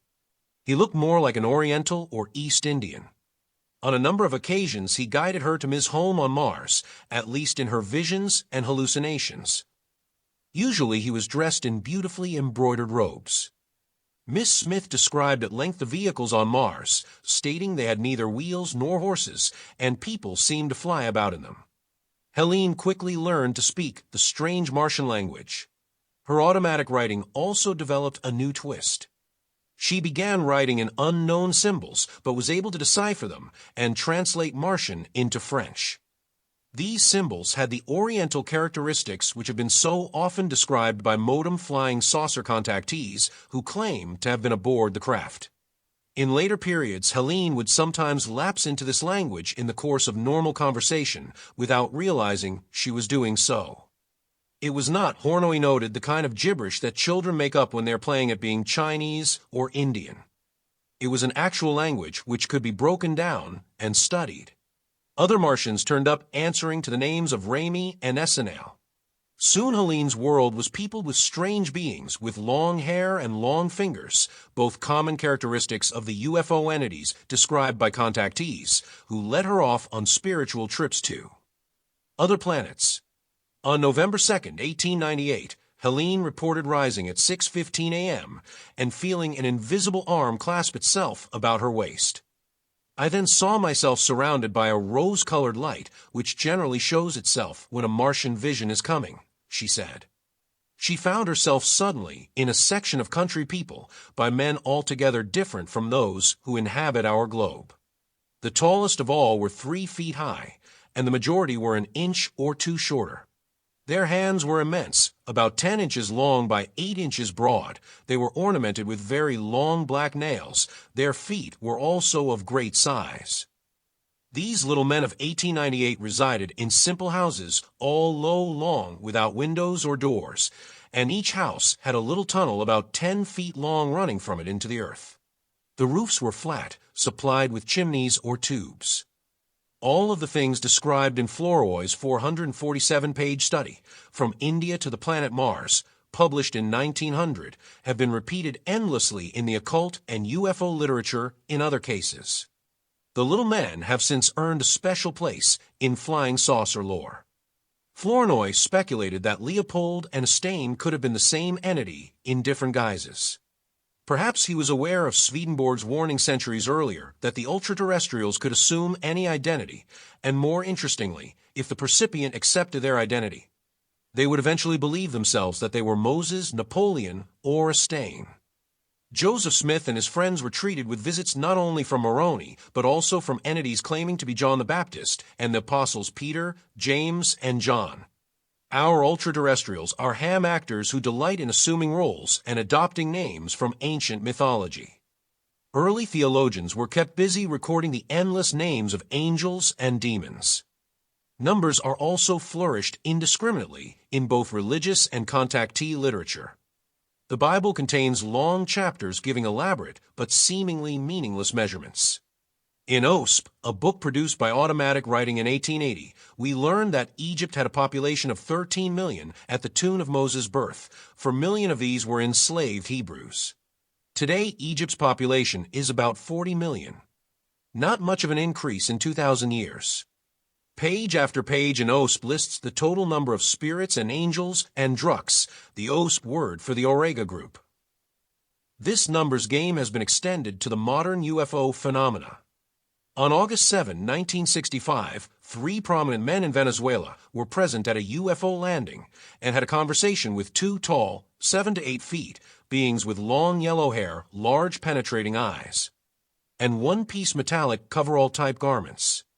The witnesses, who included a well-known Venezuelan doctor, claimed they communicated through telepathy, and among the questions they asked was, "Are there any beings like you living among us?" "Yes," came the reply. 2,417,805. That's a very precise answer. But many other contactees have thought to ask the same question, and the answers are wildly variable. From 75 to 10,000 in the city of Los Angeles alone, to up in the millions. Our long-haired friends also indulge in nonsensical prophecy on a grand scale. Asked when the world is going to end, they are apt to give a precise date in the near future. Some people have actually started building arks on their say-so. One group in Denmark erected a hasty atom bomb shelter in 1967 and settled down to await Armageddon that December. Who is going to be elected president in the next election? The elemental announced with grave authority that Frank Sinatra or Mae West is in line for the job.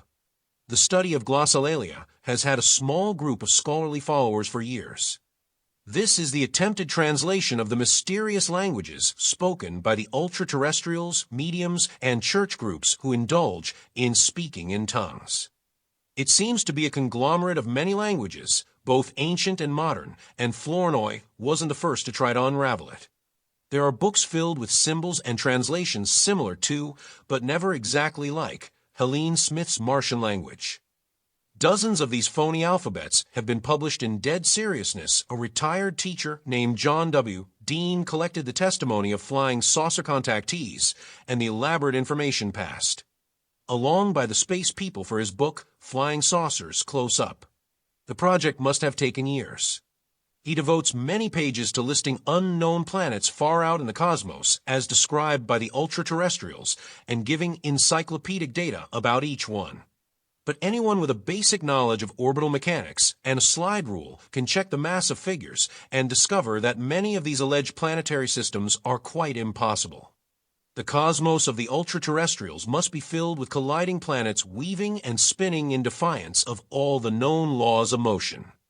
In Flying Saucers Close Up, Mr. Dean also presents a complete vocabulary and the written language of the folks from the planet called Corrender. Some of the symbols bear a striking resemblance to runic ciphers. His book is only a minor example of the privately published material circulated to about 2,000 hardcore flying saucer believers. Over the past 20 years, the ultraterrestrials have constructed a whole fantasy world through the contactees, a cosmos which includes great intergalactic councils. As soon as we grow up, we may be permitted to join.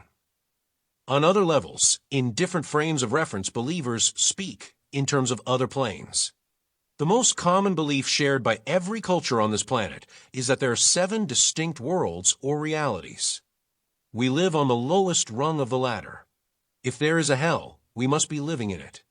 Numerous religious sects are concerned with Holy Ghost apparitions and the speaking in tongues phenomenon, which they accept as verification of their beliefs. The United Pentecostal Church, for example, finds great meaning in such manifestations, and they occur constantly within the church.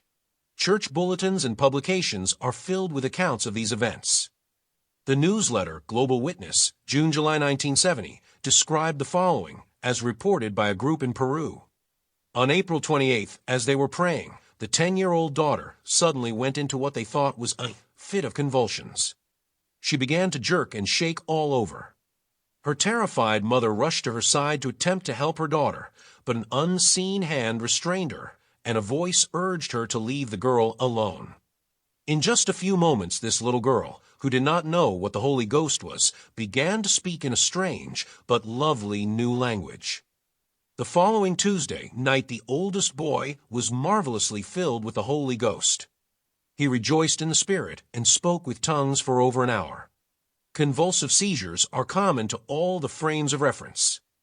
Many UFO contactees suffer chronic headaches, muscular soreness, and other symptoms of such seizures after their experiences. These fits could be caused by some disorder of the frontal lobe. Primitive peoples usually regarded such fits as demonic possessions.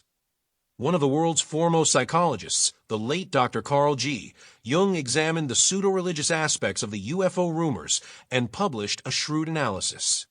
Flying Saucers, a modern myth of things seen in the sky in 1959. He correlated the UFO reports with psychic manifestations and suggested that the phenomena were products of the collective consciousness of mankind. The psychic aspect plays so great a role that it cannot be left out of account, Dr. Jung stated. One discussion of it leads to psychological problems which involve just as fantastic possibilities or impossibilities as the approach from the physical side. Another scientist, Dr. Jacques Vallée, an astronomer and computer specialist, spent several years sifting UFO accounts and comparing them with the earlier fairy lore of Europe. He felt that the two phenomena shared a single cause. In Passport to Magonia 1, Vallée offered a catalog of 923 flying saucer landings from 1868 to 1968, many of which included the classic characteristics of the more universal psychic manifestations. Is it reasonable to draw a parallel between religious apparitions, the fairy faith, the reports of dwarf-like beings with supernatural powers, the airship tales in the United States in the last century, and the present stories of UFO landings? He asks. I would strongly argue that it is, for one simple reason. The mechanisms that have generated these various beliefs are identical. The crux of the problem is to reach beyond the endless reports of varied manifestations and seek out the source, the physical, psychic, of psychological mechanism which has inspired these beliefs. All of these incidents are subjective. That is, we have only the testimony of the witnesses that these peculiar events occurred. Although millions of people have claimed encounters with the ultraterrestrials in the past 2,000 years, many millions of others have not had such experiences. Astronomers and physicists are neither trained nor equipped to deal with a purely subjective phenomenon. Only a few examples have been given, but it is apparent that Joseph Smith, Cyrus Teed, Helene Smith, and even John Dean were all confronted by the same basic phenomenon. Each approached it in a different, individualized way, and each received information structured to support MS' own beliefs. Albuquerque, Bender, and Teed both explored black magic and alchemy. Both claimed they received complex cosmic theories from parahuman entities. Dean asked for and received elaborate facts and figures about extraterrestrial beings and the planets they supposedly inhabited. Like Swedenborg and the biblical prophet Enoch, Helene Smith was shown other worlds and led to believe that she was visiting other planets. Reinhold Schmidt was transported to the center of the pyramid. Bender was taken to underground bases in Antarctica. Others have visited the underground palaces of the fairies and the subterranean cities of the Darrows. It is not likely that any of these places exist in reality. It is more likely that these people made hallucinogenic excursions or mind trips, guided by some force which is capable of manipulating the electrical circuits of the brain. The only alternative explanation is that all these people were liars, hoaxers, or lunatics. None of the scientists, psychiatrists, and theologians who have investigated these matters have been able to accept such a simple explanation. A remarkable man named Aleister Crowley, born in 1875, became known as the wickedest man in the world through his work in black magic. He too claimed to receive visits from an angel, and he was the center of a large cult around the turn of the century. He was noted for sexually liberating his female followers, and he published a number of books expounding on his personal cosmology. Those books are currently enjoying a revival of popularity among the youth subculture. In 1939, a young rocket fuel scientist, John Whiteside Parsons, joined the Crowley cult and burrowed into the dark world of magic and the occult. Another practitioner of the mysteries crossed Parsons' path in 1946, and the two became close friends, combining their efforts to conjure up demons and elementals. The newcomer, Lafayette Ronald Hubbard, claimed he had a personal angel, a beautiful red-haired entity, whom he called the Empress. The two men donned robes and engaged in secret mystical rites. According to Parsons, they had some success. On the night of January 14, 1946, the electric power failed as they were mumbling incantations, and Hubbard was struck by something on the right shoulder, knocking a candle from his hand. He called me, Parsons wrote, and we observed a brownish-yellow light about 7 feet high. I brandished a magical sword, and it disappeared. Ron's right arm was paralyzed for the rest of the night. During one of their rites, Parsons was given this prophecy: Babylon, the whore of Babylon, is incarnate upon the earth today, awaiting the proper hour of her manifestation. And in that day my work will be accomplished, and I shall be blown away upon the breath of the Father. A rocket fuel explosion at a laboratory in Pasadena in 1952 did blow away the ill-fated Parsons. Lafayette Ronald Hubbard went on to bigger and better things. Born in Tilden, Nebraska in 1911, he served in the Marines, studied engineering, and became a prolific science fiction writer. Sometime around 1948, he began to develop a form of pseudopsychiatry, which he labeled Dianetics. John Campbell, Jr., editor of Astounding Science Fiction, served as one of his first patients and was so impressed by Hubbard's concept that he persuaded him to write an article about it for Ms. Magazine. The article caused such a stir among the science fiction fans that Hubbard quickly churned out a full-length book, Dianetics, The Modern Science of Mental Healing. It became an instant bestseller, and a new movement was born.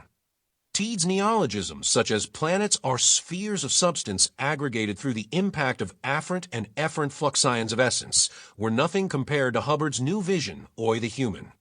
Mind and soul. All our troubles, he decided, were caused by engrams, traumas stored in the unconscious or reactive mind.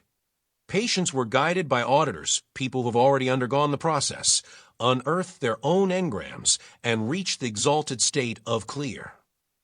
The American Medical Association, the U.S. Food and Drug Administration, and other authorities took a dim view of Dianetics, and Hubbard's career had many ups and downs throughout the 1950s. At one point, he publicly claimed that he had even visited Venus. Apparently, the friendly Venusians were 100% behind Dianetics. But even with their support, Mr. Hubbard suffered many setbacks, and his movement went into limbo for a few years, reappearing in the late 1950s as the Church of Scientology. Inside newsletters and publications distributed to the operators of the Scientology offices, or org, short for organization, are written in Hubbard's own unique jargon with emphasis on the magic. Word sell. In 1962, the Food and Drug Administration raided the founding Church of Scientology in Washington, D.C. and sees literature, and a number of e-meters. E-meters are a simple electrical device similar to a lie detector and are used by auditors in counseling sessions. On August 30th, 1971, Federal District Court Judge Gerhard A. Gessel in Washington ruled in favor of Scientology and ordered the return of the confiscated materials because the FDA failed to prove that the e-meters were being sold as healing devices. In the 1960s, Hubbard's movement spread throughout the world despite the opposition of medical societies and legal authorities from Great Britain to Greece. Hubbard now spends most of his time cruising outside the 12-mile limit aboard his magnificently appointed yacht. The Church of Scientology is now a franchise operation, with Hubbard receiving a small percentage of the take. He has come a long way since those days when he and Parsons were drawing circles on the floor and praying to unseen demons. The games of the ultra-terrestrials never end. The latest entry is an outfit called Coast Guard Interplanetary, Inc. of Orlando, Florida, who have had difficulties with law enforcement agencies in several states. According to the Better Business Bureau, Coast Guard has been pushing Dare to be Great, a motivational course consisting of a series of for-tapes which will tell you how to get rich. The for-tapes cost only $7,700, but the investment can be quickly recouped by selling the course to others. The whole scheme is based upon a pyramid plan with each student peddling the course to new seekers of truth. Unfortunately, the population of a state cannot support an indefinite selling plan that depends upon recruiting other sellers and students. And the Better Business Bureau has labeled the whole enterprise doubtful and unrealistic. The tapes deal largely with the same philosophy and cosmology found in all the occult lore. Chapter 11.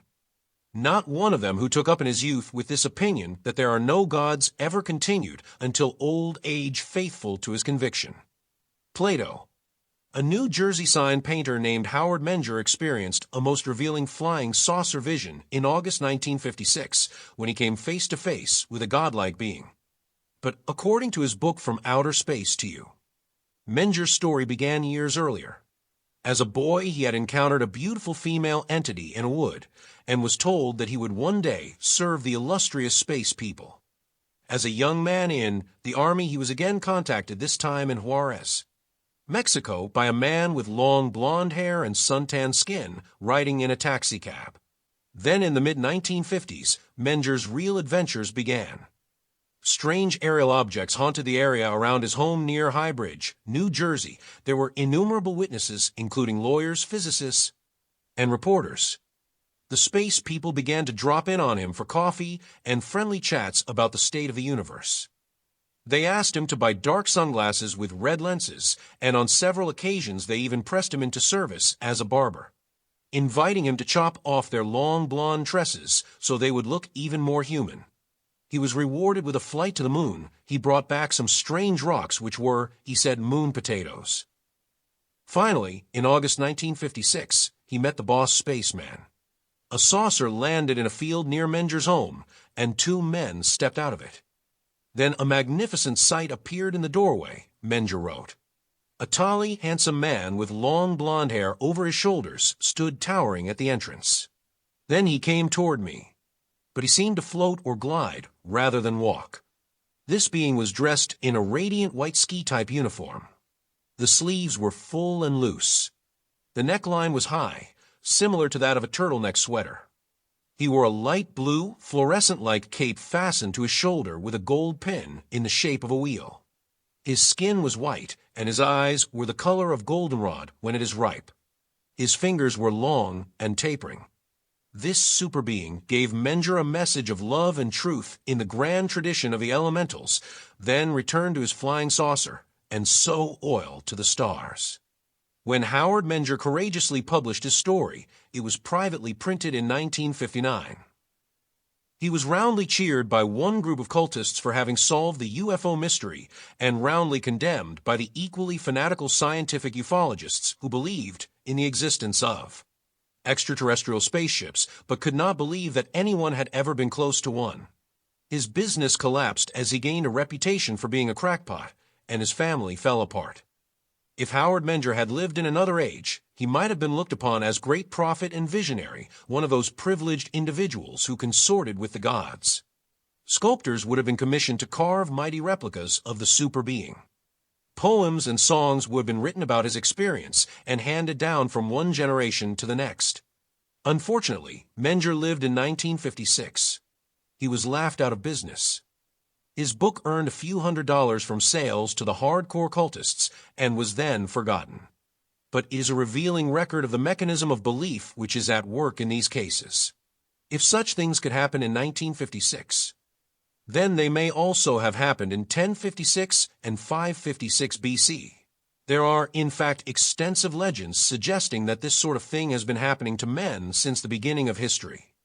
The long-haired, long-fingered ultra-terrestrials have been walking among us forever. Before we can understand this tangled maze, we must attempt to understand something of the origins and complexities of human history. We must try to ascertain how it all began, how the ultra-terrestrials have influenced our course, and where it is all leading us. Our scientists can only guess at how the universe itself came into being. The two most popular theories are the Big Bang concept, already discussed, and the steady-state theory that matter is constantly replenishing itself, and that the cosmos really has no beginning or end. The beginning of the solar system and the birth of the planets are a little easier to deal with.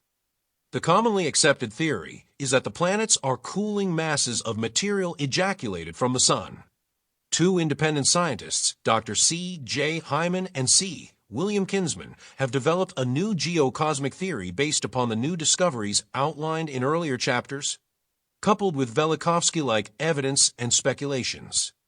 They suggest that Earth once pursued the orbit now occupied by Venus, and that Mars was in the present Earth orbit.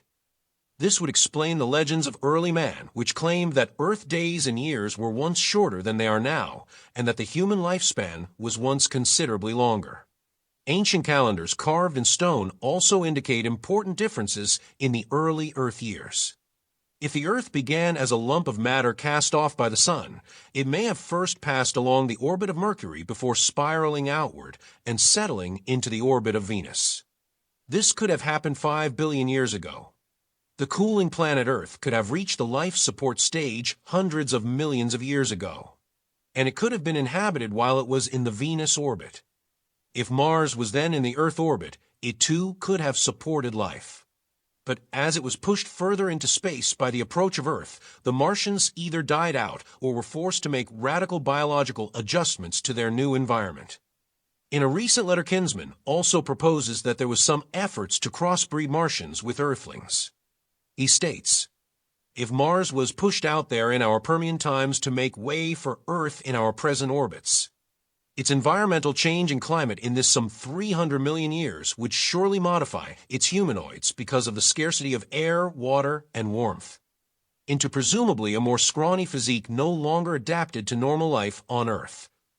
Presumably for millions of years they have been trying to hybridize their fauna and flora with ours and to develop some sort of humanoid to whom they could bequeath the advances which their dying civilization had long since acquired. Success in this seems to have finally come with the sudden hybrid appearance of Cro-Magnon man some 50,000 years ago. They may have visited us frequently and openly for such time as they could stand it until a few millennia ago when men were still few and fearful. If the Earth did begin in another orbit and did undergo the changes postulated by these scientists, it may have been even more unstable than it is now, and cataclysmic occurrences would have been logical. Velikovsky pointed out that human folklore has recorded many such cataclysms, including a period when the entire Earth was bathed in total darkness for 3 or more days. The Earth may have followed an elliptical orbit which carried it so far away from the sun that it was plunged into darkness. Then it looped back and fell into the present orbit. Elementals have constantly told occultists and UFO contactees that mankind began on Venus and that orbital changes have taken place in the past and will recur in the future. On April 24, 1964, a farmer named Gary Wilcox allegedly had a 2-hour conversation with a pair of faceless little men from a flying saucer in a field near Newark Valley, New York. Among other things, he said they told him that the Earth would soon be where Mars is now. Many flying saucer books have followed the premise that the Earth was originally seeded by beings from outer space. Man has always assumed that the frequently observed parahumans had to originate from beyond our planet or even from beyond our solar system or space-time continuum. Science writer Otto Binder's flying saucers are watching versus dealt at length with the theories of an engineer named Max H. Flint. Flint proposed that man is a hybrid from the union of ancient spacemen and some earthly species of man-ape who existed, according to recent anthropological finds, as long as 2 million years ago. More orthodox scientists have struggled for the past 100 years to find a provable system of evolution to account for man's appearance. The commonly accepted view is that man was a mere animal for thousands of years, and he somehow suddenly developed intelligence and consciousness and quickly evolved from a low hairy animal to his present exalted status of low hairless animal. The mythical missing link of the Sunday supplements is supposed to be the animal that bridged the two orders of life. Is the movie 2001 Arthur C. Clarke solved the problem by having a sudden outside influence, the slab-like monolith, appear in the midst of a group of apes.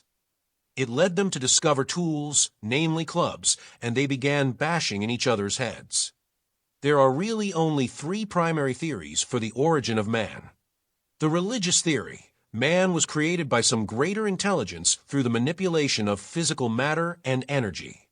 The cultist theory: man migrated to Earth from some other planet, or he was seeded here by some other race.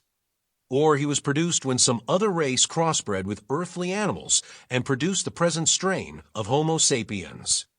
The theory of evolution, a series of random chemical and bio. 1 see Dr. Berthold Schwartz's psychiatric study of Mr. Wilkett in UFO percipients. Logical accidents took place over a period of millions of years, and man slowly evolved from lower life forms. Billions of people have believed and still believe in supernatural creation.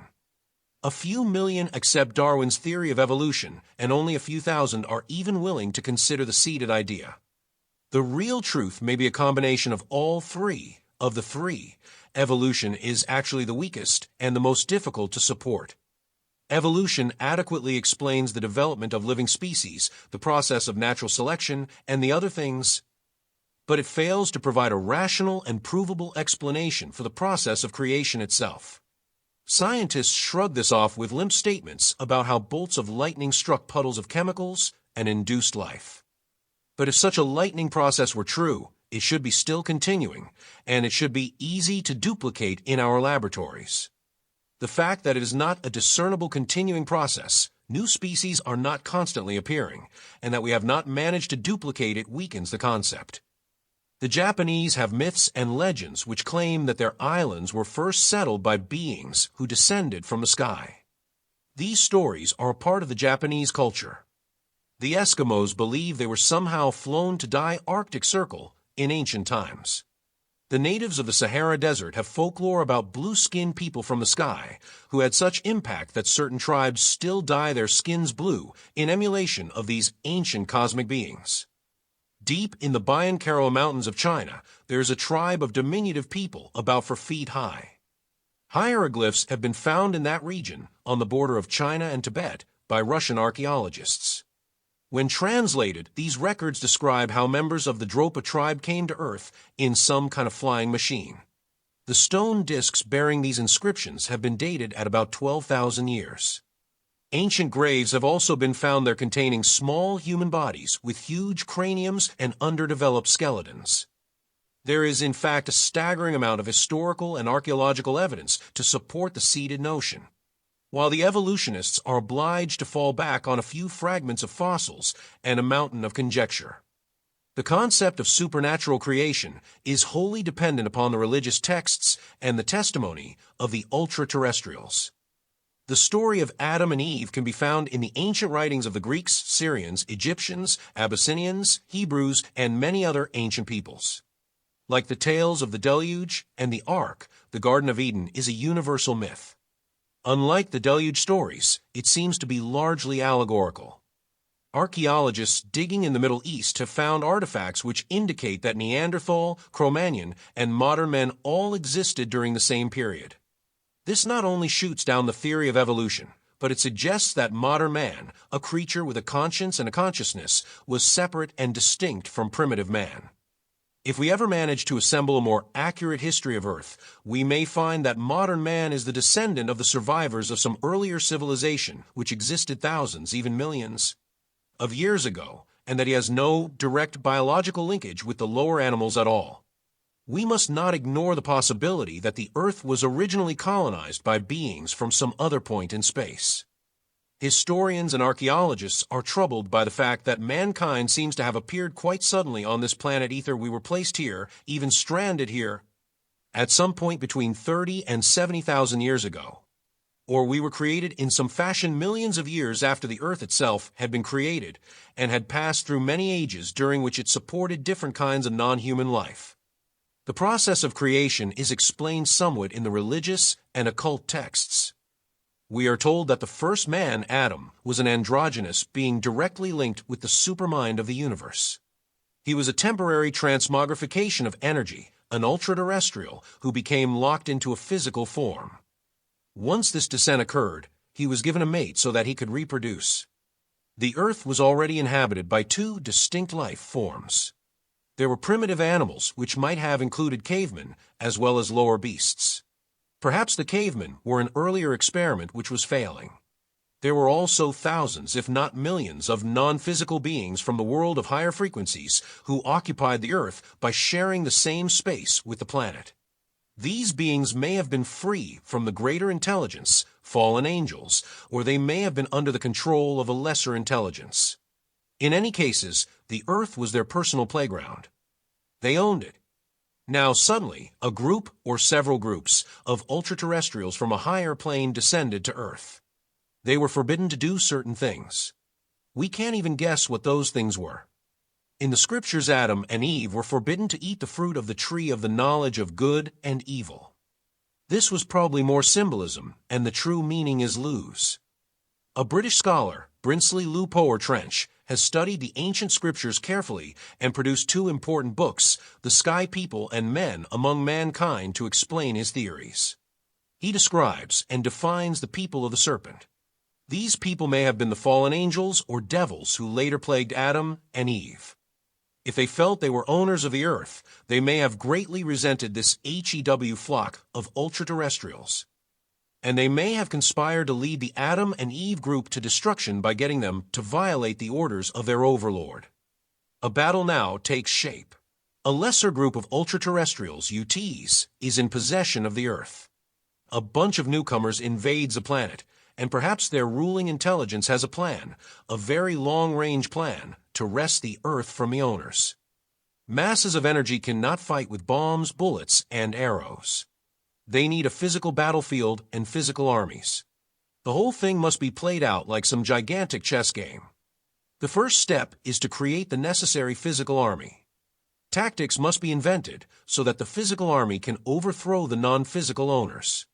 The game becomes incredibly complex. If several different superintelligences were involved, then one group of ultra-terrestrials would descend or be materialized in Japan and China, bearing the specific racial characteristics imposed upon them by their overlord. Another overlord would plant his soldiers in Africa, another would create Indians in North and South America, and so on.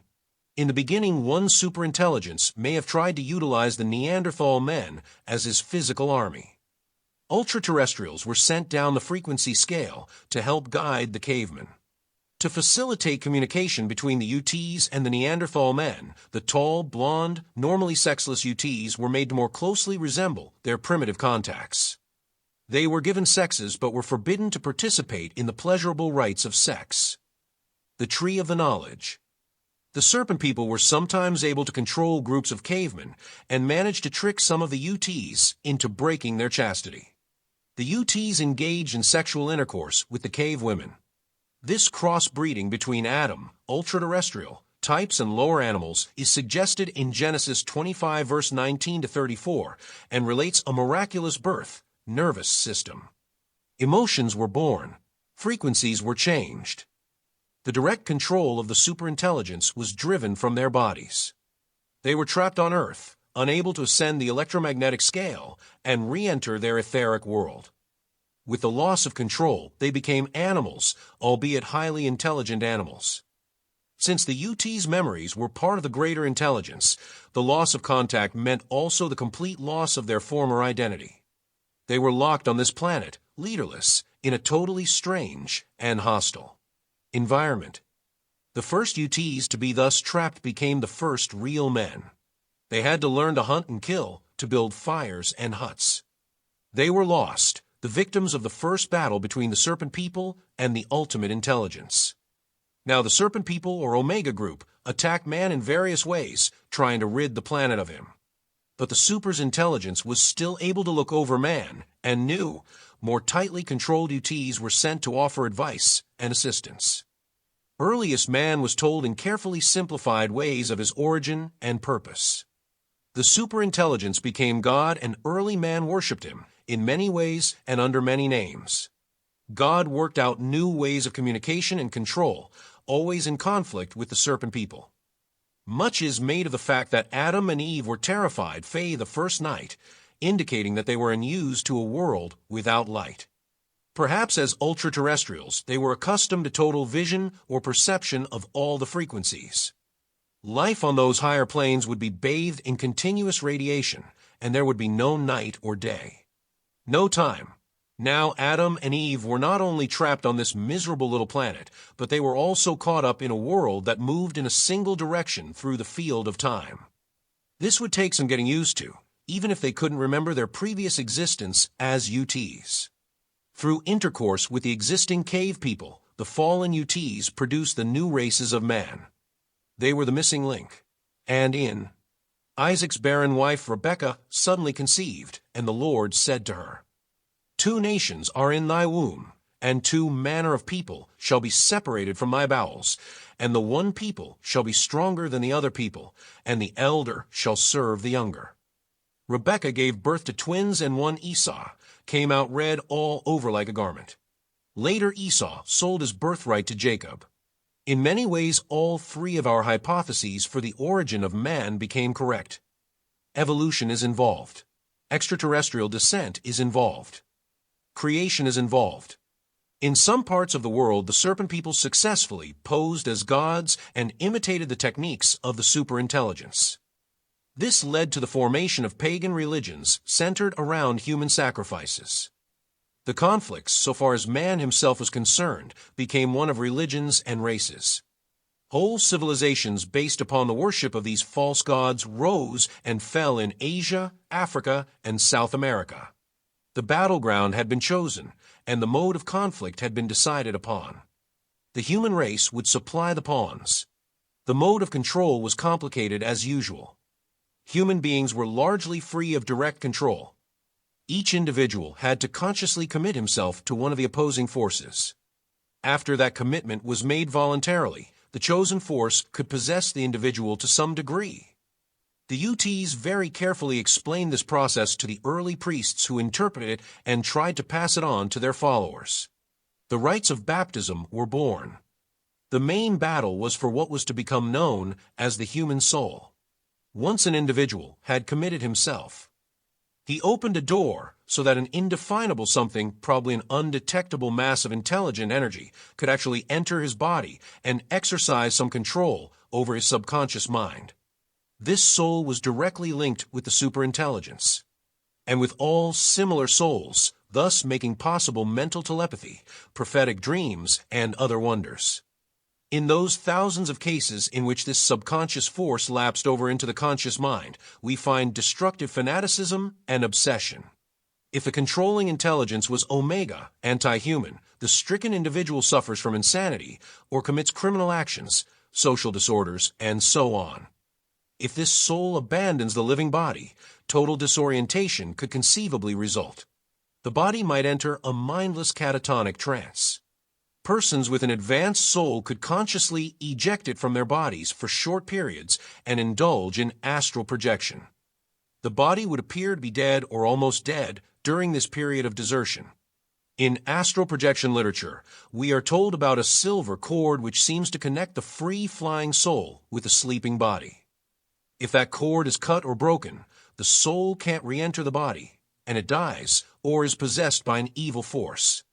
Astral projectionists claim that sometimes when they return to their body, they find a dark elemental engulfing it, trying to possess it during their absence. And they have to fight the evil thing off.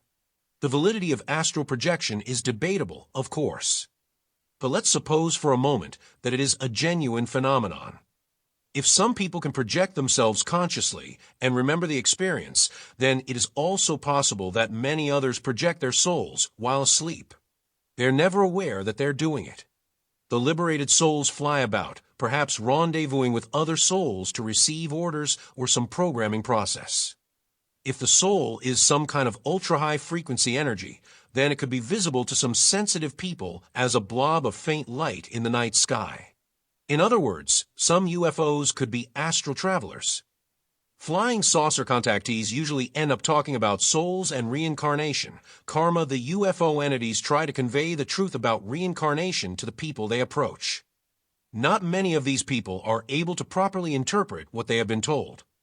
Several major religions, particularly in the Orient, are based upon the principles of reincarnation. In Tibet, when a Dalai Lama dies, the priests go out and scour the mountains searching for a small child who possesses specific birthmarks and other things which identify him as the reincarnated High Lama.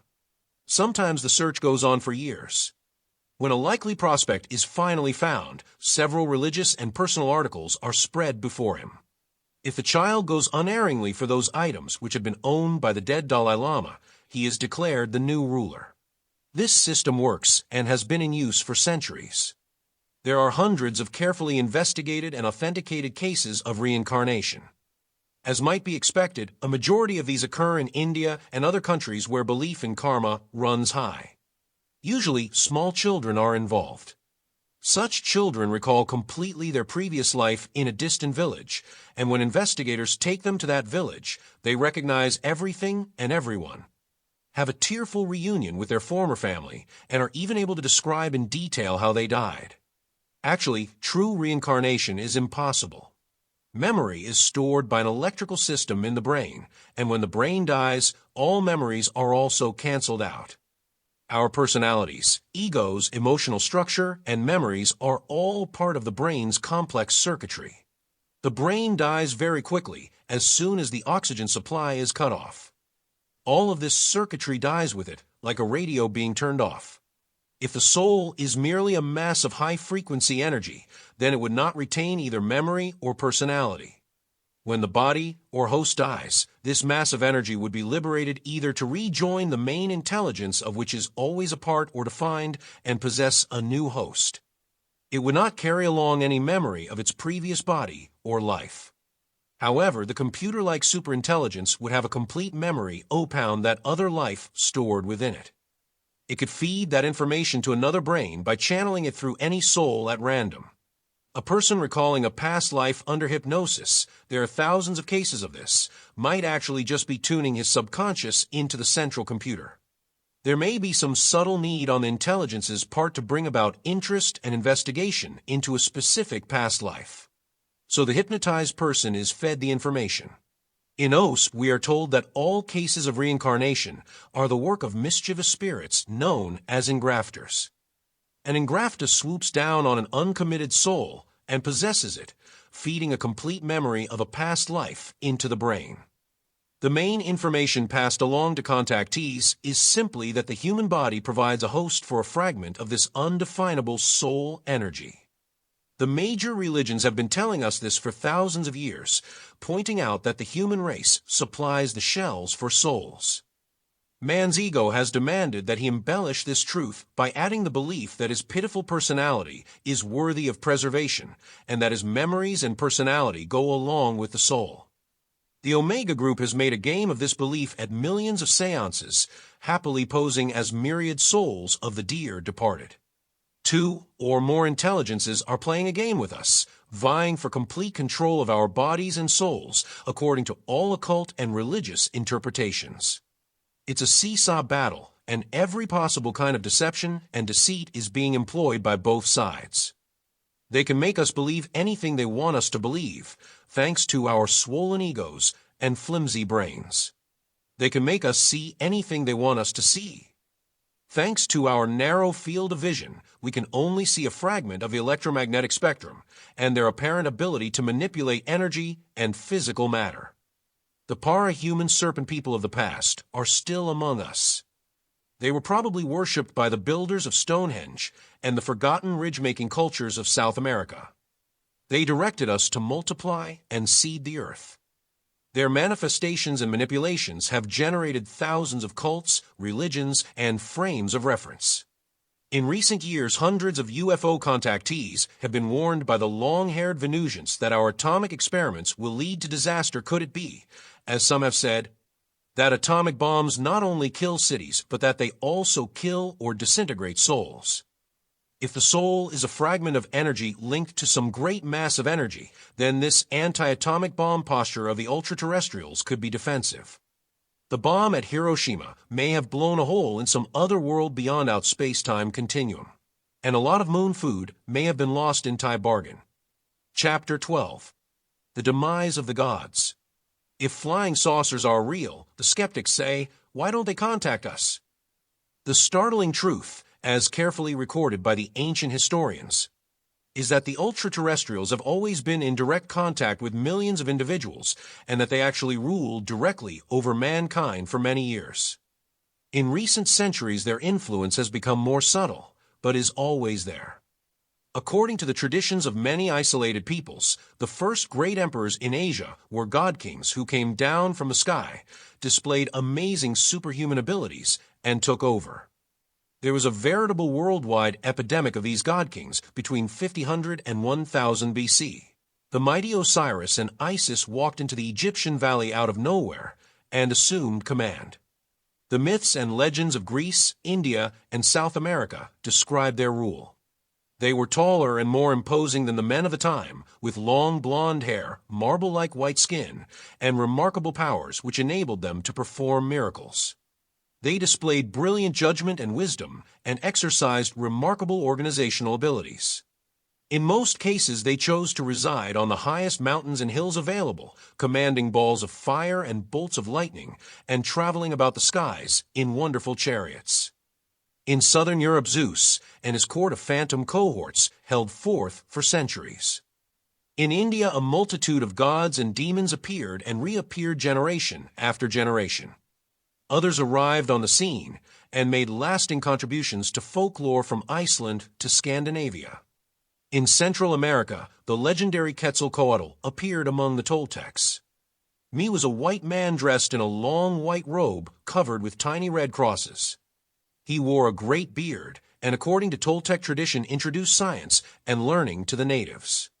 After many years of benign rule, he simply vanished, promising to return again one day. When Cortés, the Spanish conquistador, landed in Mexico 1,000 years later, the Indians greeted him with delight, believing that he was Quetzalcoatl. He took advantage of their superstition and sacked the Aztec Empire. Deep in the wasteland of Western Australia, the Aborigines still cling to the ancient myths of the One-Agina and regard as sacred the petroglyphs carved into rocks depicting tall, robed figures. The Fangina are supposedly a para-human group who resided in Australia thousands of years ago. Berosus, an ancient Babylonian priest, recorded the fascinating legend of Can, a remarkable creature who came up out of the waters of the Persian Gulf to educate early man. This legend more nearly fulfills some of our criteria for a genuine contact myth, Dr. Carl Sagan states in his Intelligent Life in the Universe. Berosus presumably had access to cuneiform and pictographic records dating back several thousand years before his time. His work was translated into Greek and Latin and found its way into English in 1876. He quoted from Apollodorus, describing Oannes as a fish-like animal capable of speaking to men. The account explains, "This being in the daytime used to converse with men, but took no food at that season, and he gave them an insight into letters and sciences and every kind of art. He taught them to construct houses, to found temples, to compile laws, and explain to them the principles of geometrical knowledge. He made them distinguish the seeds of the earth, and showed them how to collect fruits. When the sun set, it was the custom of this being to plunge again into the sea and abide all night in the deep, for he was amphibious." Moses, of course, had another kind of encounter when he climbed to the summit of Mount Sinai and received orders and laws from the entity who settled there in a glowing cloud. A central legend of the Hopi Indians concerns the Kachina clan, a group of beings who were not people but spirits sent to give help and guidance, taking the forms of ordinary people, according to Indian historian Frank Waters. The Hopi believe they came originally from a red city in the south, and that their tribe was guided into what is now the southwestern United States by the Kachina clan. These spirit beings taught the Hopi's occult wisdom very similar to the occult beliefs of the Europeans and Africans. Finally they departed, saying, "The time for us to go to our far-off planets and stars has not come yet, but it is time for us to leave you. We will go by our powers to a certain high mountain, which you will know, where we will await your messages of need. We are spirit people, and we will not be seen again by you or your people. But you must remember us by wearing our masks and our costumes at the proper ceremonial times. Those who do so must be only those persons who have acquired the knowledge and the wisdom we have taught you." The indigenous natives of the Americas, Africa, and the Pacific all adopted ceremonial dress patterned after the garb of the ultra-terrestrials. Just as the robes and trappings of the early churches opound the white man were patterned after the dress of the angels and gods who allegedly visited them. Traditionally, only the witch doctors and students of the arcane wisdom of the elementals were permitted to wear these garments and masks. The carefully laid out procedures for the ceremonies and rites of these early peoples were all dictated by these para-human spirits. For thousands of years, they quite literally had the entire human race dancing to their tunes. The impact of these beings upon the human race is indisputable. All human art began as part of our urge to pay tribute to them. The arts of painting and sculpture, the arts of drama and dance, and of course, the art of storytelling, were all products of that urge. It has been impossible to adequately summarize even a fragment of this land of material here. Perhaps someday some scholar will systematically assemble all of these records and establish some order out of the chaos. The evidence is not as flimsy as this kind of summary might make it seem. Statues of strange, Oriental-looking figures bearing a striking similarity to the appearance of our contemporary men in black have been found in the ruins of the Olmec civilization in Mexico. We really don't know very much about the Olmecs. The first traces of their lost culture were uncovered in 1939 when archaeologist Matthew Sterling found 5 gigantic basalt heads on the island of La Venta. These heads weigh from 20 to 30 tons each and are up to 9 feet high. Each is wearing what looks like a football helmet. Since then, cities and irrigation systems dating back to at least 1200 BC have been discovered. An Olmec calendar carved into the stomach of an 8-inch jade statue begins with the year 3113 BC. It is a masterpiece of mathematical and astronomical knowledge, and it was the Olmecs, not the Maya, who developed it, Gene Reinhardt noted in Science Digest in September 1967. Archaeologists have come up with an interesting theory for the sexless Orientalic statues. They suggest that the Olmecs worshipped deformed children and that the statues represent Mongolian idiots. But would a people capable of creating a masterpiece of a calendar worship abnormal babies?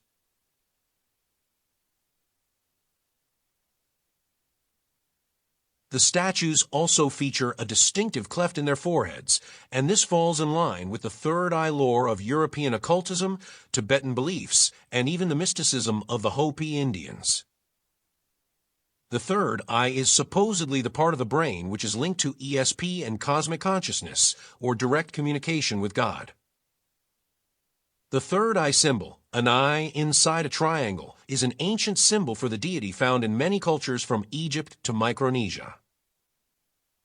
It appears on the Great Seal of the United States atop the pyramid, found on every dollar bill.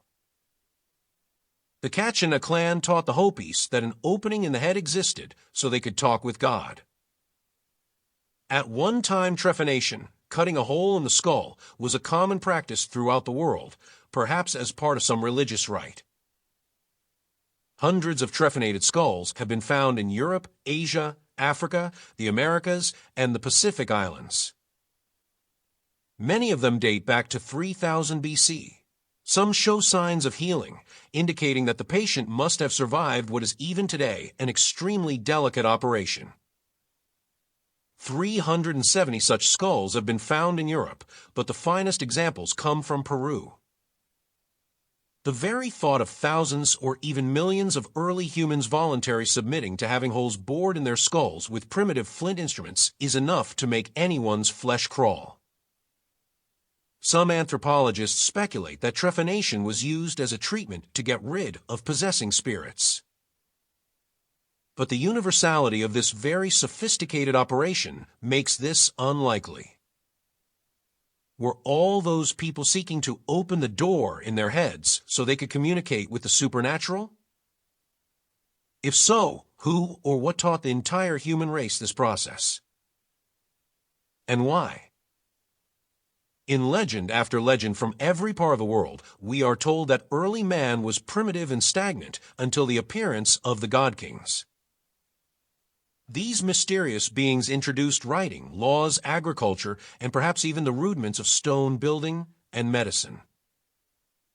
The early peoples were so impressed and so grateful that they dedicated much of their time and effort to preserving images of the God Kings in great statues, temples, and monuments. In fact, many cultures left nothing behind except religious artifacts and carvings lovingly detailing their encounters with the gods. Identical beliefs appeared simultaneously in all parts of the world. Identical forms of writing suddenly came into practice among cultures completely isolated from each other.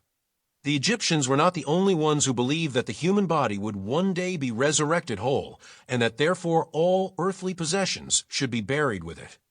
Ancient tombs in China, Siberia, and South America were also filled with relics for a future life.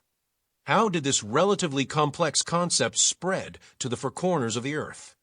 Even the earliest of men were not so stupid that they could sustain a belief century after century without some kind of evidence to support it. Nor would they be so stupid as to expend their energies, materials, and talents building great monuments to those beliefs without such evidence. Yet the reasonably sophisticated peoples of India and Greece believe wholeheartedly in their gods for thousands of years. Their records demonstrated that these gods appeared frequently before mortal men, taught them, tricked them, offered them hope and faith, and cultivated their religions and beliefs. Temples were erected on the spots where the gods had stood from Stonehenge to Delphi.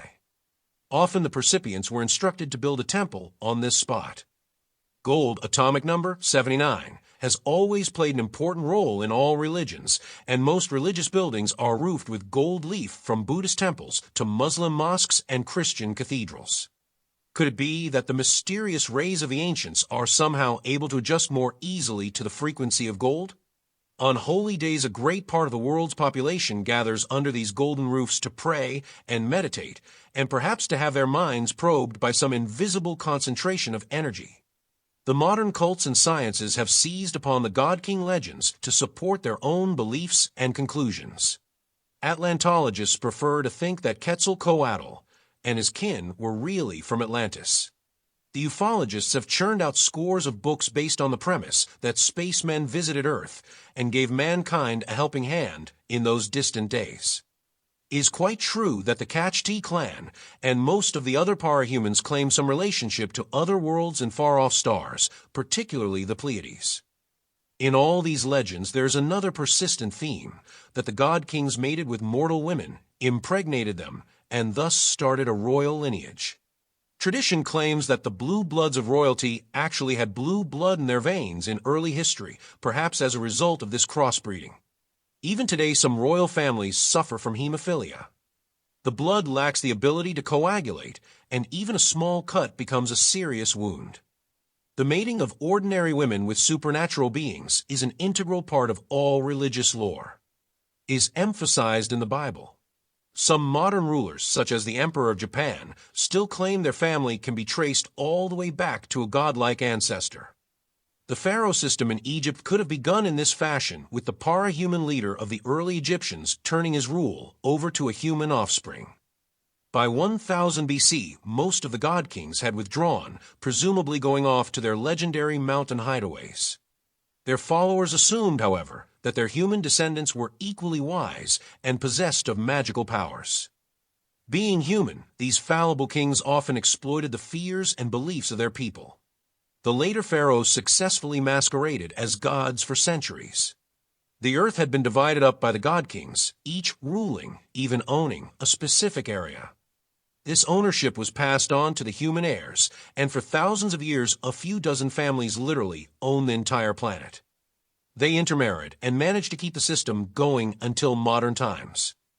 Although the king system degenerated slowly, it did not really collapse until 1848. The god kings did not put all their eggs in one basket. They established parallel systems of communication and control by establishing priesthoods and strange secret cults and societies whose main purpose was to perpetuate their esoteric teachings.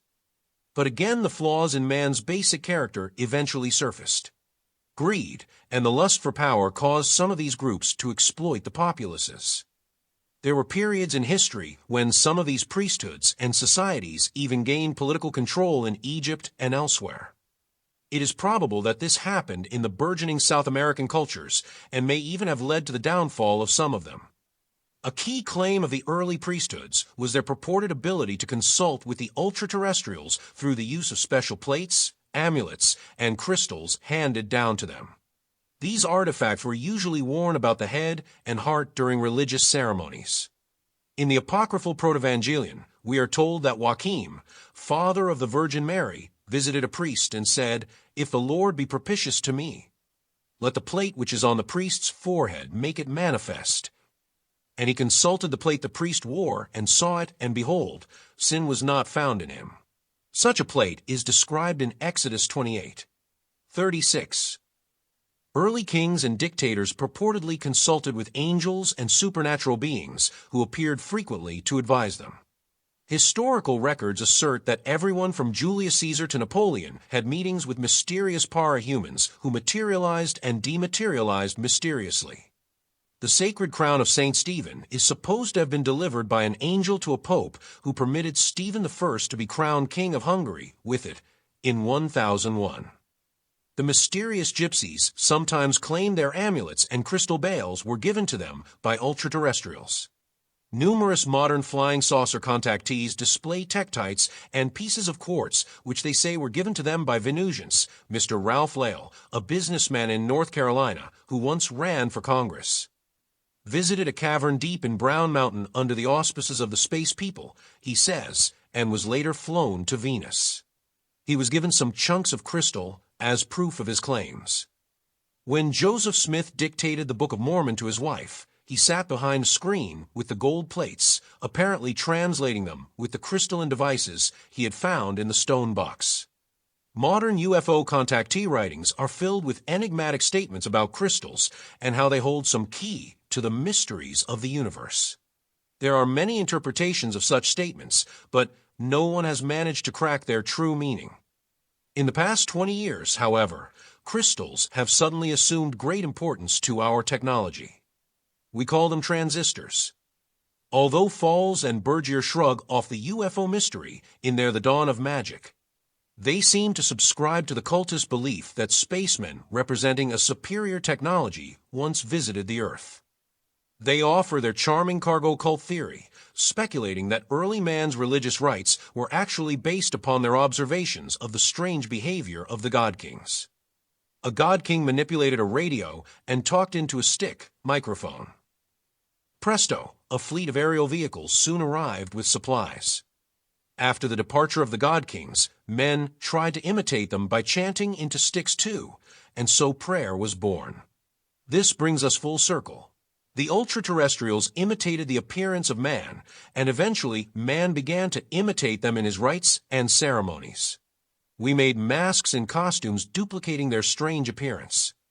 We hauled enormous rocks hundreds of miles and carved replicas of their features for our temples and cities. Whole civilizations of stone builders apparently committed themselves entirely to the service of the God Kings and willingly sacrificed thousands of their own people in bloody ceremonies on the sacred hilltops in tribute to these beings. For many centuries, human sacrifices played an important role in the religion of all the people of the earth. In the Bible, animal sacrifices are described. Even Abraham led his son to a mountain and prepared to kill him in sacrifice to the Elohim, the original biblical word, which is plural and means gods. It has been given singular translation in the Modem Bible. The early priesthoods wielded considerable power. Oracles and mediums resided in the great temples, issuing accurate prophecies and many inaccurate ones. It was a time of miracles and magic. The priests were the only educated men, and as usual some were unscrupulous enough to turn a neat profit from the beliefs of the people. But gradually the old tried-and-true methods for communicating with the ultra-terrestrials began to fail. According to legend, there was great rivalry among the gods. False messengers betrayed the believers and caused all kinds of mischief. And around 500 BC, a new force began to make its presence felt among men. In India, a wealthy young man named Siddhartha Gautama fell asleep under a tree, so the story goes, and when he awoke, he was filled with a great new philosophy, a new view of man's relationship to the cosmos. He renounced all his worldly goods and set forth to preach under the name of Buddha. Around that same time, a Persian named Zoroaster underwent a similar experience and founded a great religion. While in far-off China, the great philosopher Lao Tse created Taoism and reshaped the thinking of the Orient along with another contemporary, Confucius. In the Middle East, several of the biblical prophets, including Zechariah and Daniel, were conversing with supernatural entities and undergoing illuminating experiences. None of these men knew that the others even existed. Many centuries would pass before their independent ideas and teachings would spread and overlap. Yet in time these men, all contemporaries between 600 and 500 BC, changed the philosophical and theological structure of the civilized world. Because of them, that century stands as a landmark in the history of our planet. So the old priesthoods deteriorated, some were slaughtered outright, and new beliefs were born. These beliefs centered around the awareness that there was some force beyond the ultra-terrestrials, that mankind was only part of a larger pattern, and that individuals were merely an extension of some distant, unknown intelligence. The stage was being set for a new conflict, a battle royal between the old gods and this cosmic consciousness. Muhammad appeared 1,000 years later to lead the Arab people away from the old gods, rallying his people with the chant, "There is but one God, and that God is Allah." Instead of simply disappearing under the wave of monotheism, the old priesthoods went underground, becoming secret societies devoted to preserving the teachings of the elementals and the secrets of communication. There was already a tangled maze of such societies, such as the Druids mentioned earlier, so the ultra-terrestrials had plenty of followers even into the newly enlightened age. The Romans were still worshipping their gods on Mount Olympus, and the Hebrews were firm in their belief of Jehovah. Then one day 3 expensively robed gentlemen with oriental features strode into the court of King Herod and informed him that a most remarkable child was about to be born somewhere in Judea. Meanwhile, the angel Gabriel visited Mary and told her she was to bear this child. The 3 Orientals made their way to Bethlehem, accompanied by a brilliant glowing object in the sky. Joseph left Mary in a cave, according to the Protevangelion, while he went to seek a midwife to help with the birth. Then time stood still. Chapter 8 of the Protevangelion relates, "But as I was going," said Joseph, "I looked up into the air, and I saw the clouds astonished, and the fowls of the air stopping in the midst of the flight. And I looked towards the earth, and saw a table spread, and working people sitting around it, but their hands were upon the table, and they did not move to eat. They who had meat in their mouths did not eat, and they who lifted them up to their mouths did not put anything in, but all their faces were fixed upwards. And I beheld sheep dispersed, and yet the sheep stood still. And the shepherd lifted up his hand to smite them, and his hand continued up. And I looked unto a river, and saw the kids with their mouths close to the water, and touching it, but they did not drink." Unbelievable though it may be, this paralysis of time is common in UFO and psychic lore. It is almost as if the world is frozen like a frame of a movie film projected on a screen. Time continues to flow only for the percipient. When Joseph returned to the cave with a midwife, they found it filled with blinding light. The Christ child was born. The birth, and death of Christ had been prophesied centuries earlier. Brethren of the Qumran priesthood even established a regular night watch, scanning the skies of Judea in expectation of some sign of the heavens.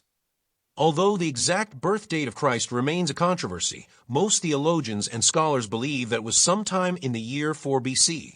That year. According to the astrological records of the Qumran priests, a comet produced a heavenly spectacle, and there was a fiery conjunction of several planets in the zodiacal sign of Pisces. Pragmatists naturally assumed that the Star of Bethlehem was that comet, and to followers of Velikovsky, it might have been the comet Venus. Jesus' appointed role seems to have been to try to lure the Hebrews away from Jehovah to worship the supermind of the cosmos, the God of the Oriental illumined ones. In this he failed. The Jew dollar had considerable experience with miracles and false angels, and they viewed Christ with great suspicion. The Romans who occupied Judea were still worshiping their assortment of long-haired deities, so they also frowned upon the activities of this strangely persuasive man. However, the sequence of events surrounding the death of Christ provided proof enough to sway many into Christian beliefs and lay the foundation for the great Christian religions. An eclipse of the sun threw the land into darkness as Christ hung suspended on the cross. A violent earthquake, which claimed many lives, followed. Pontius Pilate, the Roman governor of Judea, later collected the witnesses of these events and had them dictate to scribes what they had seen. This record was sent on to Rome. Pilate eventually committed suicide. The body of Christ was placed in a cave, according to the historical records, and a huge stone was rolled in place to seal the entrance. Roman guards were stationed there to keep watch, they testified later. There was a great voice in the heavens, and they saw the heavens open, and 2 men descend from thence with great light, and approach the tomb. And that stone which was put at the door rolled of itself, and made way in part, and the tomb was opened, and both young men entered in. When therefore those soldiers saw it, they awakened the centurion and the elders, for they too were hard by keeping guard. And as they had seen, again they see 3 men come forth from the tomb, and 2 of them were supporting one, and a cross following them. In other texts, these 2 young men were described as wearing brilliantly white costumes, and the soldiers were reportedly paralyzed, like dead men, unable to move a muscle while the body of Christ was being removed. Later, the heavens again were seen to open, and a certain man to descend and enter the sepulchre. This certain man remained behind, for when the soldiers and followers of Christ approached the tomb, this being told them not to be frightened, and advised them that Christ had been taken or had risen. Here we have an extraordinary sequence of events and coincidences. Natural catastrophe struck the exact area where Christ died. A group of witnesses heard a sound in the sky, saw a brilliant light, and were rendered immobile as 2 beings descended, entered the tomb, and removed the body. One entity remained behind to make sure that everyone knew what had happened. Later, the ghost of Christ appeared before his disciples to further explain the concept of resurrection, a concept which, as has already been pointed out, can be traced back to the early Egyptian civilization. Christ's ministry was brief, spanning only a few years. He traveled only a few hundred miles and spoke to only a few thousand people. Nevertheless, his impact upon human history is undeniable and immeasurable. Buddha and Lao Tse changed the whole texture of life in the Orient, and then 500 years later Christ wrought a similar change in the West. A series of minor miracles, visitations, and supernatural manifestations reinforced the beliefs of the early Christians, and they willingly died in Roman circuses for those beliefs. Then gradually the pure Christian concepts were absorbed into the established God-King system. Opportunists and exploiters moved in as the Roman Empire collapsed about AD 476, and the Dark Ages began. The biblical records were suppressed, censored, and distorted, and a succession of religious wars swept the West, claiming the lives of millions.